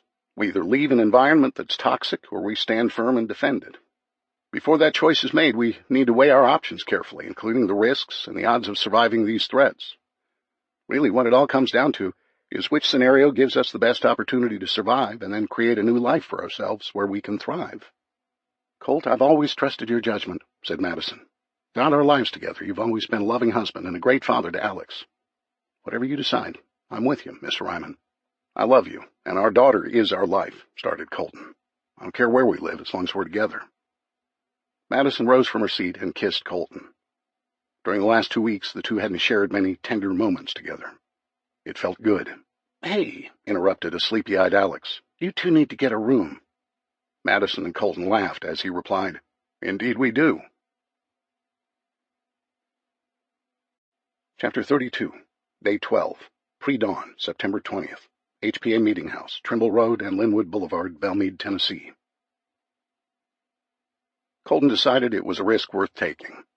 He'd debated the point as he got ready this morning, and ultimately decided to carry the Camp Chef cooktop system, the propane, and coffee fixins in Mrs. Abercrombie's wheelbarrow. The gesture was designed to lift the morale and spirits of the neighbors who were going to risk their lives to protect their families and homes. He no longer concerned himself with disclosing his ownership of these valuable items. He had to live to enjoy life. Madison didn't cry when he left this morning. She gave him the support and love he needed to face an evil he knew existed but never imagined he'd have to confront. Undoubtedly, she and Alex would be hand-wringing to an extent.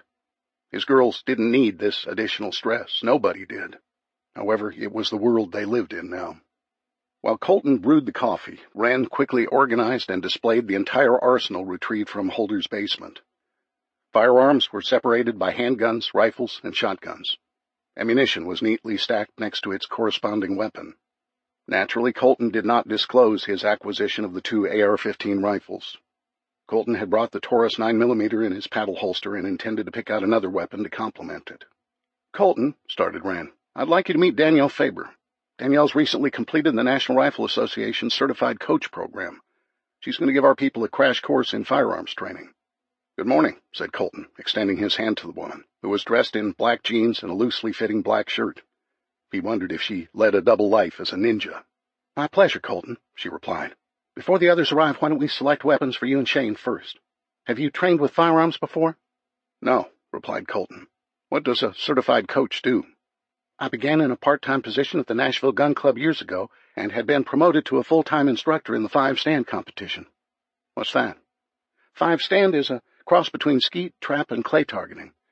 It's the closest thing there is to a video game in sporting gun competitions. Targets are flying in all directions at various speeds and in unpredictable combinations." "Sounds like you need great reflexes and concentration for that," said Colton. "Exactly," started Faber. "It's not unlike what we might experience today." "We?" "Of course," replied Faber. "I wouldn't miss this for the world. Now let's pick a weapon for you. I see you have a 9mm Taurus tucked away there. Do you have spare magazines?" "No." Faber walked toward the end of the tables arranged in the Brileys' living room and fumbled through a pile of empty magazines. She reached out her hand to Colton. "May I?" Colton pulled the gun out and handed it to her. Within seconds, she'd dropped the magazine and racked the slide to clear the weapon. It was effortless. Several residents began to arrive and help themselves to the coffee. Colton noticed the difference in their attitudes immediately. A simple gesture of kindness lifted their spirits. The room began to fill with chatter. "I found 3 more mags for you," said Faber. "Also, here are 100 rounds of 9mm. I have an idea for your complementary weapon." Colton followed her down the row of tables as a crowd began to gather around. She led him to a rifle that was not that much different in design from the AR-15s. "The gentleman who owned this collection had good taste in weaponry," started Faber. "Not everyone has one of these." She handed the folded-up rifle to Colton. "It seems compact." "It folds up to a tight 16 inches for easy storage," said Faber. "The barrel unfolds and snaps in place, and the stock is adjustable for your particular use and comfort. Go ahead, get her ready." Colton snapped everything into place and loved the slim, lightweight feel of the 4-pound carbine. She handed him 3 more magazines. "This is the Kel-Tec Sub-2000 chambered in 9mm, said Faber. "Both your weapons use the same round, which will help you out in a battle situation. Get your spare magazines loaded while I get these other guys outfitted." "Thank you," said Colton. He was impressed with her knowledge and straightforward approach to gun selection. He was anxious to go through her crash course on gun handling. It was after 7 a.m. when the entire HPA contingent had arrived and was assigned weapons. Colton counted 21 men and 2 women, plus himself. In addition to Faber, Jean Andrews' wife, Kayla, was present. This concerned Colton somewhat. If she knew of Jean's whereabouts the night he was shot, then she would blame Colton for her husband's death. Colton made a mental note to watch out for friendly fire. "Okay, everyone, let's get started," said Faber. "Gather round. First, by show of hands, how many of you been through an NRA firearms training course?" No one. "Well, let me ask this. How many of you have used a firearm before?" 3 hands were raised, but Colton abstained. "Just wonderful." "Then we've got some work to do," Faber laughed. Colton was glad she thought it was funny. He was pleased that all the HPA Army seemed to be focused and intent on learning. He needed this training as well. Faber started the 10-minute course. "First, always point the gun in a safe direction. This is the primary rule of gun safety. If your weapon is drawn and ready, keep it pointed at the ground in front of you. Just remember, common sense will dictate the safest direction based on the circumstances. Second, always keep your finger off the trigger until you're ready to fire the weapon. Hold your index finger straight out like this, and rest it on the trigger guard. Again, very important, do not touch the trigger until you are ready to fire. Third, be absolutely sure you've identified your target beyond any doubt. Also be aware of everything that's downrange of your target, which includes your friends. Depending upon the circumstances today, you may catch your adversaries in a crossfire. This will give you the upper hand, but it could also be dangerous. Always think first, shoot second. Fourth, the proper stance should have your feet shoulder-width apart like this, with your left foot forward if you're right-handed. The opposite applies if your left hand is dominant. Don't lock your knees and make sure you're properly balanced. Let me summarize. 2 hands, feet shoulder-width, 1 foot forward, knees bent, seek balance. Fifth, once the decision to shoot is made, obtain your target in your sights and steady the gun with your other hand. Make sure the gun is level by aligning the top of the rear sight with the top of the front post. Some of you have optics on your rifles, so your job will be much easier. Okay, last step. It's time to shoot. Control your breathing and relax. This will be hard for all of you to do in the midst of confrontation. Gently squeeze the trigger and the gun will fire. Some of you will experience more recoil than others, so be sure to reacquire your target before you shoot again. The tendency will be to empty your magazine, hoping for the best. You're not trained in switching magazines, and your ammo levels are low. You need to discipline yourselves and strive for quality, not quantity.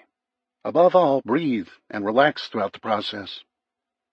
Faber replaced her sidearm in a shoulder holster and slung the AR-15 over her shoulder. She nodded to Colton, indicating she was finished. Colton knew this group should have practiced together like he'd done with Madison and Alex. Even the dry fire practice sessions would have helped, but there wasn't time. They needed to get in position and discuss strategy. But first he needed to get them mentally ready. Like Faber, Colton slung his new rifle over his shoulder. In a perfect world, we'd have attended an NRA class and learned these basic firearm rules without the pressure of what we're going to face later today. Today you'll learn there are no training courses to teach you how to take another man's life. Just remember, self-defense is not just the point where murder ends and defense of your life begins. It's also a state of mind that begins with the belief that your life is worth defending. The nearly 24 faces stared back at Colton and nodded. They were scared, just like he was. But the looks of determination told Colton they were ready to survive. Chapter 33. Day 12, noon, September 20th, Sunnybrook Drive, Belmead, Tennessee. Colton broke up the 24 members of the HPA squad into 12 groups of 2. He paired himself with Wren. Faber was paired with Mrs. Andrews. Hopefully, she would prevent Mrs. Andrews from shooting Colton in the back. The Cobra gang was unpredictable. Because of their proximity to the neighborhood and their consistent southern trajectory, the ability to observe their routine was not available. Colton had to space the 12 teams according to his prediction of their next move, with the help of a suggested route. Sunnybrook Drive was the next logical stop for the Cobra marauders. Their other option was to come directly down Linwood, which would have put them at the front door of the HPA meeting house, with the next stop Harding Place. Colton intended to steer the thugs east onto Sunnybrook. There were only a few homes on a fairly short stretch before the road took a sharp right turn toward the south. Faber took 3 teams to the north side of Sunnybrook to alert the residents to remain in their homes or wait at the HPA meeting house until the conclusion, whatever that looked like. 2 teams were then sent to the Linwood intersection and just below the 90-degree turn on Sunnybrook. Their jobs were simple: block the road with any vehicle available. The 4 members of these teams were able to place cars into neutral and roll them into the middle of the street to resemble an accident or that they'd stalled. Doors were left open and hoods were raised, leaving the illusion that this was a natural result of the solar flare rather than something staged. To add effect, the teams siphoned antifreeze onto the street. The goal was to force the Cobra vehicles onto Sunnybrook, where they would be surrounded by the HPA neighbors. Everyone went about their business diligently. Colton positioned himself in the center of activity. Most of the homes were vacant, and a few residents left for the safety of the HPA meeting house. One couple on the south side of Sunnybrook was armed and joined the fight. The homes on Sunnybrook were set back from the road roughly 200 feet or more. All of the lawns were cleared except for a few dozen mature oaks. There was little cover for the HPA to use when the moment for action came. They would have to hide around the homes and then use the cover of the massive oak tree trunks to advance toward the road. The whole setup was conducive to the neighbors firing wildly without discipline. The alternative was not much better. If the Cobra thugs concentrated their efforts on one home at a time, which was their apparent method of operation, the 2-man team assigned to that home would be easily overrun. By necessity, Cobra would have to be engaged out in the open. They wouldn't be able to use their vehicles for protective cover. The crossfire Colton created would take care of that. The lack of experienced shooters, including himself, was the HPA's greatest weakness.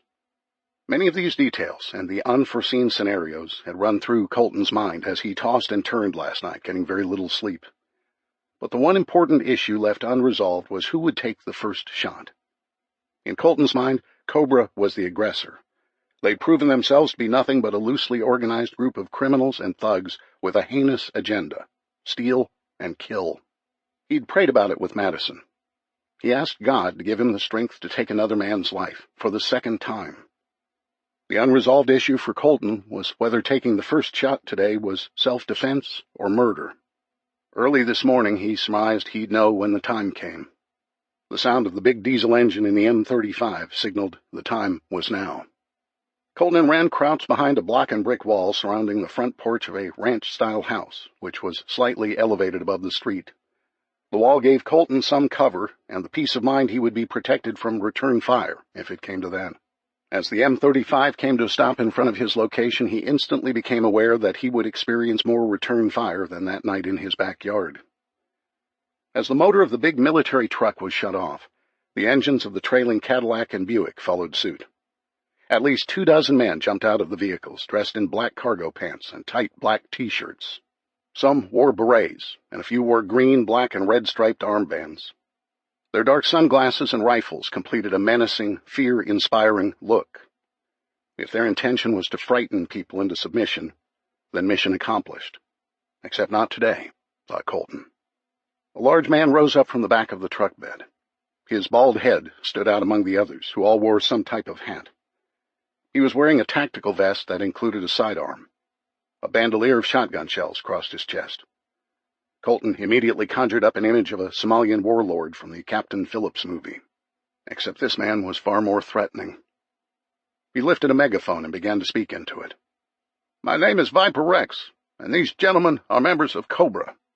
The men dispersed around the vehicles, and all nodded their heads. "We are not here to cause you any harm. We come in peace." All of the men started to laugh and raised their weapons into the air. "My message is a simple one. Do not resist, or you will die. It's our time now. You owe us." As if on cue, the men raised their weapons and began to scan the trees and homes with their sights. Colton immediately looked to make sure his people were well hidden. Either they were, or they'd run off. He hoped it was the former. "You will have 5 minutes to leave your homes and stand in the middle of the street. You will not be harmed unless you resist." Colton knew he was lying based upon his observations from yesterday. Only the naive would believe a criminal like this. Colton leaned over to Wren and whispered, "You're a political scientist. What does he mean by 'you owe us'?" COBRA is the acronym for Coalition of Blacks for Reparations in America. It was founded about the time the new Black Panther Party was organized in the 80s. Outwardly, the two organizations claim there's no legal relationship, but they appear to be part of a black nationalist movement seeking reparations for African descendants residing in the United States. Reparations for what? Asked Colton, as he kept an eye on Viper Rex. Slavery, replied Wren. The megaphone came to life with a blare of its horn. Time's up, white people. We're here for an apology that is long overdue. If you are unwilling to face us and issue a proper apology, then we will seek atonement from you. Today we will take a small step toward squaring things for our African brothers. Some of the men began shouting, and now for added terroristic effect included firing their weapons into the air. Wren and Colton immediately ducked behind the protective wall. Colton was frightened, but they had no choice. They had to fight. These people were no different from ideological terrorists like ISIS or the KKK. They were inherently racist and were using the horrific acts of slavery from 150 years ago to justify their criminal activities of today. Colton had always wondered why this country couldn't become colorblind. Why must things be couched in terms of race? First black this, only white that. He'd hoped this catastrophic event might reset that attitude in America. Obviously, he was wrong. Perhaps it was human nature for humans to default into their comfort zones and seek out like-minded individuals in a time of crisis. He doubted that was the case with Viper Rex and his gang of thugs. They were nothing but killers and thieves looking to take advantage of people's weakened state, courtesy of a solar flare. Without giving it further thought, Colton rose up over the wall, fired, and immediately killed his first cobra. His blood was red, just like Colton's. Chapter 34, Day 12, noon, September 20th, Sunnybrook Drive, Belmead, Tennessee. Faber knew that, unlike the movies, people didn't stand out in the open and calmly fire at their enemy. When a person was being shot at, his primary concern was not to die. This was a basic survival instinct held by all human beings who were not suicidal maniacs. It took a real fool or tough guy to ignore bullets flying around their body while trying to return fire. In the case of Cobra, there were no other options but to stand and fight. Sometimes a hero was a coward that had been driven into a corner. Cobra was surrounded. To their credit, it took a great deal of bravery not to cower under their vehicles and beg for mercy. To their detriment, it was foolish to rely solely on the bravado of Viper Rex and not contemplate that someone might fight back at some point. Bullets flew in all directions, mostly missing their mark. Going to the range and shooting a firearm in a non-stressed, relaxed atmosphere was far different than an engaged firefight. At the range, you had plenty of time to aim at the target, with a normal heart rate, relaxed mind, and ample time to steady your weapon. Faber quickly realized that this uncontrolled environment elevated her heart rate, and stress hormones pumped adrenaline through her body in a way she'd never experienced before. Unlike the others assisting her, she'd trained using heart rate variability. At her best, she was only 20% accurate within 20 feet. From her position, crouched behind a stalled car, she was nearly 200 feet from her target. She tried to steady her nerves despite the distraction of Mrs. Andrews crying. Faber understood the need for the widow to lash out following the death of her husband, but this was not the time. To avoid an unfortunate accident, Faber relieved Mrs. Andrews of her handgun for everyone's protection, including her own. Faber didn't want to get shot by the distraught woman. The last vehicle in the caravan started up, and the men jumped in it as it pulled away. Immediately, Faber became comfortable with the new target, the Buick's tires. Using her scoped Remington 700 target rifle, she fired 2 rounds and flattened the left side tires. From her right, the explosion of a shotgun rang out, killing the driver. The remaining men inside the vehicle returned fire, but they simply shredded the oak trees. They were trapped, and the neighbors at the Linwood intersection began to close in, indiscriminately firing into the Buick. After a steady barrage of gunfire, the occupants of the Buick were dead.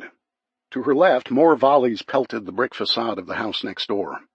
A scream could be heard, and then she saw the body of one of the residents roll down the concrete steps onto the driveway. An arm shot up above a hedgerow and fired into the air, striking the oak trees 30 feet in front of them. The scene resembled a firefight in the streets of Syria, aired on the nightly news. Gunmen using the stick the weapon around the corner and let her rip technique. It was a waste of ammo, and it gave away the shooter's position. The hedgerow was no match for the return fire from one of the Cobra's AK-47s. At least 30 rounds peppered the boxwoods, instantly killing the man behind them. Suddenly the M35 roared to life and lurched forward. Bullets pelted the steel frame, but it continued. Faber fired 3 shots in an attempt to take out the tires, but missed her mark. Across the street she saw Ryman and Wren give chase. Wren maneuvered his way through the trees toward the remaining car, which was stalled in the road. Sunnybrook Drive was littered with bodies, but the M35 was making an escape with a driver and 4 men who continued to pour rounds into the trees on both sides of Sunnybrook. Across the street, Ryman worked his way through the trees, dodging gunfire that embedded into the trunks. Faber decided to join the fray. They were trying to escape and appeared to be headed for the back side of Harpeth Hall. She had to keep them in the kill zone. More importantly, she couldn't see the leader, Viper Rex. He can't get away. Chapter 35, Day 12, early afternoon, September 20th, Sunnybrook Drive, Belmead, Tennessee. When Colton heard the big diesel engine fire up, he knew the M35 and Viper Rex were trying to escape. Colton inserted a full magazine into his sub-2000 and instructed Wren to do the same with his handgun. Wren would make sure the stalled caddy was secure and its pinned-down occupants were dealt with, while Colton chased the head of the snake, Viper Rex. To avoid being shot, a person dodged, took cover, and hid from the attacker. At the same time, a moving person was a difficult target to hit, and was a terrible shot when returning fire. When taking cover, the idea was to remain behind something solid that would stop incoming bullets. Despite finding concealment, a person was still vulnerable to enemy fire, but decreased the chance of getting shot. Colton made his way to the protective cover of an oak tree, while Wren distracted the remaining Cobra marauders with several rounds of suppressive fire. Then it was Colton's turn to open fire on the attackers. When they ducked for cover, Colton shouted, "Move!" indicating it was safe for Wren to break his cover position and run behind a tree. It was important for each man to maintain his suppressive fire while the other was on the move.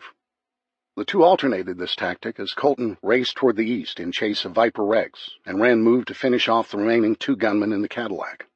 A loud screech came from the area where the M35 turned down a narrow drive near the back of the Harpeth Hall complex. Curse words were emitted in all directions as the M35, overly broad for the driveway, got stuck between 2 trees. The driver and the passenger were wedged in. 3 gunmen jumped from the back of the truck and opened fire on the 6 members of the HPA to Colton's right. Viper Rex hoisted himself over the left side and, after looking in all directions, began running through the side yard of the home toward the rear of Harpeth Hall. Colton noticed Viper Rex was limping. He was wounded. With the Cobra men preoccupied to the right, Colton sprinted across the street in pursuit of his prey. A shot rang out from his immediate left, startling Colton, which caused him to stumble and fall to the ground, bloodying both elbows. The driver's side window of the truck shattered, and blood exploded on the inside of the windshield. Colton looked over and saw Faber reload her rifle. She joined his side.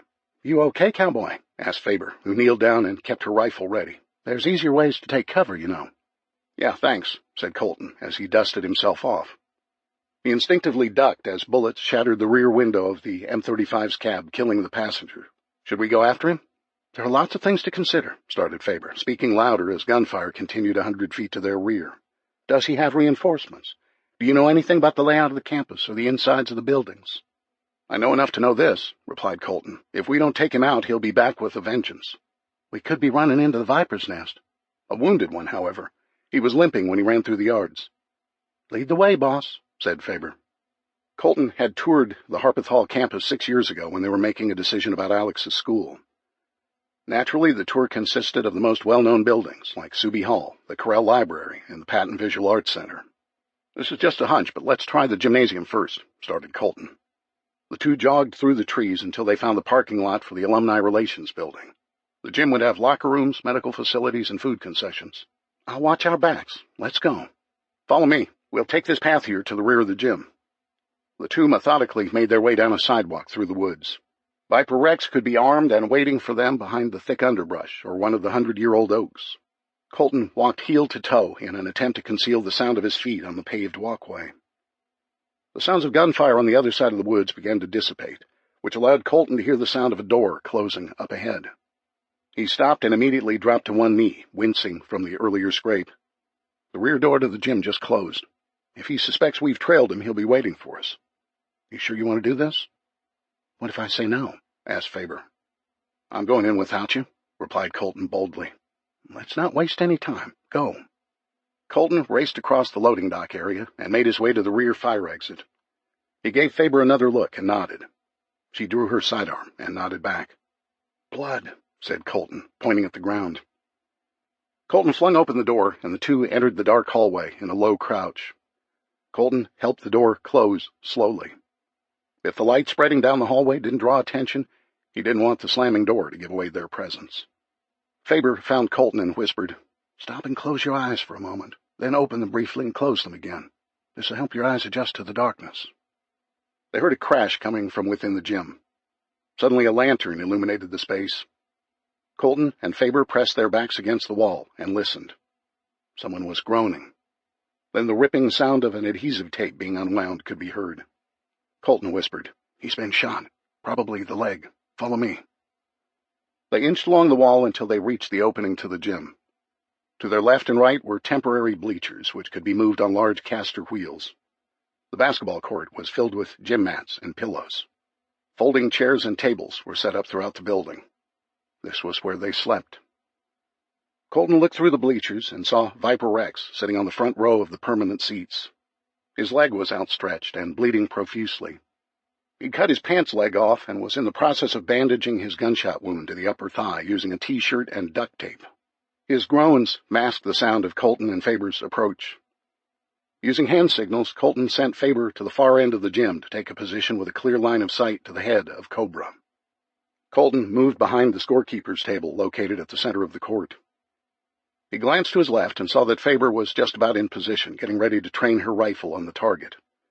Colton could have opened fire from his position 50 feet away, but he had something to say first. "You're a real piece of work, pal," said Colton calmly across the empty gym.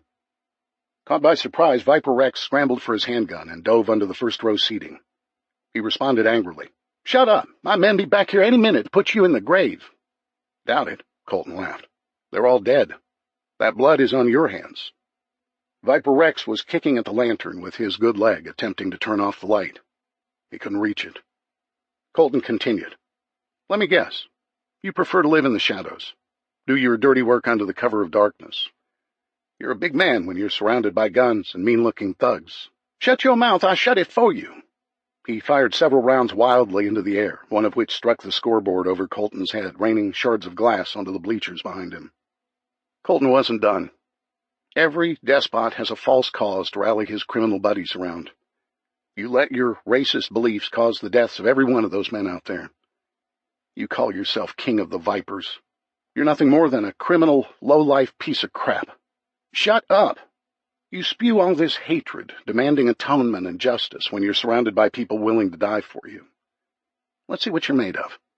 Crawl out from behind your phony name, Viper Rex, you disgraceful coward, and accept your justice." Boom! The gunshot reverberated off the walls. The bullet found its mark. Justice was served to Viper Rex by his own hand. Chapter 36, Day 13, Noon, September 21st, HPA Meeting House, Trimble Road and Linwood Boulevard, Belmead, Tennessee. Colton was evolving into something he'd never imagined, a killer without compunction. How could he reconcile taking another man's life with his faith? It has been said that there are no atheists in foxholes. Facing mortal danger had brought many men to prayer. In the aftermath of battle, even those with the strongest faith could become spiritually broken. A memorial cemetery was created on the vacant lot across from the HPA Meeting House. Some of the residents uprooted a white picket fence and transplanted it around the grave sites. Makeshift headstones were created out of scrap plywood and paint. They weren't granite, but they were made with love and appreciation nonetheless. Colton fought back a wave of emotion as he performed the eulogy for the 7 brave men who'd lost their lives the day before on Sunnybrook Drive. He tried to provide comfort for the loved ones these brave men left behind. In the process, he grasped for answers to his own questions. Nothing in the ordinariness of life can prepare us for the death of our family and friends. Most of us lived in the safety of our homes and careers before the collapse. We'd become desensitized to tragedies suffered by others because they were never dropped at our doorstep. Now, we've all experienced the horror of war. All of us realize when we wake up in the morning we never know what's going to happen that day. Prepare to be tested again. Don't take for granted the ones you love. Use the graces and the strengths provided by your faith, because you never know when they'll be challenged next. Colton wiped away the tears. Before he arrived this morning, he'd returned to Mrs. Abercrombie's house and retrieved a picture of her deceased husband off the wall. Within the matted frame was a poem. Although it was often used for the funerals of soldiers who gave their lives in defense of our freedoms, Colton considered it appropriate for these brave men who died defending the safety of every one of their neighbors. I'd like to conclude with a few words inspired by another of our neighbors who fought for our freedoms. Colton closed his eyes. Racing through Colton's mind were the bodies he'd buried in the last 2 weeks. Then he thought about the deaths of his grandfather and his parents, and how much he missed them. He needed fortitude to continue, so he asked God for strength. When he opened his eyes, he looked directly at the tearful faces of Madison and Alex. The only things that mattered stood right in front of him.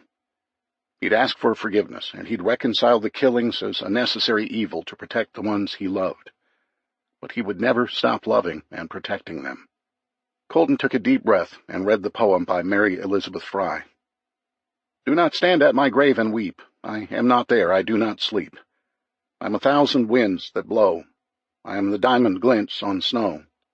I am the sunlight on ripened grain. I am the gentle autumn rain. When you awaken in the morning's hush, I am the swift uplifting rush of quiet birds in circled flight. I am the soft stars that shine at night. Do not stand at my grave and cry. I am not there. I did not die. Rest in peace, my friends, and may God be with you. Amen. Chapter 37, Day 13, 3 p.m., September 21st, Ryman Residence, Belmead, Tennessee. After 2 weeks, the neighbors began to embrace their mortality and the inevitable future. Most of them had reached a turning point in which they'd adopted a survival mindset or they'd accepted their fate. Emotions were taken out of the decision-making process. In a calm, retrospective way, they were choosing life or death. The path his neighbors followed was personal to them and their situation. Rusty and Karen Kaplan stopped by the Ryman's home to say their goodbyes. Like the Youngs before them and so many other neighbors after yesterday's confrontation, they'd determined the neighborhood was no longer safe. Rusty, I'm not going to try to talk you out of this because I understand where you're coming from, started Colton. But the feedback I'm receiving from folks is not good. The FEMA facilities are a mirage. They're nothing more than a massive warehousing effort by the government to get us off the streets while they try to restore order to the city. Rusty symbolically handed Colton the keys to their home, effectively ending the debate. Karen looked at Colton with a look of defeat and resignation. It was the same look he'd received this afternoon during the burial and the brief meeting of the HPA afterward. I've heard the rumors too, Colton, said Rusty. Yesterday, one of the neighbors returned from 100 Oaks severely beaten. He got into a brawl over food rations. It's been said the personnel running these camps are hoarding food for their cronies. Those who don't play ball like the fellow yesterday get transferred to a more secure FEMA camp out on Old Briley Parkway that's supposedly been in place for years. Colton pleaded his case. If they left, his block of Harding Place would be abandoned, except for his family. I know, I've heard those rumors too. I wish you guys would please reconsider. We've established perimeter security. More people are armed now. Despite our losses, I think I've developed some camaraderie among the neighbors that we didn't have before. We can bind together and get— It's better for us to go there and have a chance than stay here and get killed, interrupted Karen. Tell Madison and Alex goodbye. I'm sure we'll all be back together soon enough. Let's go, Rusty. She started to pull Rusty's arm to leave, but he smiled and stopped to shake Colton's hand. It'll get better soon. Hold down the fort until we get back. Colton bit his tongue until it bled. Hold down the fort? He was furious with Rusty. Yesterday he'd risked his life, and 7 men had died attempting to protect all of the neighbors, including those who didn't participate, like Rusty Kaplan. Now he was asking Colton to continue to risk his life for the Kaplan fort. If everybody's leaving, what was the point of yesterday? Colton handed the keys back to Rusty. Be careful. I only have my family and my fort to look after and protect. Here, You keep the keys to your fort." Colton turned and walked back towards his house, utterly disgusted. Chapter 38, Day 13, 5 p.m., September 21st, Ryman Residence, Belmead, Tennessee. Alex ran down the hill to catch up with her mom and dad. She'd retrieved 4 grocery totes from the pantry to haul any seeds or gardening supplies they might find in the O'Malley's home or greenhouse. The O'Malleys were avid gardeners, and it puzzled the Rymans after their first scavenging attempt in the abandoned home that seeds weren't stored somewhere. Alex was impressed with her mom, who 2 weeks ago was planning a Friday night party for her dad's friends. Today she was wearing a black tank top, sunglasses, and was holding an AR-15. Alex immediately thought of Sarah Connor, the character in the Terminator movies. "I'm ready, Daddy," said Alex, as she handed him 2 of the fabric totes. Out of habit, they both instinctively looked both ways before crossing the street. They decided to start in the back because they both felt they'd been fairly thorough inside the house the first time. Alex stood watch on the sidewalk. For the next half hour, they rummaged through the O'Malley's greenhouse and garage. They found a few more hand tools, including a hand rake, a whisk broom, and a pair of Fisker's pruning shears. Colton grabbed another funnel out of the garage and a bottle of Roundup. Alex picked up a well-worn copy of Square Foot Gardening. Even if they found the seeds, it didn't mean they'd know how to grow anything. Alex started thumbing through the book while she waited for her dad to search the garage attic. She found some information on the types of seeds to use and where to store them. The author wrote that the refrigerator was best, but any cool, dry location like a root cellar would be sufficient. They'd checked the refrigerator previously, so she started to think of a cool, dry place. She walked around the backyard looking for a root cellar. Nothing. Her dad emerged from the garage with some more fishing gear and a telescope. "Cool!" exclaimed Alex as she ran to check it out. She dusted it off and revealed the brand. "Wow, it's a Celestron. Good find, Daddy." "You're welcome. I'm sure the O'Malleys would be proud for you to give it a good home. Did you find anything?" "Not really, except for this book," replied Alex. She handed it to him without taking her attention away from the telescope. "I guess we'll head back," announced Colton. "Wait. Daddy, the book says you should store seeds in a cool, dry place like a root cellar. I looked around the yard but couldn't find one." They both looked around the yard, searching for a clue. Suddenly Alex handed her dad the telescope and headed around the side of the house. The O'Malleys had installed a series of stepping stones leading from the elevated deck around the corner. She remembered seeing a small entry door to the home's crawl space.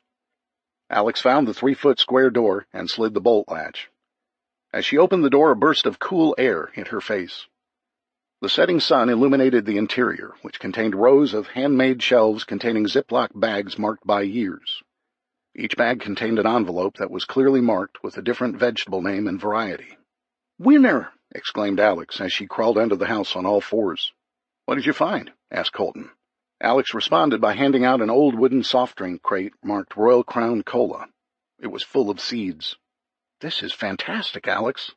"You have no idea," came the reply from deeper inside the crawl space. Alex began to shove more crates toward the entrance, which were quickly retrieved by Colton. After 8 crates containing 24 packets each were extricated from the cramped space, Alex collapsed in the grass and began to thumb through the labeled Ziplocs. "They all read heirloom seeds," said Colton. "What's that mean?" asked Alex. "I don't know," replied Colton. "Maybe they've been passed down through generations." Alex shrugged and pulled some of the packets out of the bags. "Corn, cucumber, pumpkin, tomato, and watermelon," she read aloud. "Daddy, watermelon." "Dang straight," replied Colton. She was beaming not only because of the find, but because she made her dad smile. He hadn't smiled much lately. "Come on," started Alex, looking around nervously. "Let's get these home before somebody sees us."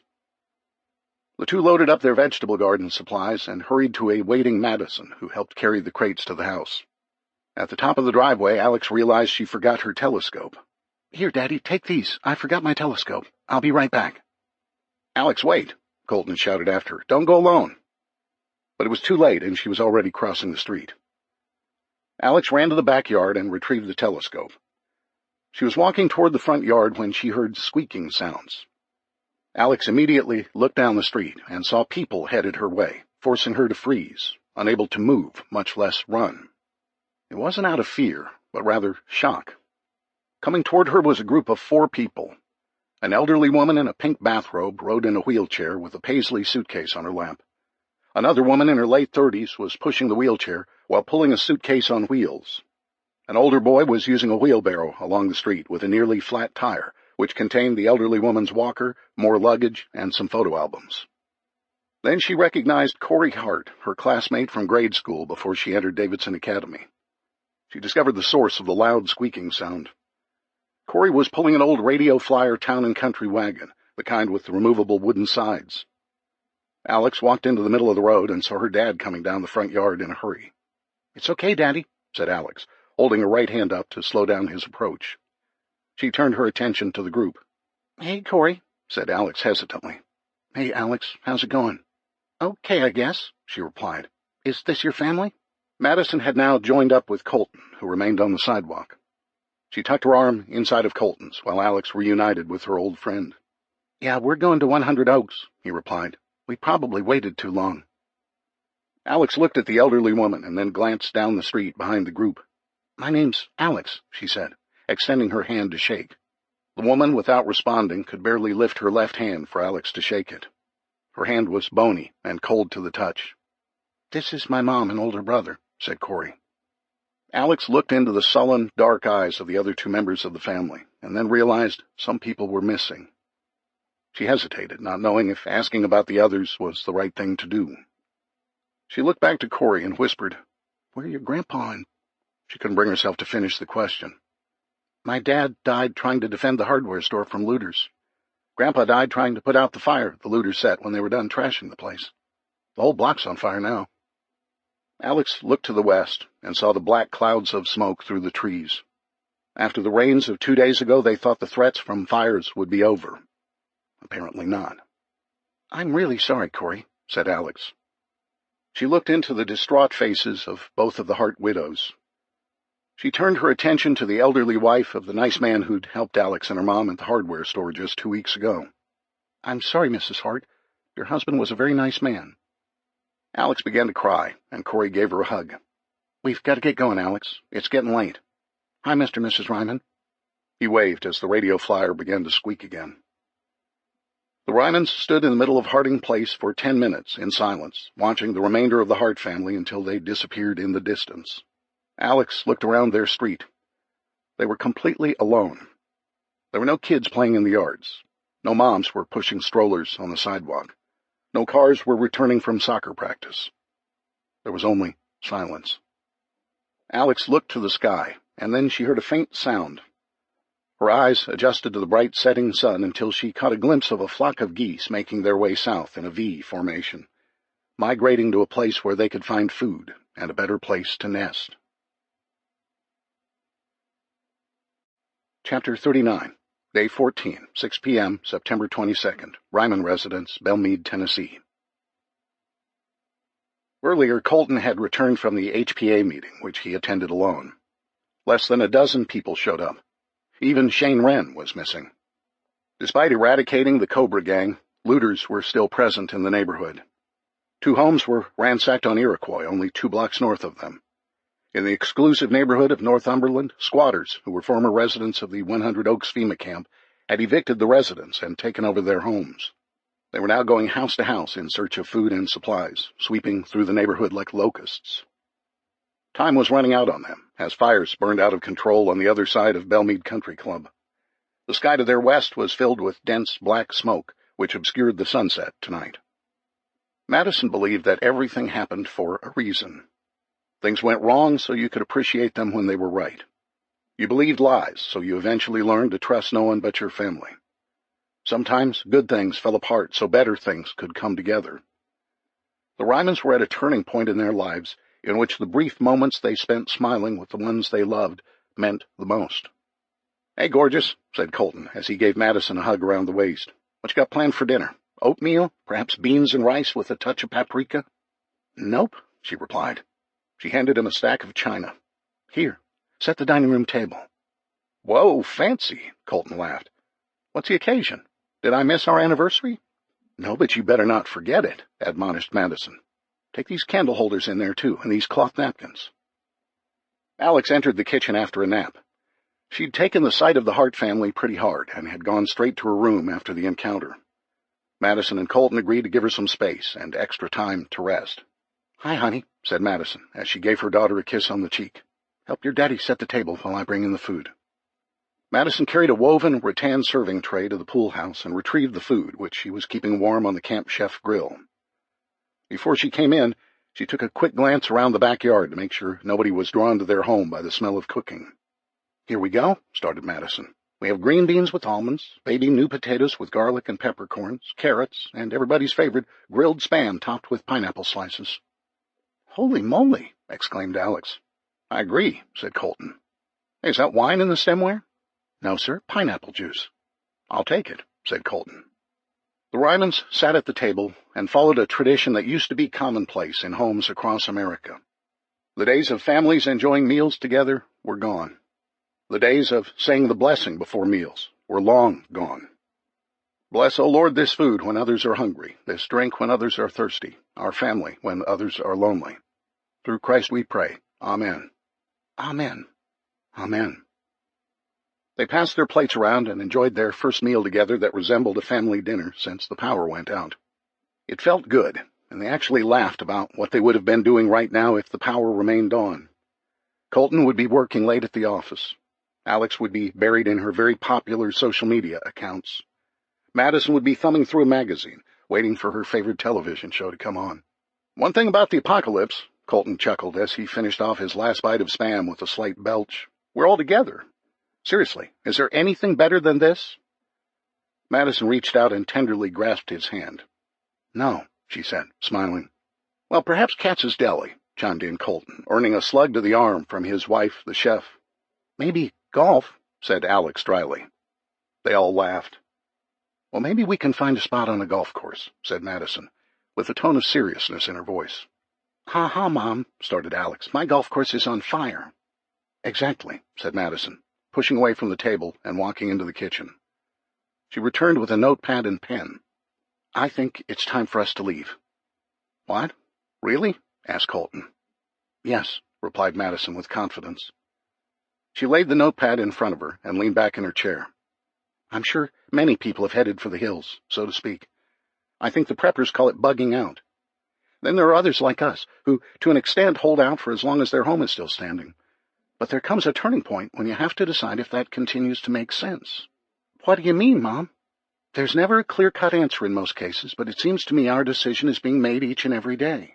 Things are not going to get better around here. I think we're reducing our options by waiting. We should leave on our terms, not when our hands are forced by someone else." "When?" asked Alex. "I fixed this nice meal for us tonight for a reason," replied Madison. "We need to leave now. We need to pack the truck and go." "But where? We don't know what to expect out there," said Alex. "That's true, honey," replied Colton. "But we do know what to expect here. Gunfights, looters, out-of-control fires, and ultimately the FEMA camp." Madison picked up the list and slid it over to Colton. "I've been thinking about this for days. Here's a list of pros and cons. We have enough food to last a month. If we stay here, it'll be increasingly dangerous to make your runs. Why? Everybody's doing the same thing. We've got to get into a rural area where we can trade for food and in the spring grow our own thanks to the O'Malleys." Colton ran his finger down the list. "I didn't realize how much stuff we've accumulated. It's a pretty good list, Madison." "It is. I thought about the EMP book I bought and went back to review the checklist in the back. We've done pretty good on our beans, Band-Aids, and bullets. Our weak spot is shelter, a safer place to live where we can start over." Alex spoke up. "Back to my question. Where can we go? I've got a pretty good idea for a plan A that we can talk about when we're packing. Is there a plan B? I'll let you know on our way to plan A. Come on." Chapter 40.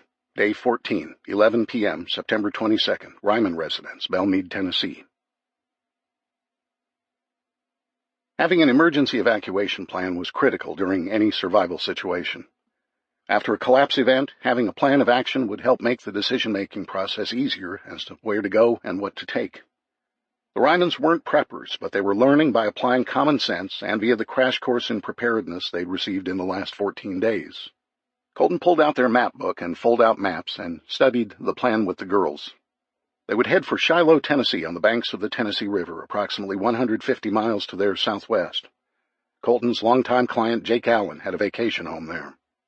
A few years ago, the Rymans spent a couple of weeks with Jake, his wife Emily, and their son Chase, who was now 17. Colton didn't know whether the Allens would be at the Shiloh Ranch.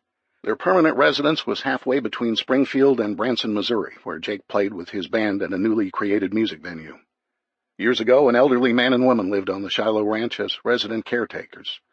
Colton hoped the Allens were there, but if not, the caretakers might allow them to stay, at least for a while.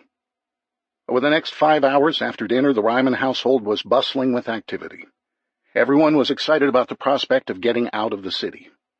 Colton was upset with himself for not broaching the subject earlier. Madison and Alex each had their seminal moment, an epiphany, after the events of the last few days. There was never a doubt they'd turned the page on this chapter of their life, and it was time to move on. For Colton, it was merely a matter of numbers. If they stayed in the city, they'd be outnumbered by the bad guys. It was time to go. They packed everything of value for survival in this world without power. Following the beans, Band-Aids, and bullets axiom was the easy part. Loading up all of the other supplies and tools they'd accumulated was more difficult. The 60-inch cargo carrier was affixed to the truck's hitch. Colton stacked the generator and extra gasoline inside of its rails. Then he crammed the power tools in every available space and tied it all together with bungee cords. Colton covered the entire bundle with a tarp procured from the cable repair van. Inside the Wagoneer, every duffel bag from the house was stuffed with medical supplies, alternative lighting, and their camping gear. Clothing was the subject of debate, especially with a 15-year-old girl. Their focus was on comfort, warmth, modesty, and blending in. Madison and Alex were careful not to choose any clothing items that might be considered provocative. In a post-apocalyptic world without rule of law, some men might be quick to violate acceptable boundaries. There would be no need to encourage them. All of them focused on athletic wear, with as many pairs of sneakers and cotton socks as they could find. Each of them packed their most comfortable pair of Western boots and stuffed them full with socks.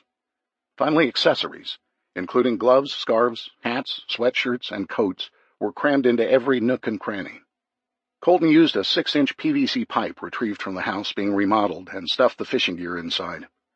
He sealed the ends with beach towels, saran wrap, and duct tape. He took one of their comforters and wrapped their shovels, hoes, rakes, and axes they'd found during their scavenging expeditions.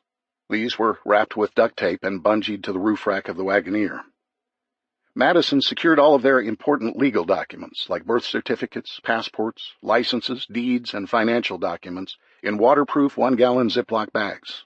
She also gathered up all of their photographs and special mementos. Just because they were leaving Harding Place didn't mean they were leaving their lives and memories behind. Weapons would be kept handy in the front, where the three of them would occupy the bench seat. The remainder of the interior was packed to the ceiling, with everything imaginable to help them reestablish their lives elsewhere until they could return. Alex agreed to stand watch all night since she got so much sleep earlier in the day. As an exhausted Colton and Madison struggled to climb the stairs, he was optimistic their last night in their home would be a peaceful one. Chapter 41. Day 15, 6 a.m., September 23rd, Ryman residence, Belmead, Tennessee. The last night was uneventful, and Alex woke up her parents from a deep sleep. She used the last of the propane fuel to make a pot of coffee and warm up some blueberry Pop-Tarts. The family was mostly silent as the reality of leaving set in. After they finished off the coffee and used the bathroom, Colton packed up the grill and announced they were ready. The three of them made one final walkthrough as they said goodbye to the home where Alex had lived most of her life. She knew leaving home was a part of growing up, and that her time to venture out into the world was coming, but not under these circumstances. Madison shed several tears as she closed the kitchen door behind them. Colton opened the garage door, revealing the trophy received for the most cleverly negotiated deal in his career, the Jeep Wagoneer. This old truck was their lifeline now. It was their means to a new life far away from the post-apocalyptic madness of the big city. Colton eased the truck out of the garage and worked his way down the driveway until he had to veer through the front yard to avoid the Suburban. As he wheeled his way around the landscaping, all three of them looked toward the west, where fire danced above the tall oak trees. Reminiscent of a scene from Gone with the Wind, The magnificent antebellum homes of Belmead were in flames. Madison began to sob now. Will we ever be able to return? What about our things? Asked Alex. Having somewhere to live is home. Having someone to love is family. All we need is, right here on this front seat, our family. With that, Colton drove onto the road and led the Ryman family on a new adventure and to a new home. They'd reached their turning point, a point of no return. The saga will continue in Turning Point, Book 3 of the Blackout series. This has been Zero Hour, a post-apocalyptic EMP survival fiction series, the Blackout series, Book 2, written by Bobby Acart, narrated by Kevin Pierce. Copyright 2016 by Bobby Acart, Incorporated. Production copyright 2016 by Bobby Acart, Incorporated. Audible hopes you have